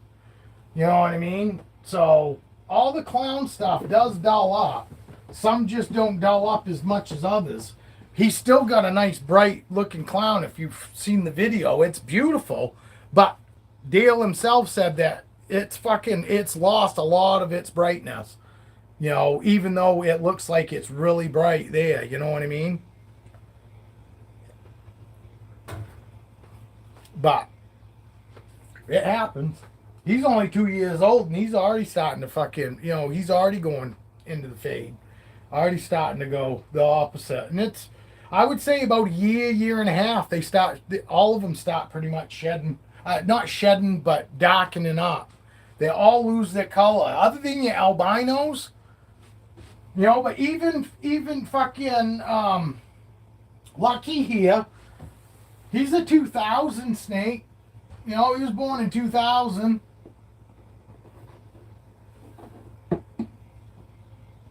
So he's 4 years old. But even this guy has gotten dark, has lost a lot of his color, but him being an albino, the albino stuff holds its color way better. It doesn't lose as much. But the albino stuff does fade. Inchy spot nose clown is what Dale's snake is. But albinos fucking, like I said, they hold their color really well, but they still there ain't a snake out there that don't darken up. I don't care. You know, probably not my white snakes. My white snakes fucking, I'm pretty sure fucking haven't gotten any darker. So maybe probably your white snakes, I would say, you know, don't darken up, obviously, because they're white. Because she's, what? She's 6 years old. She's a 2018. And she hasn't darkened up. I can tell you, she's just as bright as she was when she was little. You know what I mean? So, I guess probably your white snakes don't darken up. All white snakes. But, Lightning, the one with the purple head, his head has gotten darker. His head was like a light purple, like a light purple, like, you know, not like Bonnie purple because that's dark, but like a real light. And his head is actually almost looks blue now. It looks more blue than purple now, you know. So he has changed even too. You know what I'm saying? But I was just getting at fucking lots of fucking, there ain't a whole lot of videos out there that anybody talks about what the fuck is to come. You know, they show all these babies and they, you know, in their fucking beautifulness because they're young and they're vibrant. I mean, vibrant. Fucking, there's no other way to describe baby ball pythons after the first few sheds. They're fucking beautiful. I mean, even a fucking normal fucking after the first 3 sheds is like, oh, because they just fucking get better and better after each shed to a certain point. But then they start going the opposite direction. You know, and yes, some hold the colors better, but every fucking snake shit fucking darkens up. But I would say probably your white ones. Yeah, but you're going to get a white boa. So, you don't want just a fucking white ball python. You know, is that you're going to be your next snake? Is that going to be your next snake deal, or you think you're going to go for the Peruvian? Is it going to be a prove it? Fuck off. You know what I mean? You're going to get the P boa, or do you think you'll get a white boa first? Talk to me. Because I'd like to know. What would be your, what would you like to get first?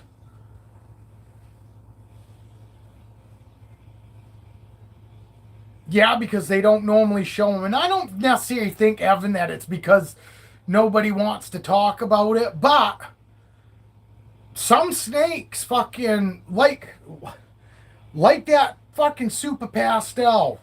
Dale agrees.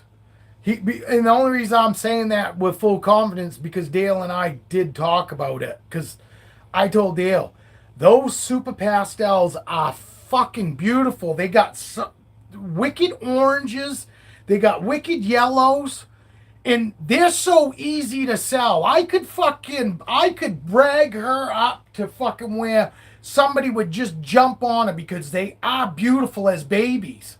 But within a fucking year, even Dale said it, they look like trash. Because they fucking lose all that orange color. They start losing that yellow. Fucking, they look like trash. So, so I'll probably get stuck with that snake because I've been up front all along, said fucking that snake is going to look like trash. If somebody is willing to fucking go through and only have, her looking beautiful for 6 months to a year, maybe that will be good enough to make somebody want to buy her. But most people are looking fucking for the long haul, And still, Dale, how old is your spot nose clown? Enchi. Because fucking Dale's only had it for so long too. So honestly, Dale, can you say that snake definitely 5 years from now is going to look like it does now? And what is your honest opinion? What do you think that snake could possibly look like 5 years from now? Because Dale has only had that snake for so long, so he only really I'm assuming he only knows up to this point what that snake fucking, how old it is and what it looks like now compared to when it was a baby. But I'm sure Dale, I'm sure when Dale fucking talks back and says, no, you're actually right, I don't know. In 5 years from now, there's probably a good chance that it's going to change some. I'm not saying that it's going to dull rate up, but I would put money on that from now to 5 years from now, his snake is still going to go through changes. The morph pattern is going to stay there.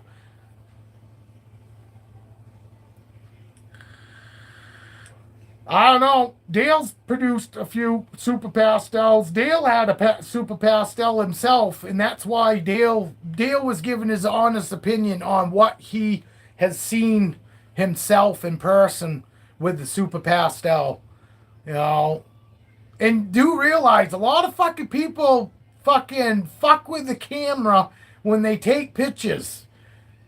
Fucking, don't you agree, Dale? Lots of fucking people manipulate color, the color of the bulb, fucking to just how even settings on their phone to fucking fuck with pictures. You know what I mean?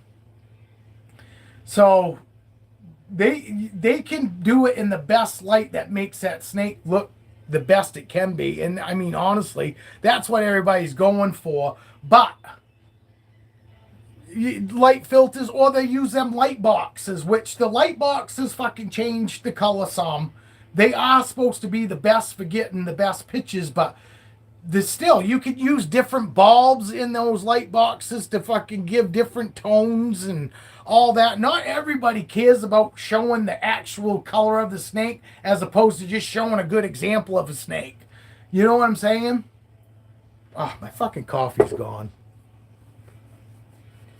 Yeah, I use fucking the normal fucking thing, and the only thing that I don't have when I'm doing it in the house is I don't have what we call natural light. The best fucking photos I can take are outdoors in natural sunlight. But natural sunlight is still gonna enhance those snakes from fucking, and because the yellowness of the sun and how bright it is changes what the actual color of these snakes are. I could take pictures of fucking Apollo that he looks fucking amazing, like super ass bright, and you'd swear he was like, oh my god. And then I show you on camera right now, and you go, that ain't the same fucking snake. Fuck yeah. The sun manipulates them too, you know?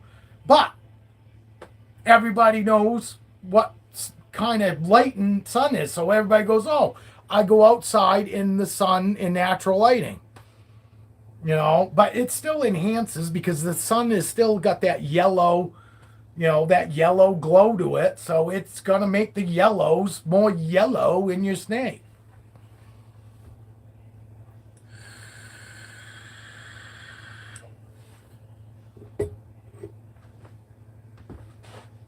Hey, if anybody's here that isn't subscribed, if you wouldn't mind subscribing, and please hit that like button, you know, that at least lets me know that somebody out there likes at least the content here, even though it is all over the place, and it is what it is. It's my channel.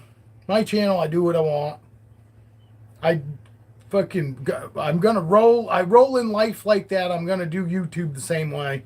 I do what I want to do. I don't go out and leave my house trying to make other people miserable, but I'm going to do what I want to do, but it's not going to affect anybody else other than the Karens that are watching what I'm doing.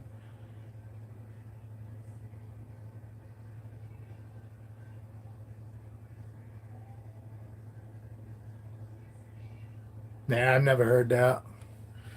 It was illegal to even have our ASF fucking rats around here. And when we first got in it, Dale and I were told fucking it's not good to even fucking really fucking get them on those because they could get fucking to where you can't fucking feed them anything but that. And I've seen plenty of people that say that fucking, yeah, it's illegal. Yeah, see? But I know somebody that's breeding them right here in fucking Portland. You know, but I don't want any of them. I want something that I can get on the regular. I've already got a fucking snake that's stuck on live that won't eat anything else. I got another female that won't eat anything but fucking mouse. And I don't matter what the fuck I do, and don't tell me, because I've tried it all. 90% of my snakes were all on live when I got them. I swapped all my fucking snakes over except for that one bitch from mouse. I had to most of them were on mouse and needed to be swapped to rats, and they were all on live, most of them, when I first got them. There was very few. I think I got my first 3 snakes, I think, were fucking on frozen thawed. And then Dale told me, look, it's really not that big of a deal, but it, you know, if you got patience, I guarantee you can get them swapped over, you know, from live to frozen thawed. But they all pounded frozen thawed right from get-go, which just tells me they were good eaters anyway, you know, obviously. But that one fucking girl would not swap to fucking rat. I've tried fucking taking 2 mouse to fucking thaw out with the rat to send it. I've used mouse piss dribbled on the fucking rat fucking to send it. Fucking, I got her to eat 1 fucking rat this whole fucking time I've had her in the 6 years. And after that, after I got her to swallow that rat, she was so picky about even taking fucking even a mouse after that, because she was convinced that I was setting her up to fucking eat another rat. So she actually got really finicky on me.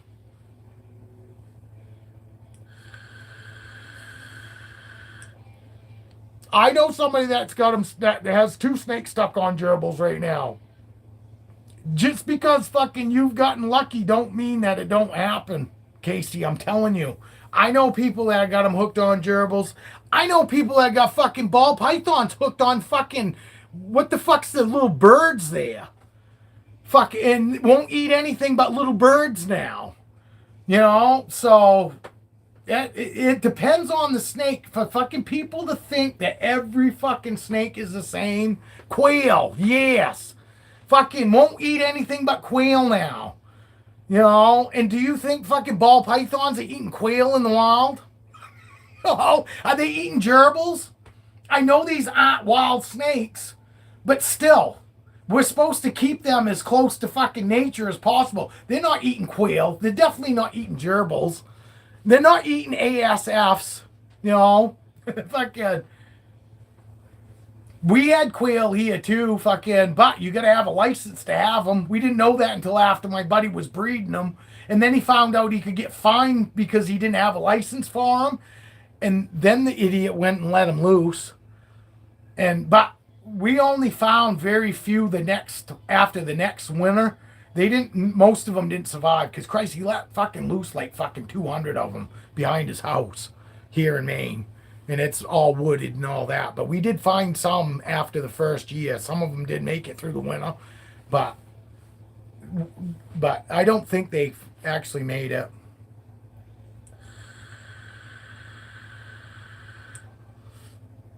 Oh, maybe they would eat them in the wild, but I'm not fucking feeding any of mine gerbils. You know, my fucking boas, there are people that feed rabbits to them and shit. The research that I've saw, there's absolutely no reason to fucking feed any boa or any ball python anything other than fucking rat, mouse. You know, they say that is the best food for them. I know people offer other fucking food if their snakes go off food for some reason. That's a Band-Aid. You know, that's a Band-Aid. There's a reason those snakes aren't eating. It ain't because of fucking what you're offering them. You know, I got snakes that have never fucking eaten anything other than fucking what they've ate for the last 6 years. Rats or mouse, you know, being that girl. But they've all eaten the same thing. I've never fucking tried to offer them something else because they weren't eating. It's changed the situation. You know? Oh, I know they are in their native someplace, but I don't think fucking any snake is just eating ASFs, you know, or gerbils. You know, but my snakes aren't. My snakes will never eat nothing but fucking rats. I'll never feed fucking any of my boas rabbits. Because I don't want to take a chance that fucking that's all they want is rabbits when I've been told that rats have fucking got more, they got just as much as what they need in a rat as they can get from any other animal. It's just the size. And fucking Christ, you can buy fucking 3X rats now. They must be size of fucking little pigs. You know, because the fucking large rat from Rodent Pro is large and they go 3X. So they must be like small pigs.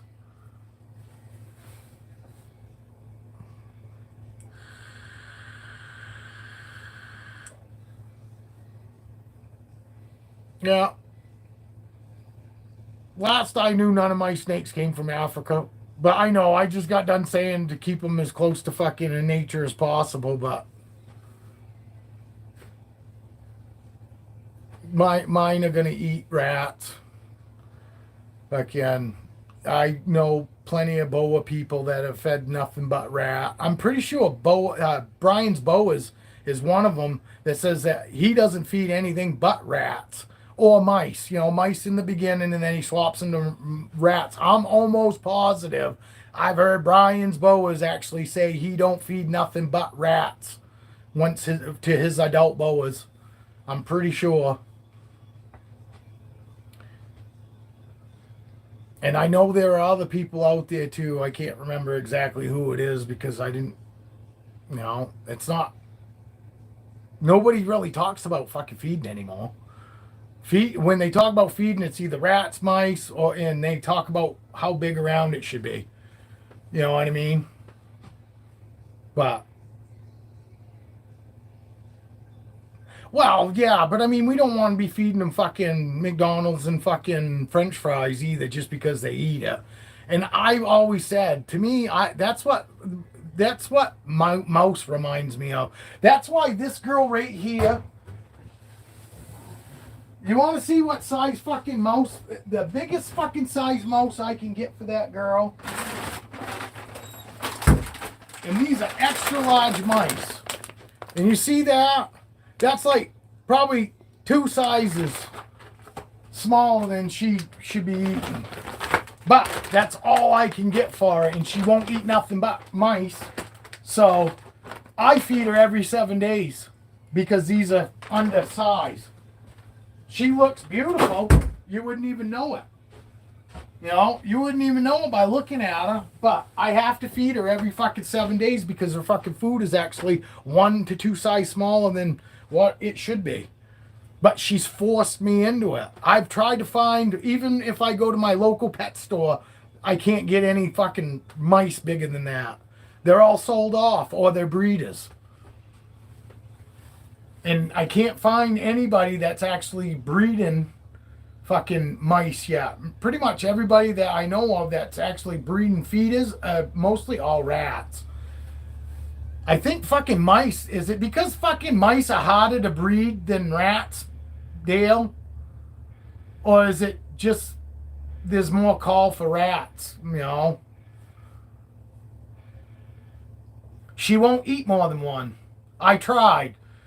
That's the thing. Fucking sometimes she'll eat 2, but most of the time she'll only take that fucking one, and then I end up fucking throwing the other one away because I'm not going to give it to a fucking snake that doesn't, that's on rats. I'm not going to take a chance at that fucking...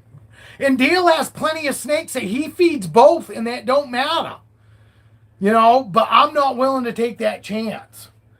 You know, there are snakes that fucking don't give a fuck. And it goes back to the enclosure. There's some snakes don't give a fuck what enclosure you give them. There are some snakes don't care whether it's rat or mouse. They'll go back and forth. I'm sure that there are snakes out there that can eat gerbils and go back to fucking rat the next time. But there's also those snakes that go, fuck, I like gerbils and I'm not eating anything else now. It depends on the snake. All snakes are different, just like all dogs are different. You know, dogs, I think dogs are more similar to each other than fucking snakes are, for sure. I have some snakes that are similar to each other, but they still aren't exactly the same. All of my snakes are different than each other.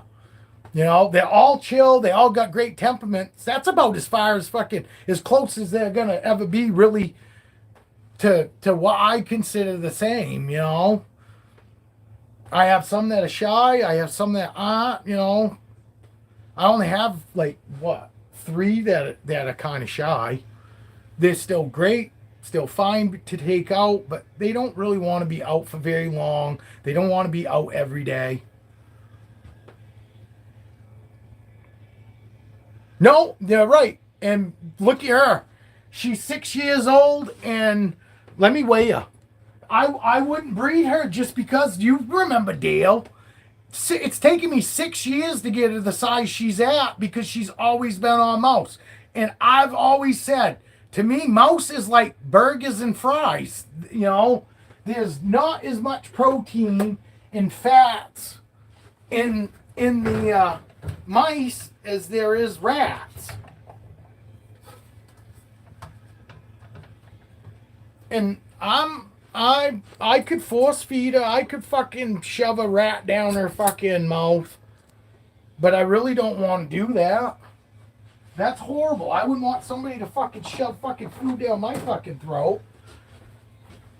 Because she knows how to eat. It's one thing to have to maybe help a baby. Yes, fucking no. And what really sucks is it wouldn't be nearly as bad if I could fucking go and fucking find mouse that's the right size. It still isn't optimal. I still rather have her on rats. But if I could at least get her the right size mouse, I would feel 100 times better about it than I do right now. I don't fucking feel good about fucking when I feed her. I fucking really don't, you know, but it's best case scenario. She's eating. She's still putting weight on. She's 1343, 6 years old. And she eats like clockwork. The only time that she ever has refused food in her life is when I offer her rats. That's when she fucking refuses fucking food. You know, I fucking feed her. I offer a mouse and she pounds it. fucking, it just sucks. But, you know, there's the exception to the rule. Out of all these fucking snakes, she's the only one that won't swap from fucking mouse. And I got one snake that I fucking should have never fucking, one of my babies, because everybody fucking, in the very beginning, 6 years ago, everybody said, you need to stop that first fucking 3 meals should be live, you know, for babies. But, so my first 2 clutches, that's what I did. I gave live. No, my first clutch I gave live to. And then I started fucking seeing videos in people, Matthew Krugo on Facebook. He started right out for his first meals, frozen thawed. And then the next thing I know, I fucking start hearing other people. So my second clutch got nothing but frozen thawed right from get-go. My second, my third clutch, and my fourth and fifth clutch now are going to get nothing but fucking frozen thawed from get-go. My fucking second clutch ate fucking perfect. I didn't have to fucking assist feed anybody. My fucking third clutch, I only had 3 snakes, but all 3 of those took right to fucking frozen. No, I had to not force feed. I had to assist feed Peanut, her first meal. But after that, she pounded food after that. It was like she realized after fucking the first time she swallowed it, oh, this is what I'm supposed to do. You know, and these next 2 will get nothing but frozen thaw because I'm not taking a chance and I'm fucking stuck with another snake that won't swap from live. Plus, you know, there's only a certain few people out there that want to buy a fucking snake that's eaten live.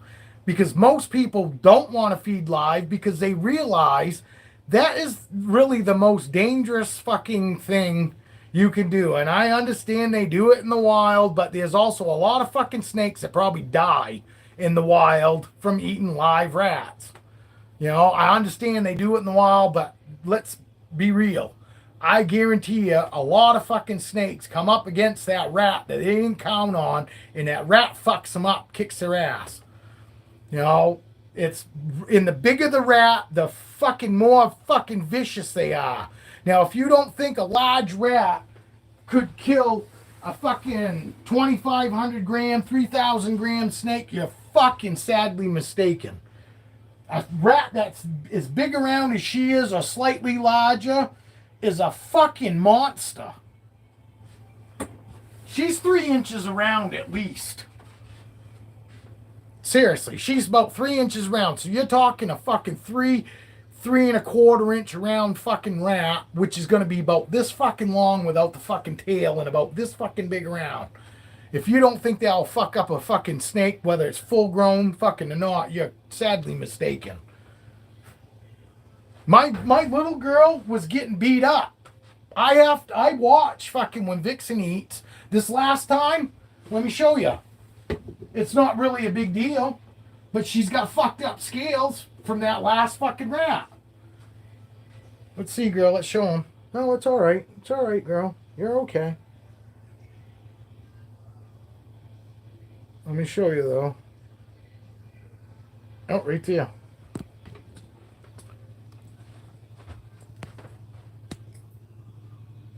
See her scales that are fucked up right there? My fucking phone's plugged in, so it's hard for me to show. Right here. She got a couple scratches, bites. You know, superficial. It just like fucked up her scales. But that was only a fucking, that was a small rat. A small rat fucked her up. Because she didn't grab it by the fucking head, so the fucking rat was able to fucking turn its head. And luckily, because I'm not an irresponsible keeper and just throw fucking live in there and then walk away, I waited to hear her strike it. And once I hear the rat, you know, fucking squeal or whatever, then I open the tub right up and I got my tongs ready because I fucking needed to grab it by its fucking head, so to keep the head from biting my snake while it was dying. Once the fucking rat's dead, I fucking let go of it. I close the fucking tub up. But to think, if I hadn't done that it would have fucking chewed a hole in the side of my fucking snake. Guarantee it. Because it already, in just a few fucking seconds that it took me to open the fucking tub up, it had superficially fucking started fucking gnawing on her already and fucked up her scales that fast. And the bigger the fucking rat, the more fucking vicious they are. You know, when they're fucking rat pups and shit, that fucking thing doesn't even, their fucking eyes are barely open on the rat. You know, even wean rats fucking don't seem to fucking even know to fucking, you know, defend themselves. But you get into them fucking small rats, they fucking know. They know instantly. I swear to God. Because their whole demeanor is completely different than the rat pups and the fucking, rat pups and fucking wean rats, they run around in there like it's no big deal. That fucking, I throw a small rat in there, and that fucking thing's sitting in the corner. It's not just, the other ones like run around, run on top of the hide, like all through there like it's no big deal. That fucking small rat is in the corner, you know. I'm telling you, the fucking bigger the rat is, the smarter they are, and they know something's coming. And they fucking sit right in the corner. You know, the other ones fucking walk around all goofy, like have no idea what's coming. You know, they think, oh, I'm just in a different fucking enclosure. You know, boy, this closure is fucking a lot fucking lower. The ceiling height is not very high in here. No, and I'm not talking like my subscribers are, but I'm saying there are a lot of people that just don't give a fuck. They want to see, they like seeing something struggle. They like hearing that fucking rat scream. I fucking hate it. It fucking makes the fucking hair on the back of my fucking neck stand up, and I fucking feel so fucking bad. Because when I buy one live rat, I buy two. So I feed one right off to her, and then I gotta watch one playing around in a fucking enclosure in my living room, fucking all happy, thinking that, oh my God, look at the fucking big motel I've got all to myself, and I get to watch it play around and run around and act all stupid and cute like they do, and then, you know, have to feed that fucking thing off fucking within fucking 4 days. You know, I get to watch it for 4 days running around and all that, and then 4 days later I'm feeding it off. You know, it sucks. I hate fucking listening to anything struggle, whether it's a pet or not. It didn't, you know, it wouldn't have bothered me so much when I was younger, but now I don't want to fucking hear that. I don't want to hear anything. And I understand it's part of nature, you know, it's the way it is, but it doesn't mean I have to like it. You know, frozen thawed doesn't bother me a bit. And yes, I know those rats had to die and all this, but they're dead already. You know, I had no part in hand in killing them. I'm literally taking that fucking live rat and fucking going and throwing it in there, and it makes me feel like a piece of shit. It does. It makes me fucking feel like shit. You know, and I don't even hunt anymore. My last season that I actually hunted, and I used to fucking shoot 8-9 deer, and that's no shit, a year, because I lived on a fucking end of a fucking private road, fucking last house in, at 10.5 acres.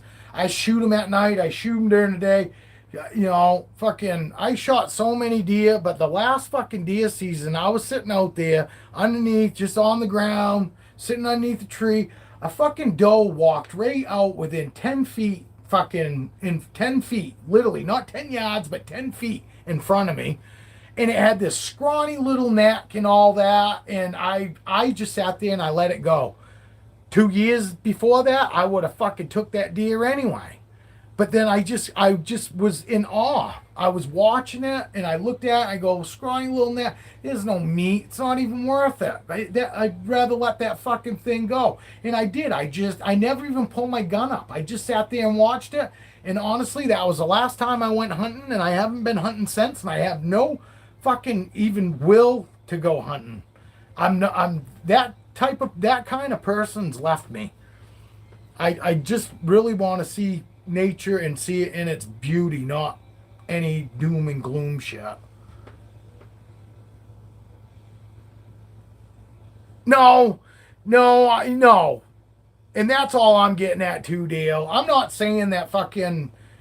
Uh, I still think frozen thawed is way better than live.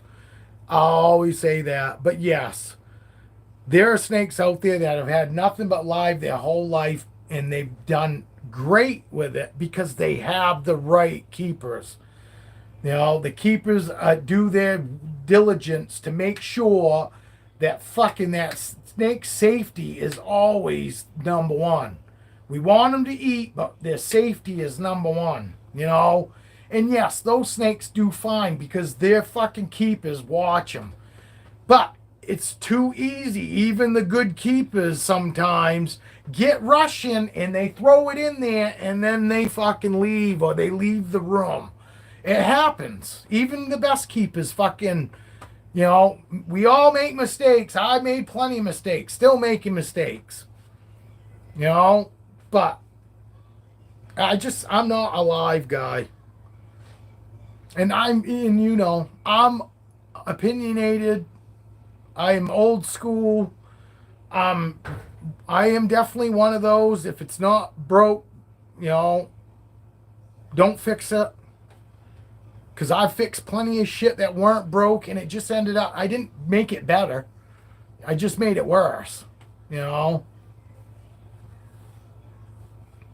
No, exactly. No, you're right, Dale. But I do know there are people out there that just, you know, for some reason they get in a bind and they throw it in there and they hope that, you know, best case scenario, fucking, because they've watched that snake 50 times before that, take that rat and not even have to intervene. You know what I mean? Never even have to intervene. They've seen it take that 50 fucking rats and that one time because they're just in a hurry. They throw it in there and they leave it, and that's the fucking time that there's an issue. You know, not always. Sometimes you can get 100%, but you know what I'm saying. I know that happens. You know, we take it for granted because, oh, it's just the way it is. It's always been that way until that one time that it's not. And yes, sorry, Dale. You know, when I completely forget all about that you are a live feeder. You know, so I'm not sitting here taking shots at you. I'm taking shots at other people. You know, because I've already said, always said, Dale is the exception to the rule. You know, normally.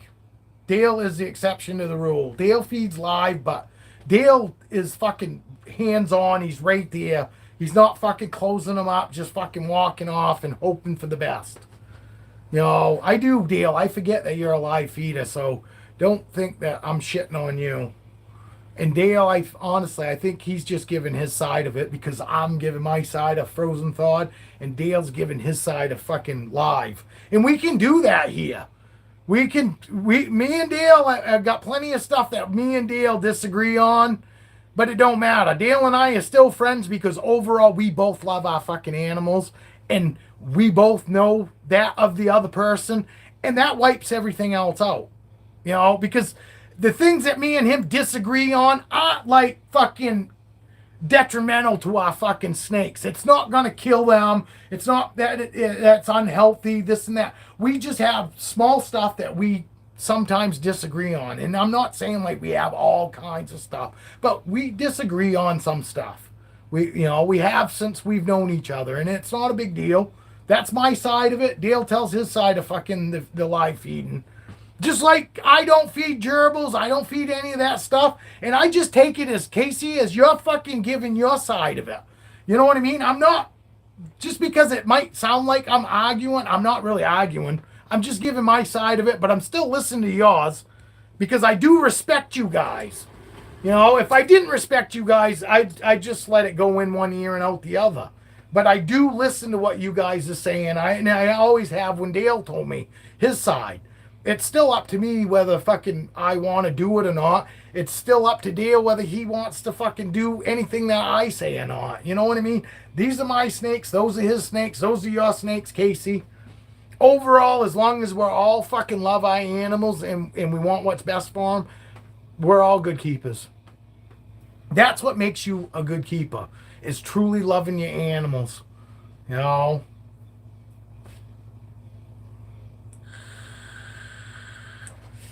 And this to me is a part of evolving.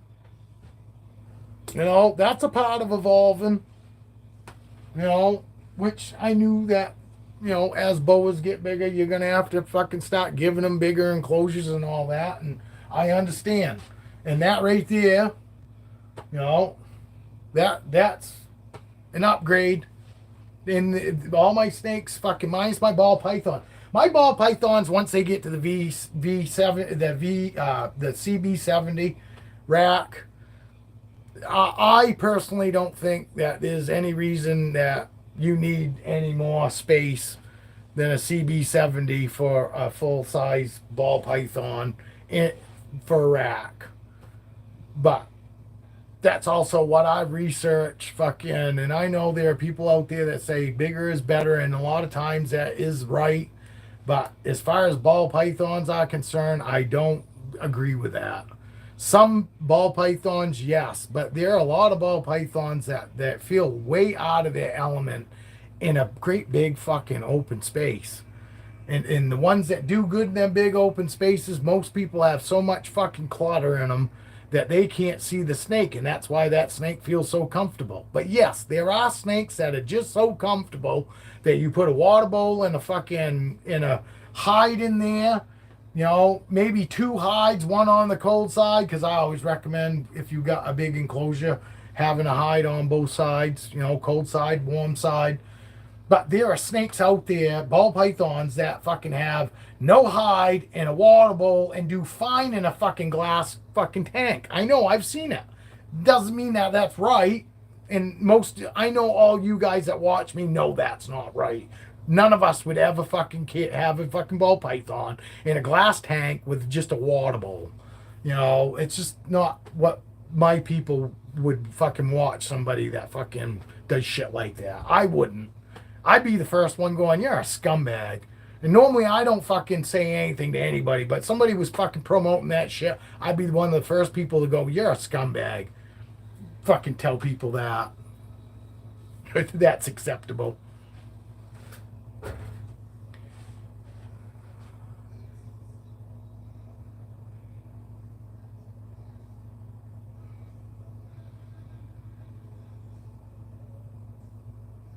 I've seen those too, and you know, my thing with those is supposedly those sausage links are packed with everything that a snake should have. But yes, I agree. To fucking see a snake eating one of those sausages doesn't seem natural. But you know, and the biggest thing though that I do like about it is that they can put exactly what the good shit in it. You know, if they are. By rights, they should be able to put all the great stuff in that link that is like super beneficial to fucking ball pythons, boa constrictors, you know, snakes in general, certain snakes, you know what I mean? You have certain sausages for certain snakes. They should be able to pack all that with fucking nutrients and all the good shit. So by rights, I could see why people would fucking get into that.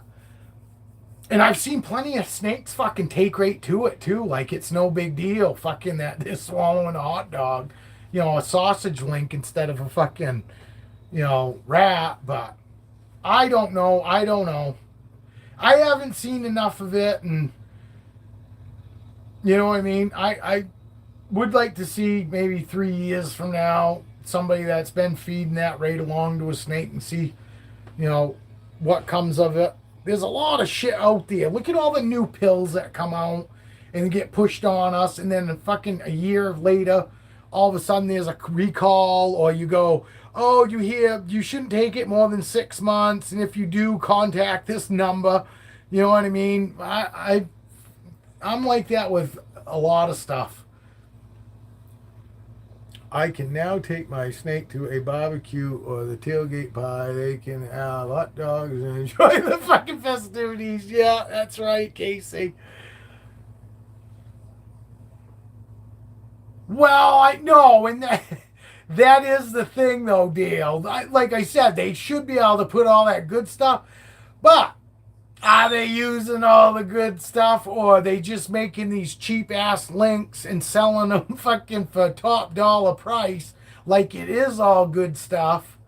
You know what I mean? That's the one thing. I mean, if you look at a rat and you go, okay, it's healthy. It should be fine to feed my snake because it looks healthy. A link looks like a fucking turd put in a fucking clear plastic bag. And I don't know. It definitely, doesn't look that appetizing. Appetizing. No B. Appetizing. I gotta make a coffee. I'll be right back, guys.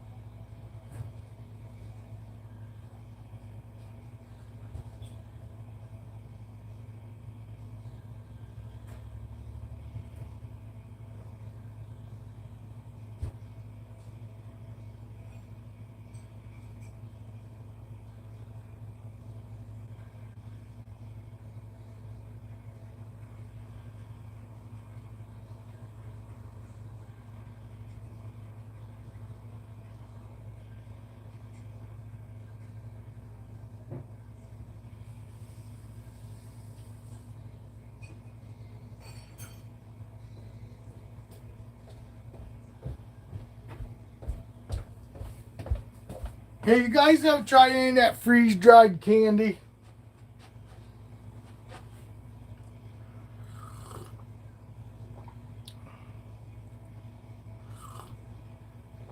I don't know, Casey.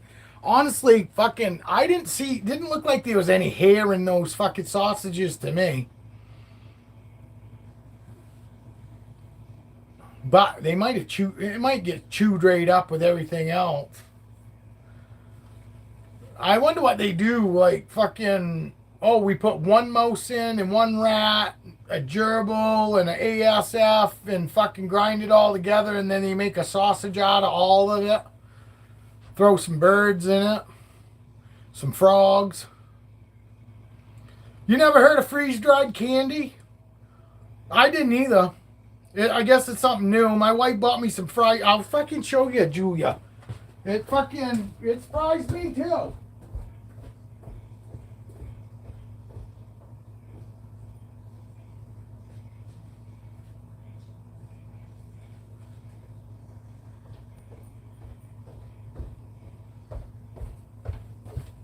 It says so good candy. See that? It says freeze dried. Freeze dried. It is freeze dried sweet spheres. Never heard of it. Freeze dried. Like freeze frame. That's a cool old song.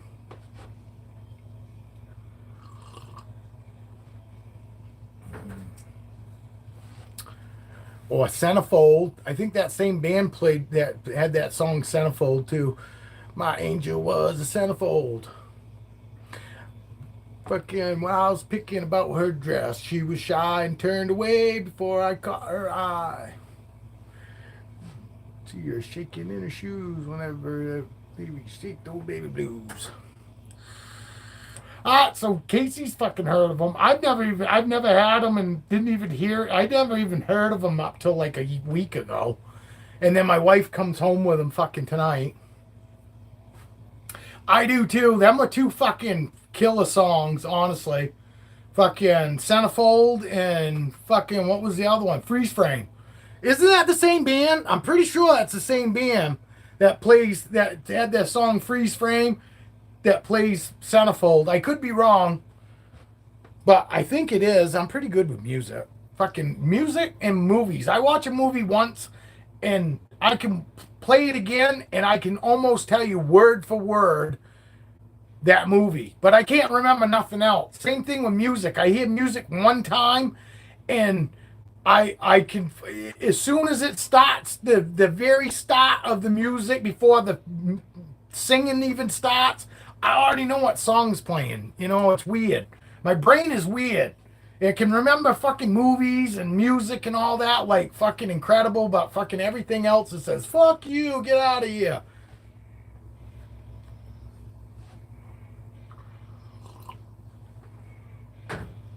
People don't want to hear about music.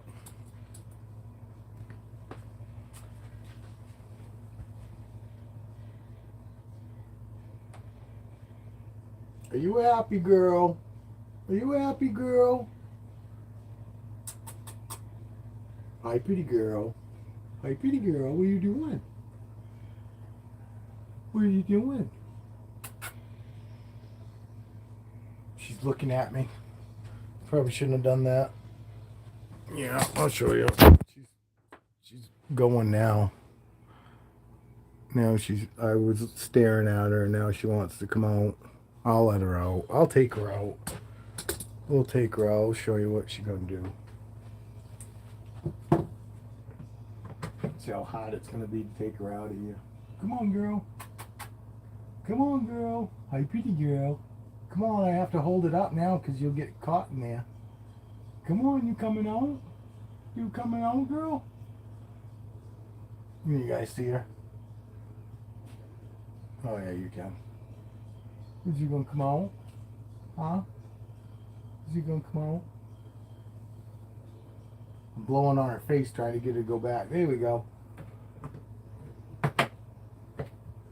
See, I try the most gentlest ways to put them back instead of just shoving them back. I just blew in her face.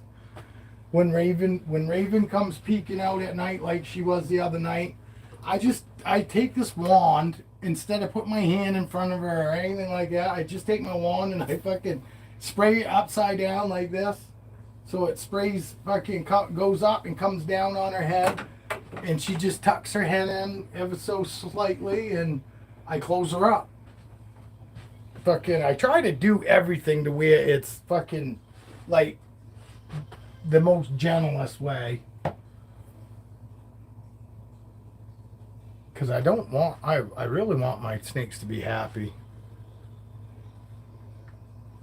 All right, Casey, have a good day. What's up? Wasabi peas? Wasabi peas? No shit. I remember the old peas and carrots candy. It was just fucking for looks. But, you know, as a kid, we all ate it. Later, Casey. What? What you got? What you got, Evan?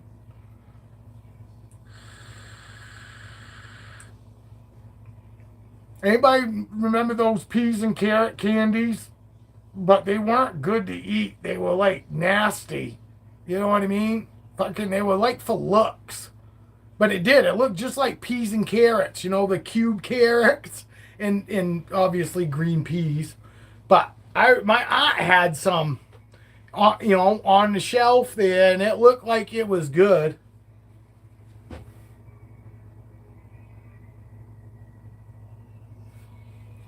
Would I put another tub on top of that? Has heater under it. Would you put another tub on top of that? Oh, on top of here? No. Not me. I know there are people that do it, Evan, and by rights you should get away with it. As long as that heat mat has a fucking good thermostat on it, you should be fine, because obviously 89 to 90 degrees is not gonna fucking catch fucking plastic, wood, or even remotely burn your hand. You know what I mean? So, by rights, you should be fine if you wanted to do that, Evan. You know, but me, you asked me if I would. I wouldn't.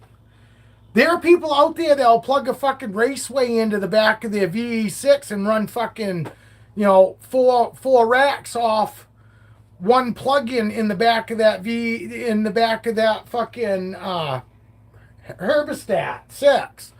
I won't. One rack per probe, and there are people that will run fucking 2 to 4 racks off one probe and just run raceway and plug each one of those racks into that raceway and hope that one probe will monitor all 4 of them racks. The only rack it's really monitoring is the one that has the probe. The other fucking 2 racks could fucking very easily malfunction and burn your fucking snake, burn your house down. You know what I mean? The only fucking rack the only fucking heat mat that is being regulated is the one probe that's running that one heat mat. So I'm not big on that. I know that fucking the big breeders do it and they fucking been doing it forever. I'd rather go spend fucking $400 and get another VE6. Not VE6, but a fucking Herbistat 6 to do 6 more racks or 6 more heat mats. And I know people do it and they get away with it. You asked my opinion, and I wouldn't double stack. Just like I thought of it at first, I was like, oh, maybe I'll double stack fucking, Raven on top of her. No, I'll before I do that, I'll just build a fucking shelf that goes over this girl so I can lay another tub on top of plywood. It don't have to be all enclosed. All I need is just a platform to put over the top of her to put a heat mat and all that. That's what I'm kind of leaning towards. Because none of my other boas are even remotely ready to move up out of that CB70. I mean, they're nowhere. They're probably 2 years out from needing to move up to that. I mean, Roxy's fucking 6 years old. These guys, what? I got a 3-year-old, 4-year-old, 3-year-old. Raven's fucking 5 years old. Roxy's 6 years old, and Motley's only 2 years old. So I've got time for not Raven. Raven's gonna be going up here. I'm just kind of fucking trying to see, because if this fucking tub doesn't work for Roxy, I might go an enclosure. I might fucking do an enclosure instead of fucking tubs. But if she does good in it, I'm just going to go get Raven one of them 66 quarts too and set it up somewhere in here. Whether it's up on top of her or whether I fucking make a spot in here or buy another table and just stick Raven on it and have that table so I can build a rack on it later and have a rack system for these size tubs later or something.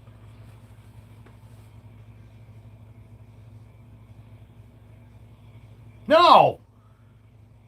You want me to go get my parrot? You want me to get my parrot? Does anybody want to see my parrot? It's not code for anything. It's really a parrot.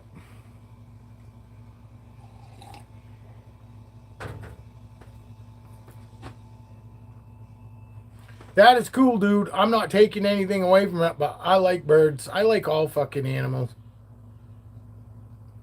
Hopefully I answered your question, Evan. Yeah. Yeah, Ben. Apparently that either laugh out loud. But you're right. Probably shouldn't Even tell me. I don't know, Evan. Fucking, you asked me my opinion. That's just my opinion. I know plenty of people do, you know, and I know even some of the bigger, not like huge breeders, but some of your bigger breeders do that, and they do fine. You know, I'm still fucking. I would fucking feel really bad if I fucking told somebody to do it and their fucking house burnt down. You know, but like I said, as long as you got a good thermostat, not a fucking jump start, but an actual thermostat that when it sees that there's a spike in the temperature, it shuts the fucking mat down. It shuts it off. If you got one of those fucking, then I probably wouldn't be, you know, there's probably absolutely no reason not to do it.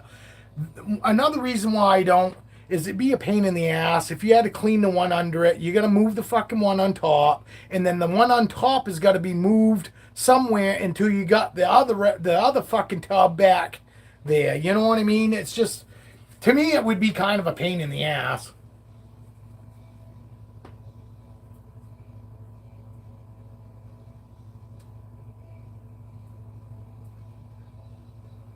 Yeah, because you could make a lot more heat. You know what I mean? If you got a heat mat on the bottom of that tub and you put one on top, that tub's going to get warm. You're probably absolutely right, Dale. That definitely could fucking make that. Oh, it wouldn't be permanent. No, I don't know, dude. I mean, that's my take on it. I guess temporary, as long as you got a good thermostat, like I said, that turns the fucking mat off if something goes wrong. Because not all thermostats and jump starts don't. They'll just keep pumping the fucking heat rate out. You know what I mean? They'll just keep pumping the heat rate out. My Herbistat 6, and I'm pretty sure the Vivarium Electronics one, if the fucking temperature goes higher than a certain degree that you've set, they shut right to fuck off, but won't be running. You know what I mean? Your snakes are going to be sitting on a cold mat. But that's best case scenario than coming home to a fucking burnt down house. Now I want to see what everybody else's input is here. That doesn't sound that great. But piece of plywood in between. Yes! That's what I got. That's why the plywood's up there, Evan. You know what I mean? Because even this one here. Good call, Dale. I cover these up in blankets in the wintertime because it's cool in here. You know what I mean? And it helps fucking keep better heat in my racks. Well, this one I've kept the fucking blankets on these ones, you know, all fucking year. And even though I've got good thermostats, I still didn't trust just putting it on that blanket. Same reason why I put and use this fucking cookie sheet. Because even though I've got Herbistat 6s that by rights are supposed to turn the heat mat off if something happens, I still don't really, I don't completely trust it. It just don't seem right to put a heat mat on plastic or even, you know, a blanket. So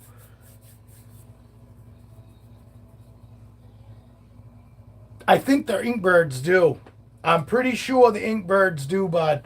I'm almost positive the Inkbirds do that. So, and I told you, those are good thermostats. Those aren't a cheap. They look like a fucking jump start, and they kind of fucking, you know, they kind of you kind of use them like a jump start. You know what I mean? You program everything kind of like the jump start.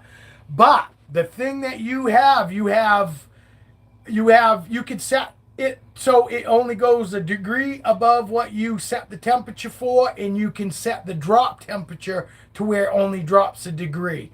You can't do that on the jump starts. The jump starts will have a fucking anywhere from fucking 6 degree fucking, you know, it goes up 6 degrees higher than you set it, and then it slowly cools. But it could drop 6 degrees or more below what you set it before it kicks back on. You know, and some snakes do good. I fucking ran the jump starts in the beginning and they did okay. You know, my snakes ate good and all that. But those to me are just a temporary get you out of a fucking bad situation, a jump start. I always tell people, okay, if you want to have a jump start or two for backups just in case, you know, something bad happens, but you're only going to use it possibly maybe a week to get you out of that bad spot, that's one thing. But I do not recommend using a jump start or a seedling mat fucking thermostat for fucking reptiles. You're better off getting yourself a reptile one. And the Inkbirds seem like they're like a lot like that fucking jump start. But just using it is the only thing that's the same. You can set that in the Inkbird will in the Wi-Fi Inkbirds, you can check it while you're away from home. You literally can, if you like me, I got a nanny cam. I could set a nanny cam up in here and have it pointed at any of my fucking, you know, gauges like I got. I could, you know, and I could say, oh well, the temperature, you know, the temperature's up. Fucking, so I could change that while I'm away from home with the Inkbird Wi-Fi one. You know, though that's the thing that I do think is pretty cool is you can monitor it while you're gone. You know, so I do like that fact that they're Wi-Fi, and I wouldn't be a bit surprised. I don't know if the Herbistat 6s or the Vivarium Electronics have gone Wi-Fi yet or not, but it would be nice if they did. You know.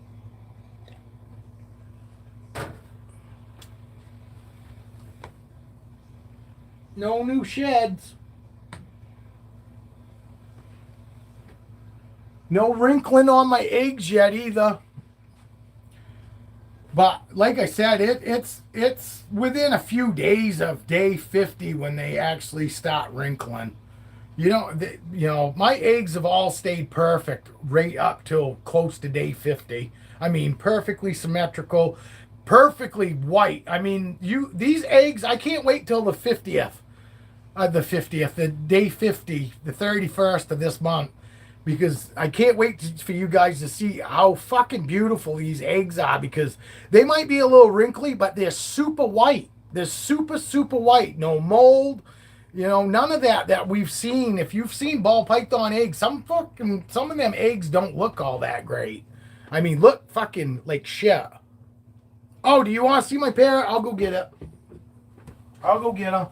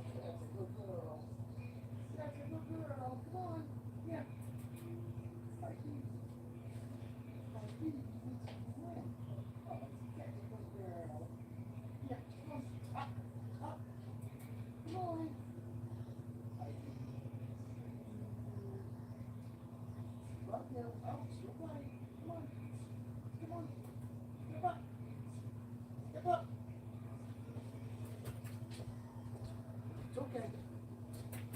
Come on. It's okay.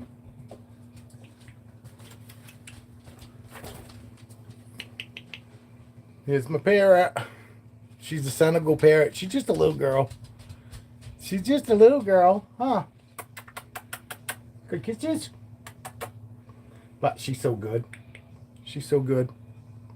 She loves her dad, huh? Love your dad, huh? Want to get up on him? Come on.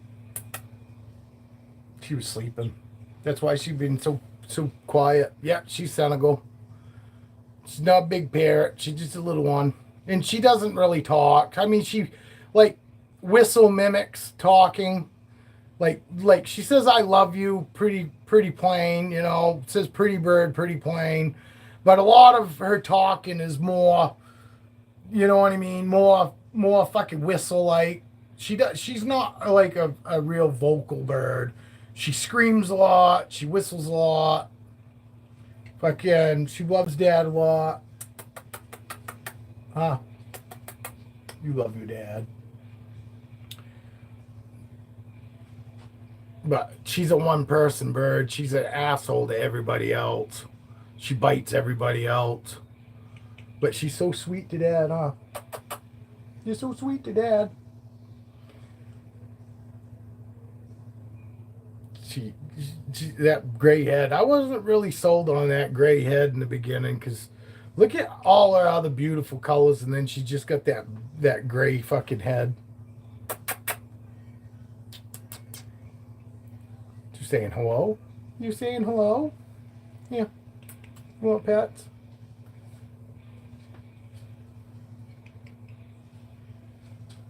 No shit. Yeah, they normally only last about 35 years, so somebody obviously took really good care of it. Because the average life, it's okay, girl. The average lifespan's only like fucking, what? She can fly. She flies outside. Fucking, I'll open the door up. She'll fly right out the fucking door. And I've had her for 8 years. She's been outside. She flies outside, goes up in a tree right here in the yard. And just before dark, she starts screaming.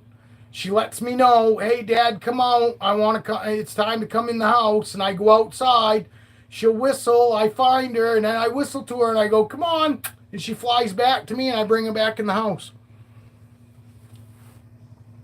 Fucking, I've had her for 8 years. And the very first few times that she got out, it wasn't because we wanted her out. And I climbed fucking trees to get her back and everything else. But after like the fourth fucking time, I was like, fuck this. I don't fly. Fucking you fly. You flew the fuck out. And I'd sit right there and tell her that. I'd explain it just like that. Fuck you. I ain't coming up there. You flew the fuck up there. You can fly down. I fucking fall. I climb up there. I fall. I die. You ain't gonna die. You're gonna fly. And I just kept telling her, I'm not fucking coming up there. You want to fucking come home, you fly into me. And she fucking did. Fucking, she flew to me, and then after that, that's been our routine. I fucking open the door up, she flies out the door. Normally, it's fucking following me out. Normally, I open the door up, I walk outside, she flies out, flies up into a tree right out in the yard, and I've got her on video. She always comes back to me. I got it on video, her fucking flying back to me fucking from up in one of the trees that she was in. I was outside smoking a joint and fucking I go, what? She'll fucking come back to me when she's fucking ready. And I just sat there and whistled to her and called her, and sure and shit, I got her fucking flying right back to my fucking shoulder sitting on the fucking front doorstep. She's been out overnight. One of the first few times that she got out, she was out for fucking 3 days. She never made a peep, never made a sound. I whistled and all that. Normally she would call back. 2-3 days in a row, I no sign. I fucking thought I lost her. I come home early on a Friday. It was like noontime. I got out early. And I said, what the fuck's the chances? And I whistled. And she whistled back. And she just happened to be over the fucking driveway, right over through the bit of fucking wood line that we have, and then it opens up to a grown in field, and there was a tree out there, and she was on a limb about this fucking high up, just screaming at me. When I whistled, she started screaming at me, and I was like, okay, I'm coming to get you. And I went over to her and fucking put my hand out, and she flew to my hand, climbed right up on my fucking shoulder, and was rubbing all over my face like she was saying, thank you so much for coming to get me. She let me climb through the fucking thickest ass bushes to fucking get back to home. and stayed right on my shoulder, fucking with branches, fucking brushing off her and leaves to the face. And she sat right there, and I brought her in the fucking house. She jumped right in her cage, and fucking she was like, you could tell she was happy. And then another night, she happened to be out, you know, because like I said, she can fly. I've never clipped her wings, you know, never. I just find that cruel, you know. So anyway, fucking, she didn't have her wings clipped. So fucking one night, and it was after dark. One night we were in the house, and I had the door open because as long as I'm in the house, normally she could care less about going outdoors. She goes outdoors to follow me. And then she just sits there and watches me during the day. You know what I mean? So anyway, this night she happened to be out. Well, fucking either the dog barked or something happened. Something fell and made a big noise. And she flew out the fucking door. And it's pitch black out. And I was like, oh, fuck. Hopefully she just went up in the fucking tree that she normally does when she goes out during the day. I went out, I'm shining up with my spotlight. I couldn't find her. I was whistling. She wouldn't whistle back. And I was like, what the fuck? So, and I kept going out and I kept turning the light on and I'd go out with my spotlight, hoping maybe she'd fucking fly to me, you know, because she could see me, but I couldn't necessarily see her. Nothing. The next morning, I go out, I'm whistling out front. No respond. And I'm like, no way. She fucking flew too far. She fucking flew out in the dark and got way too far away from home. I'm never going to get her. You know, I was like, what the fuck? And then I kept whistling, but I was out front of the fucking trailer here. You know what I mean? And the trailer's like this, fucking sideways, parallel. And I was out here whistling. And then finally it dawned on me, go, geez, you know, maybe the trailer's blocking my whistle sound from her to where she can't hear me. So then I went out back of my trailer, and because my wife's like, good, the fucking bitch is finally gone. Ah, that fucking bitch ain't coming back, because my wife doesn't like her. She's mean to my wife. So, anyway, and I'm going, shut the fuck up. So I'm out there, and I start whistling, and I'm at the point where I'm like, fuck, man, she's gone. And then all of a sudden, I hear ever so slightly, I mean so slight, fucking of a fucking reply whistle from her. And I'm going, I fucking was starting to freak because I was like, oh my God, she sounds like she's like fucking 5 miles away. And I'm going, she's never going to fucking find a way back. So I'm like, I'm going to have to go out, fucking walk through the woods to fucking walk to her so she can find me. And then I was like, what the fuck? I can't walk 5 miles through the fucking woods. I'm going to fucking, you know, I'll never fucking find her. So I just kept whistling. I know, it's because I see how she opens her mouth like that. It's because I got loud. I got loud, and birds are sensitive. So anyway, so I fucking kept whistling, and the next thing I know, I can tell she's getting closer. This is no shit. So, and then all of a sudden, I would hear her whistle, whistle, whistle, and then I'd start whistling fucking as a reply. And she would always stop, like, to hear me whistle, and then I'd whistle, and I'd whistle, and I'd whistle, and then I'd stop, and then she'd whistle, and I could tell. She's fucking getting closer. I'm telling my wife. I'm going, she's getting closer. I'm telling you, she's fucking coming. She can actually fucking tell where I am. And I just kept whistling and whistling, and then I'd stop, and then she'd reply, and she'd be closer. And then I'd whistle, and I'd whistle, and I'd whistle, and then I'd stop, and then she'd reply, and she was even closer. Next thing I know, I'm just whistling, and I'm looking up in the air, waiting fucking to see sign of her, you know what I mean?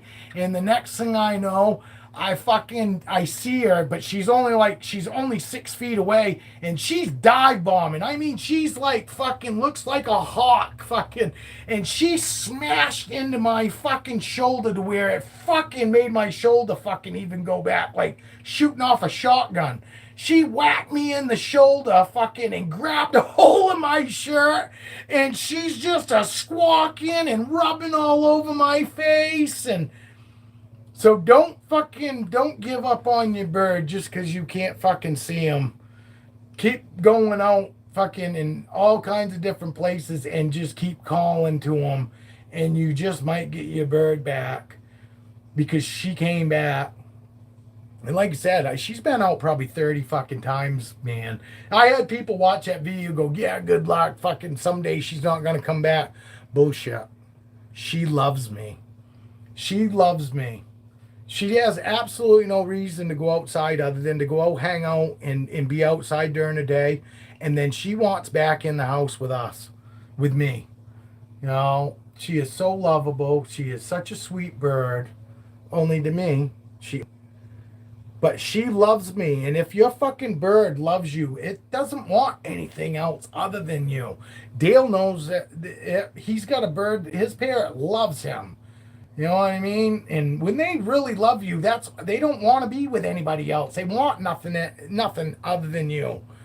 And she does. She loves me to the point where even she could have her fucking freedom. She chooses me over her freedom, even though she doesn't realize she'd never make it through the winter.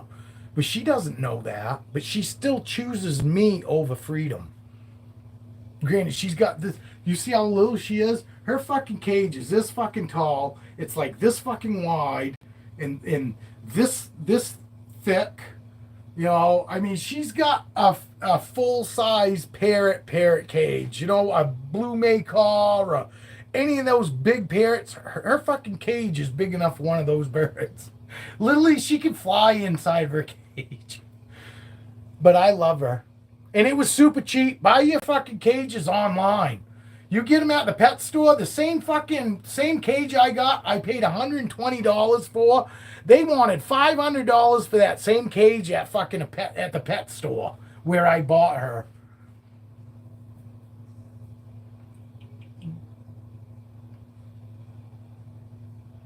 Oh yeah, absolutely.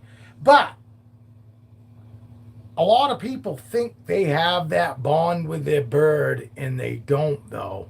And I'm not saying you don't, but you know what I'm saying. There are plenty of people out there that think their bird just loves them. But my bird, when she's mad at everybody and she's opening her fucking beak and closing her eyes and she's all pissy when people walk by or talk to her, I go over there and she complete turnaround. She's always ready to get loves from me, no matter what. She was just sleeping. She was head turned around backwards, eyes closed, head sunk into her feathers, and she still came to me. You know what I mean? My next one is going to be an Indian ring. Those are cool, and they talk so well. They are fucking wicked talkers. I agree. Fucking, we had a couple down here at our pet store, but they're wicked expensive. I think they were like $1,500, and they're not even a parrot. I mean, they fucking a parrot like because they talk like a parrot, but that seems like an awful lot of money for not being a parrot. She was only $600. You know, she was a little more expensive than a conure. I think you get conures around the same time, about $300 for a conure. And she's about the size of a conure, you know. A sun conure. She can be a wicked bitch to everybody else, though. Literally, she will fucking fly over onto my wife and bite her on her face. Literally, as soon as she lands on it, she's already biting at her. That's why my wife fucking hates her. Because she is a wicked bitch to my wife. She loves Diablo, and she loved our dog, American Bulldog Diesel, but she hated my red-nosed pit. She would do the same thing. She would fucking fly over, and she would land on his back, and she would fucking claw him and bite him all at the same time as soon as she fucking land on him. And she would dive bomb him in the fucking house. Granted, I fucking would scream and yell at her, and I felt really bad for Rocky. Because Rocky loves everybody. Look at her. Rocky loved everybody. He was so good with the animals. He was even wicked gentle with her. It was like he knew. But she would, just for some reason, she didn't like that, his red, you know, he red-nosed pit, but he was reddish brown, you know what I mean? And for some reason, she just did not like his color. And fucking, when she was out, I had to watch her because she would be fucking so mean to fucking Rocky. So mean to Rocky.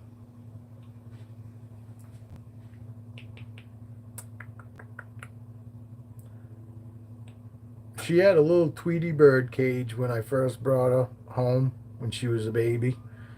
But I had some sort of, I don't know, it was like a preschool play set for fucking little kids.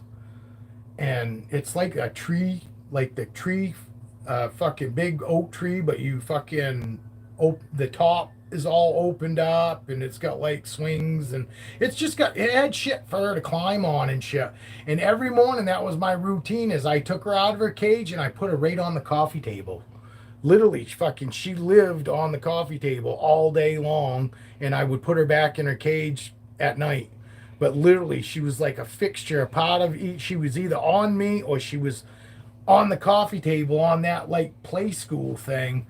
You know, it was cool though, fucking, and she did great, fucking. She loved it. She loved being out, and at first it would kind of, you know, people walking around would kind of freak her out a little bit. But then she got to the point where it didn't matter. The kids were running around, their kids would screaming, and it didn't bother her a bit. She could care less. She just loved being out, you know, loved being out with me. And I did. If I weren't holding her, she was always right there on the coffee table on that fucking little kid's playset thing. And she loved it. You know, that was our routine for probably the first year anyway. And I would just pat her. You know, I'd pat her while she was sitting there. You know, kind of the same thing I do with my snakes, man. I fucking treat all my animals really pretty close to the same. I pet my dog, I pet my snakes, I pet my bird.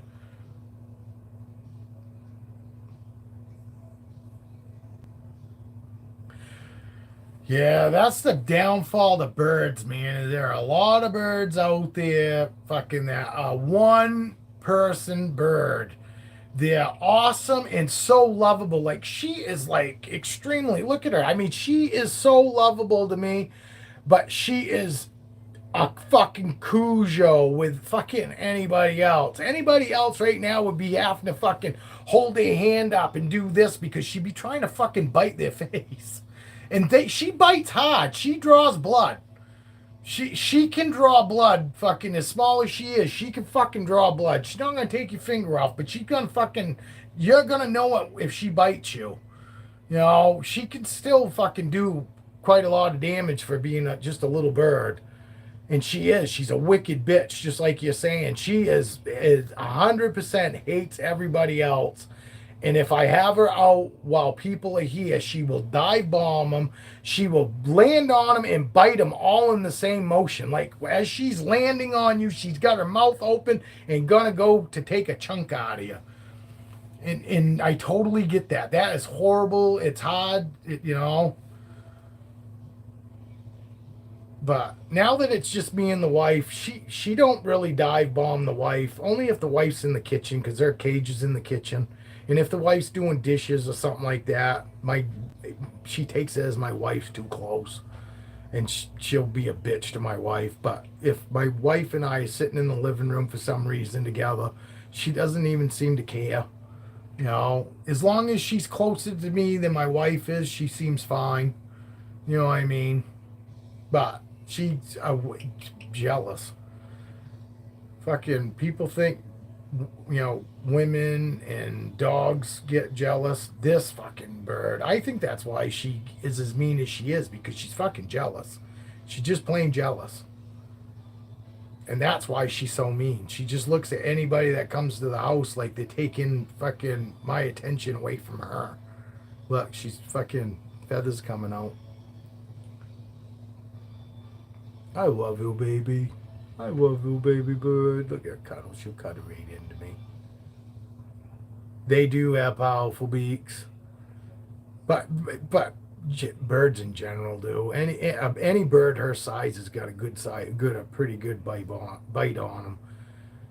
She's only fish hooked me once. She caught me right in the fucking mouth one day because she was sitting on my chest and she was sleeping. She had her head turned around backwards and everything, so she's facing me, but like her fucking head was pointed the opposite direction. Well, one of my dogs jumped up on the fucking couch to sit beside me, and she must have caught him, or just the weight of him coming down on the couch scared the shit out of her, and she turned and she fucking fish hooked me with her fucking beak. And fucking, because it jumped the shit out of me, I yelled and I go, ah! Well, she lets go of my fucking lip because she only grabbed a hold of it. She didn't really hurt me, but I was, I didn't want her to hurt me and I thought she was gonna. So I went, ah! She lets go of me and she goes, ah! So we're both looking at each other going, ah! It was funny as fuck. My wife was sitting there laughing her ass off because my wife saw the whole fucking thing. And because I yelled, she let go of me and then she yells, ah! But she's funny. My wife will sweep up the bird seed and shit around her fucking tank, or around her cage rather. And she'll throw it away, and this girl will take her beak and she'll throw fucking food out on the floor like she fucking like, fuck you, bitch. Here's some more food for you to sweep up. And my wife will go, you bitch. And she will laugh. She'll go, ha, ha, ha, ha, ha. She does. I cough. I'll take a fucking big old hit off a fucking joint and I'll start coughing. She coughs with me. Fucking, she does. Don't ya? Fucking, sometimes I'll go, yeah, like that, or yeah. And she'll go, yeah. Fucking, she copies me. And that is pretty plain too. That's not a whistle. That's like, yeah. You know what I mean? Or she'll go, or fucking, or her laughing. I mean, she barks like my dog. Roof, roof, roof, roof. Roof, roof, roof, roof. Ha ha ha ha ha. Ha ha ha ha ha. Ha ha ha ha ha. But birds only do it on their terms. She's not one of those birds that I go, hey, say this, hey, say that. She won't fucking, that don't matter. She's not gonna fucking do anything that I ask her unless she wants to do it. Birds are cat-like in that way. Kind of on their terms. Huh? But you ready to go back? Come on. Yeah, she just wants me to pet her. I go put her back because every 12 minutes, they go pee every 12 minutes.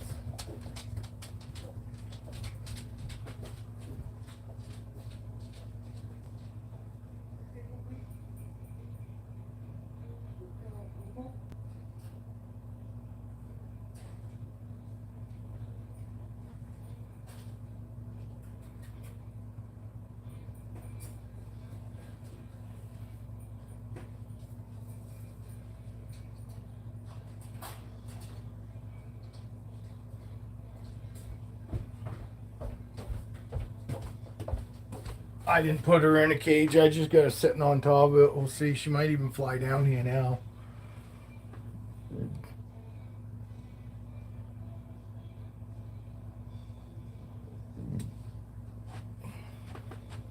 She does. She's funny. She's got wicked personality too. Birds have personality.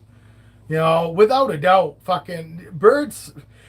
Her laughing at my wife fucking is hilarious because my wife gets so pissed and she'll go, you fucking bitch, and she'll go, ha ha ha ha ha ha ha, because she just threw fucking birdseed on the floor. Like, it's funny. To sit there and watch her and my wife go back and forth the way they do, with my wife bitching at my bird and my bird kind of being like, fuck you, you know what I mean? And my wife says she swears to God that fucking the bird has said fuck you to Diesel. Not Diesel, but Diablo. Fucking, that's the bad fucking part about having two dogs with the fucking first fucking letter being D. I still fucking call him Diesel. I miss my Diesel. I bet she's probably still right there too. Oh, she's eating. She's in her tank. Yep, she is right there. She's still in the front. We're just going to monitor. I wanted to put her in there last night because I did have that tub dialed in before I went to bed last night. But, I'm still nervous, about new enclosures. I had snakes in these last night before I went to bed, and 3 o'clock this morning I woke up, had to take a fucking piss. I actually came down in this room. I never come down here in the middle of the night, but I came down last night because I was a little concerned that maybe my fucking snakes might possibly get out, be able to get out of those totes. You know, and I'm not so sure that they can't get out of those totes if they really wanted to. You know what I mean? But for the most part, my snakes don't even care. I mean, you can't get a fucking flimsier handle than this bullshit right here. I mean, it doesn't even snap really. You know what I mean? It doesn't even snap in place. But Lightning is like so content in that fucking tub. He hasn't even fucking tried to get out, or have I ever caught him even trying to act like he's getting out, that he wants to get out.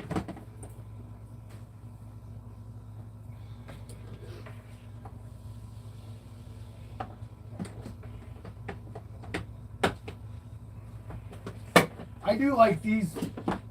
What do you think of these blue tubs there, Evan? I like them. These tops are nice and rigid because they got all the fucking different fucking louvers, I guess, or what do you call them? I don't even know what you call them. Oh, look! Look at that! I just put him in here. You guys remember seeing that? Look at that. I just stuck him in this brand new tub. He's never been in this tub before. And I just threw him in it, and look, he's already shed. Perfect shed. Look at that. That was my white snake. My Super Mojave. It's still fucking, look, it's still soft.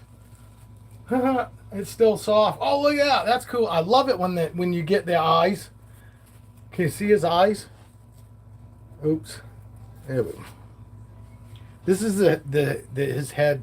This is his head right there. Right, that's his head. And there's his eye. There's one eye right there, and there's the other one. But that's his head. That's his head.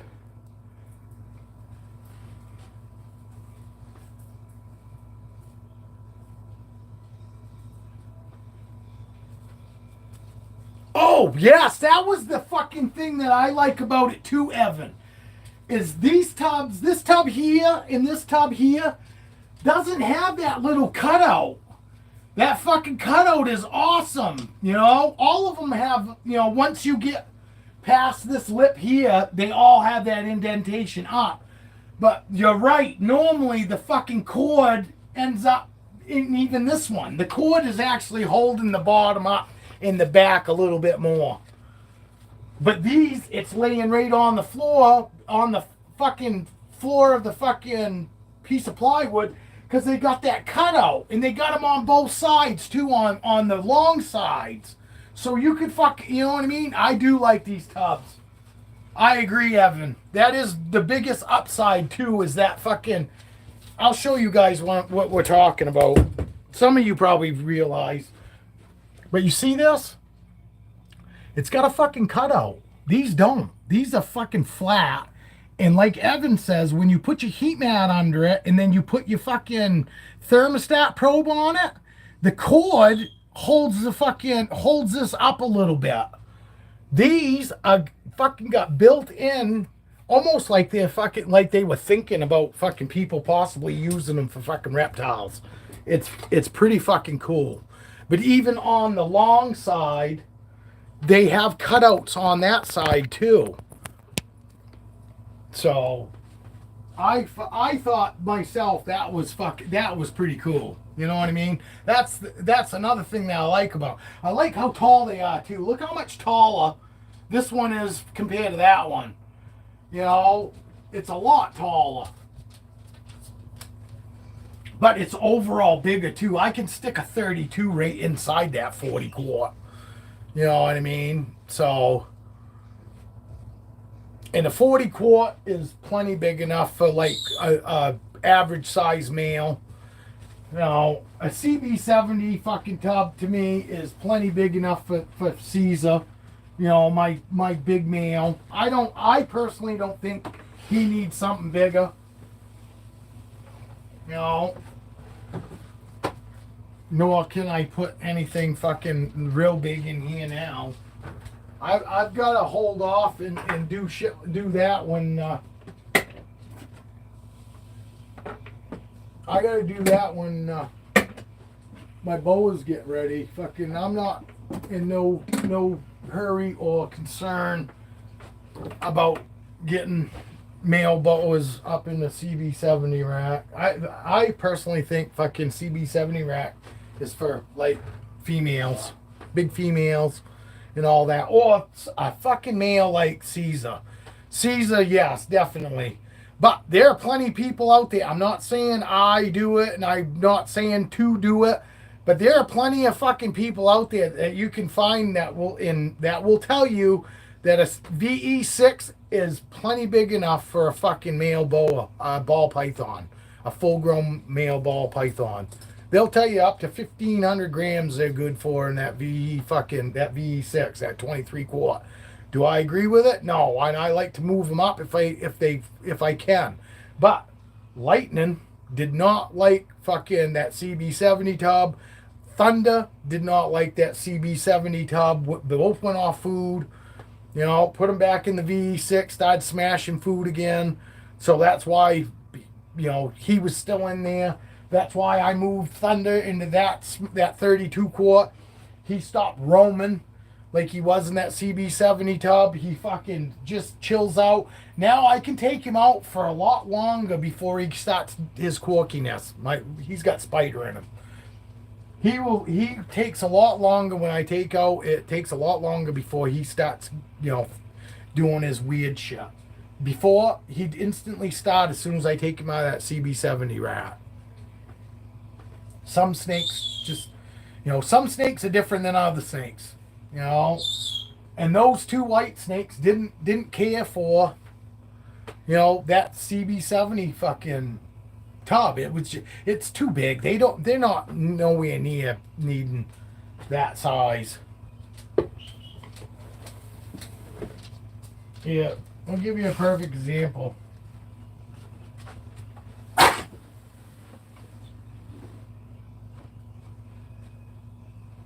You see her.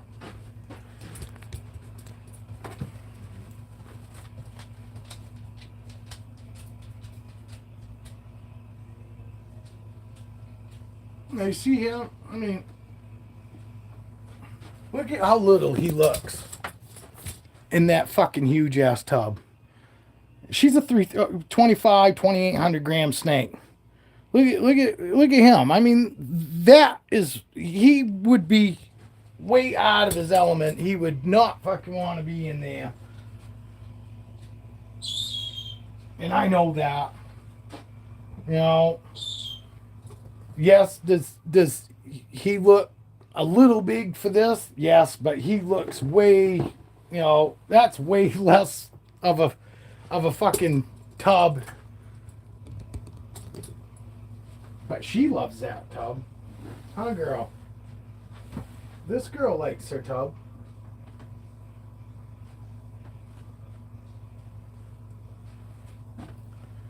And even she doesn't necessarily, I don't think, looks too, you know what I mean? Even she don't look too big for a tub. You know? Next, I don't know what she weighs. I haven't weighed her fucking in forever. Let's give her a weigh right now. We'll weigh her. See what she weighs.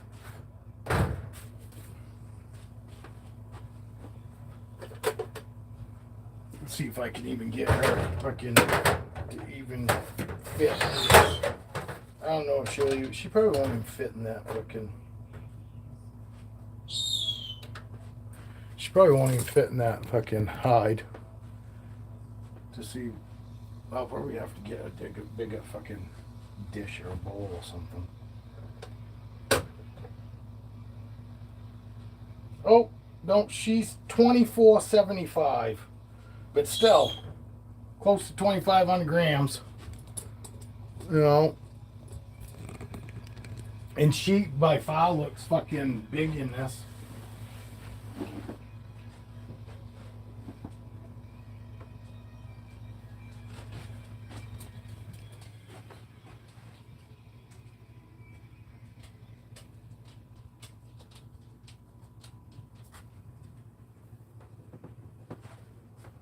Where is she? She's 15 or 16 years old. Brandy. Brandy's my oldest ball python. Granted, I didn't have her all them years. I've only had her less than maybe a year now. I think a year now. Well, close to it. Cleo, she's 11 or 12. You know, she's about the same size as Brandy, because she's just a normal too. But even her, I mean, look, you know, looks like she got plenty of tub.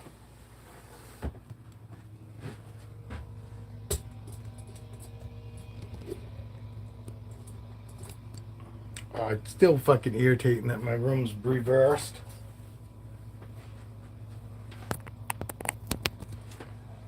Dale, you're right. So far, so good. She ain't been fucking. She been pretty much just fucking laying around, hanging out. She hasn't even pushed on the lid. Because that's what I was kind of worried about. I was worried that if she starts getting runny, Roxy, from putting her in there, I was afraid that she might push on the lid and then I'd fucking wake up and she'd be fucking missing. You know, I got this fucking closet that I've got a ton of shit in. And that's really what worries me more than anything. And see, fucking my closet, I got a ton of there's a bunch of grow equipment in there. And, I mean, literally, it's fucking packed in there from the fucking floor to the ceiling. And because of the way I got my table over there, there's no good way to get in that fucking, in that closet. Most of that shit that's in that closet, it's there because I know I'm probably not going to need it for a while. You know, so if she gets in that closet, holy fuck, I'd have to wait for her to come out because I'd never fucking be able to get her. I'd never be able to get everything out of that closet to fucking even find her, is what I'm getting at. Maybe Motley Shed.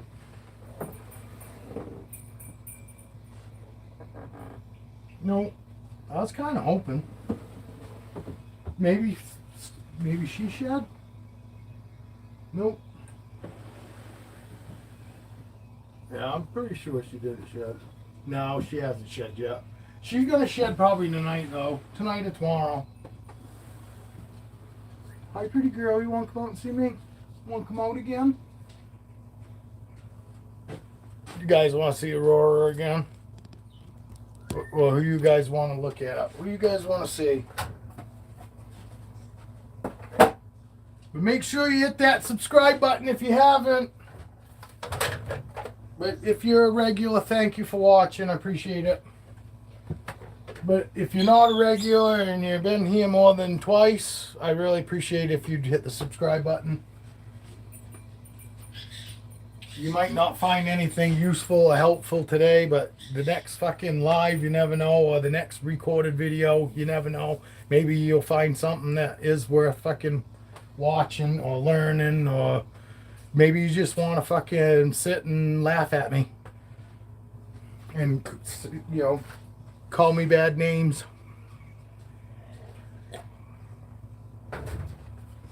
You can tell all your friends there's this fucking guy from Maine that thinks he fucking knows everything because he's got fucking 40-something snakes.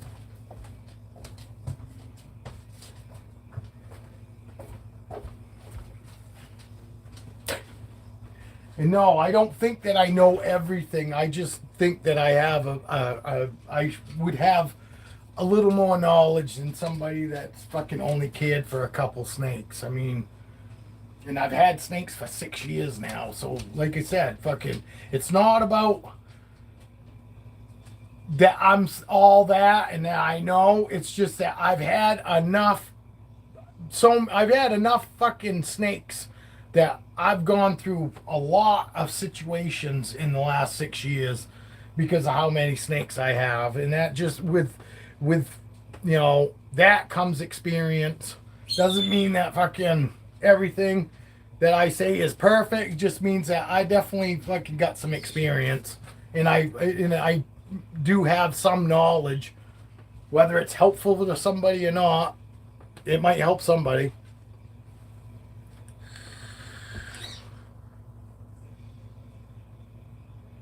All that in a bag of chips, people.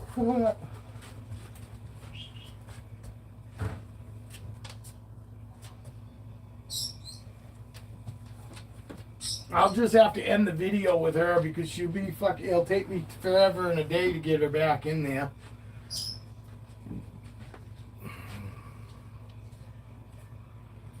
My phone's almost charged. Oh, look who's looking at me. See ya? Just staring at me. Hi, girl. Are you miserable? I hope you're not miserable. She's just staring at me. There's her nose right there. Oop. I'm gonna slip her into a snake bag when I visit you. No, I think I trust me. Now I'm gonna make sure I go through my racks before you leave. Oh my God, she is so sweet. You see her? She's just sitting there staring at me, watching me.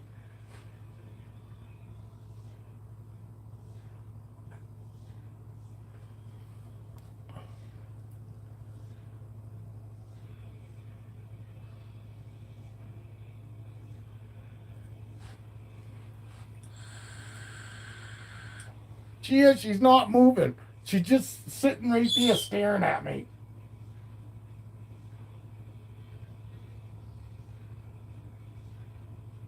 Oh, no, she's not hiding. Yeah, no, you're right.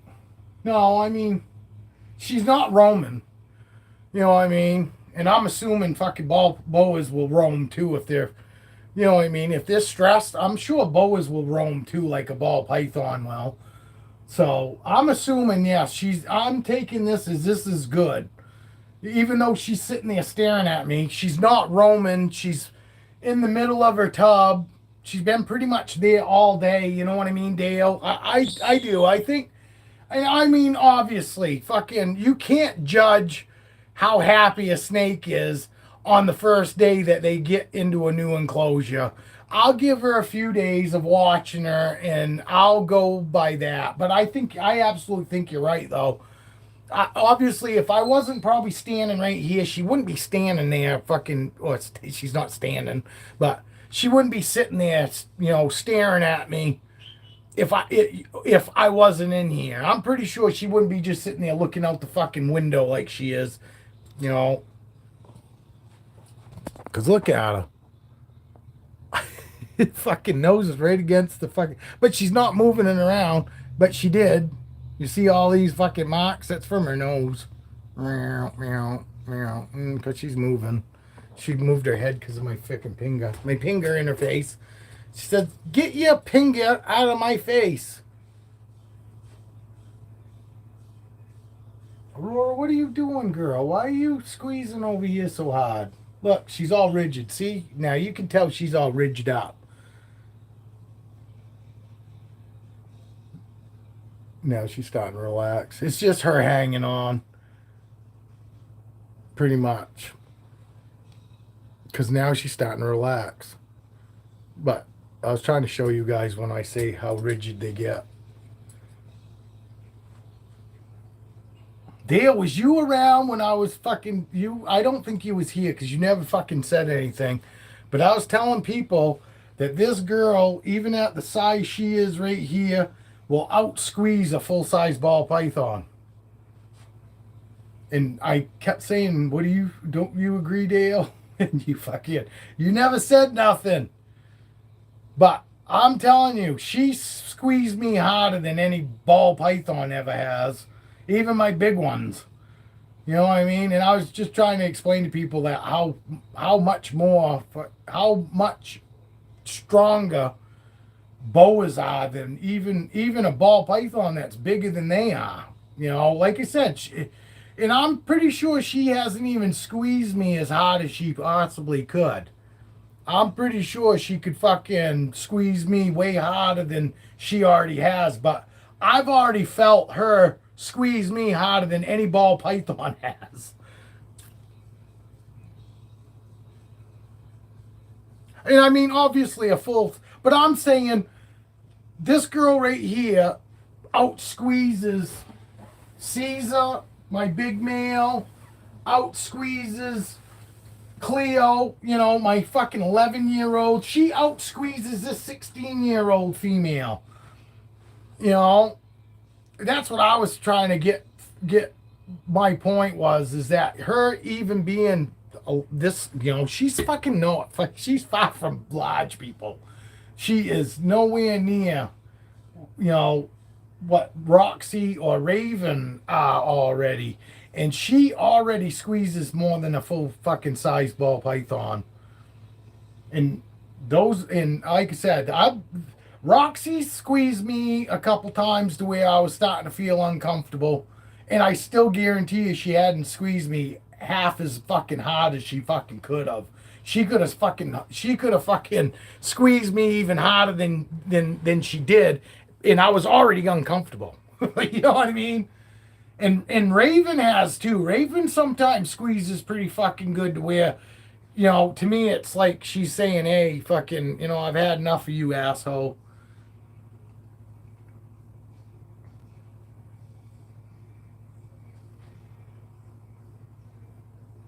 That's all right, Julia. I fucking appreciate you hanging out as long as you did.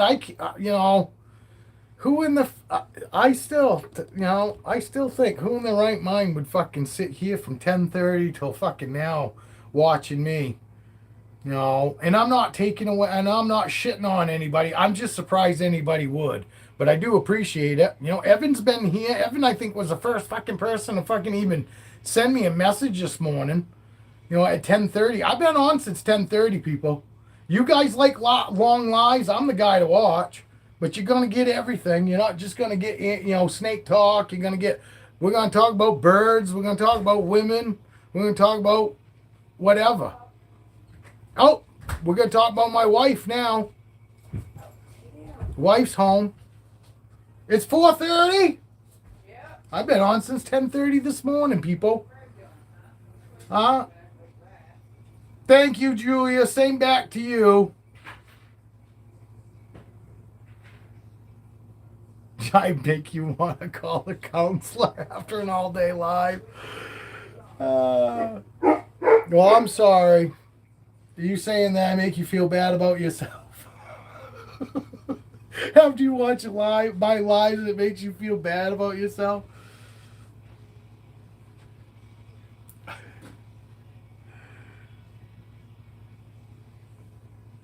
Dale, he's a funny guy.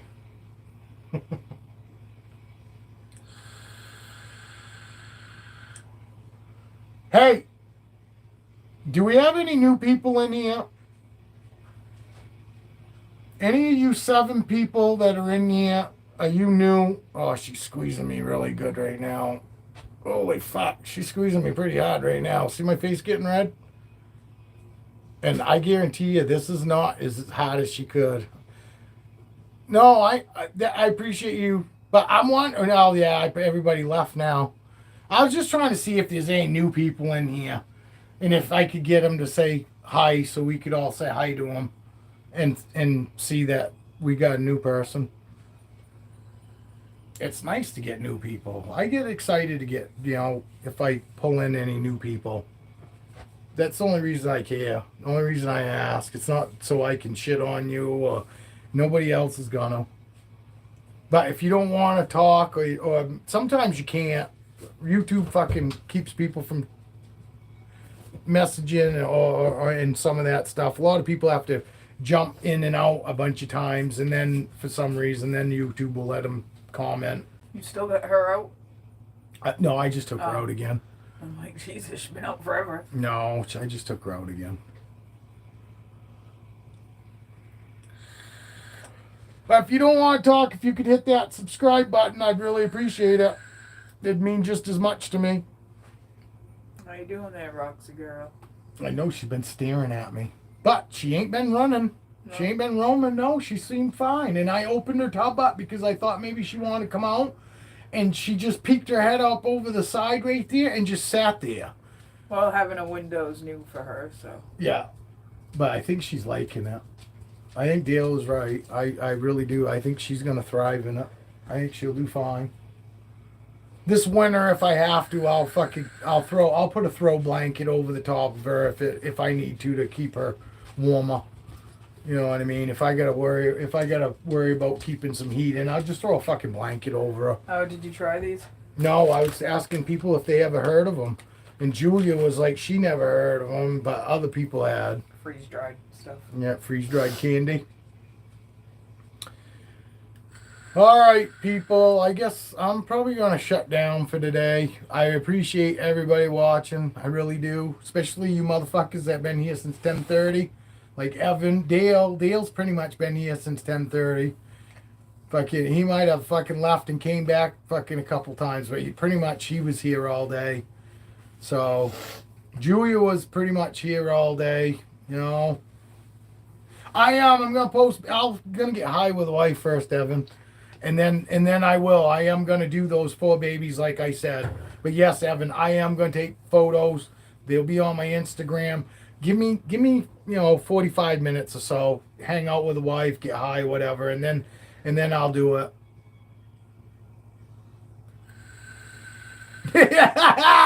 You see that? He says, "See ya all later." We just pulled off a full work shift in here. Fucking right, Evan. Thank you, buddy. I do appreciate you fucking being, a fucking loyal one. For sure. I really do appreciate you being here, dude. Take care. Everybody have a good night. I might do a live tomorrow because I got a feeling we'll have more sheds. So, and I ain't got nothing going on. I'm about ready to fucking stop spending money fucking riding and just concentrate on my snakes. So, there'll be lots more content, lots more lives, lots more shit. It might be shit to some of you, but it'll be content to me. But anyway, I love you all, guys. Appreciate it. We'll see you tomorrow. Cheers.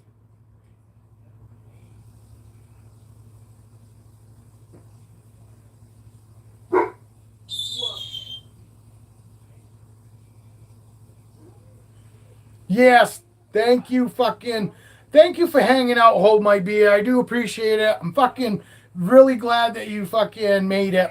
I'm glad you're here. I'm glad everybody's here. I hope fucking all we end up doing is just spending fucking lots of years together now. Because I'm planning on keep fucking shooting and all that shit. So, thank you. Peace out to you too. Hold My Beer.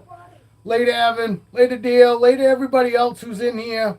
Obviously, I don't know who's in here. I'd say bye. But the ones that I do know are in here.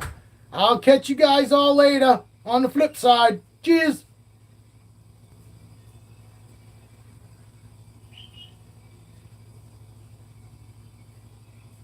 She's sniffing my collar.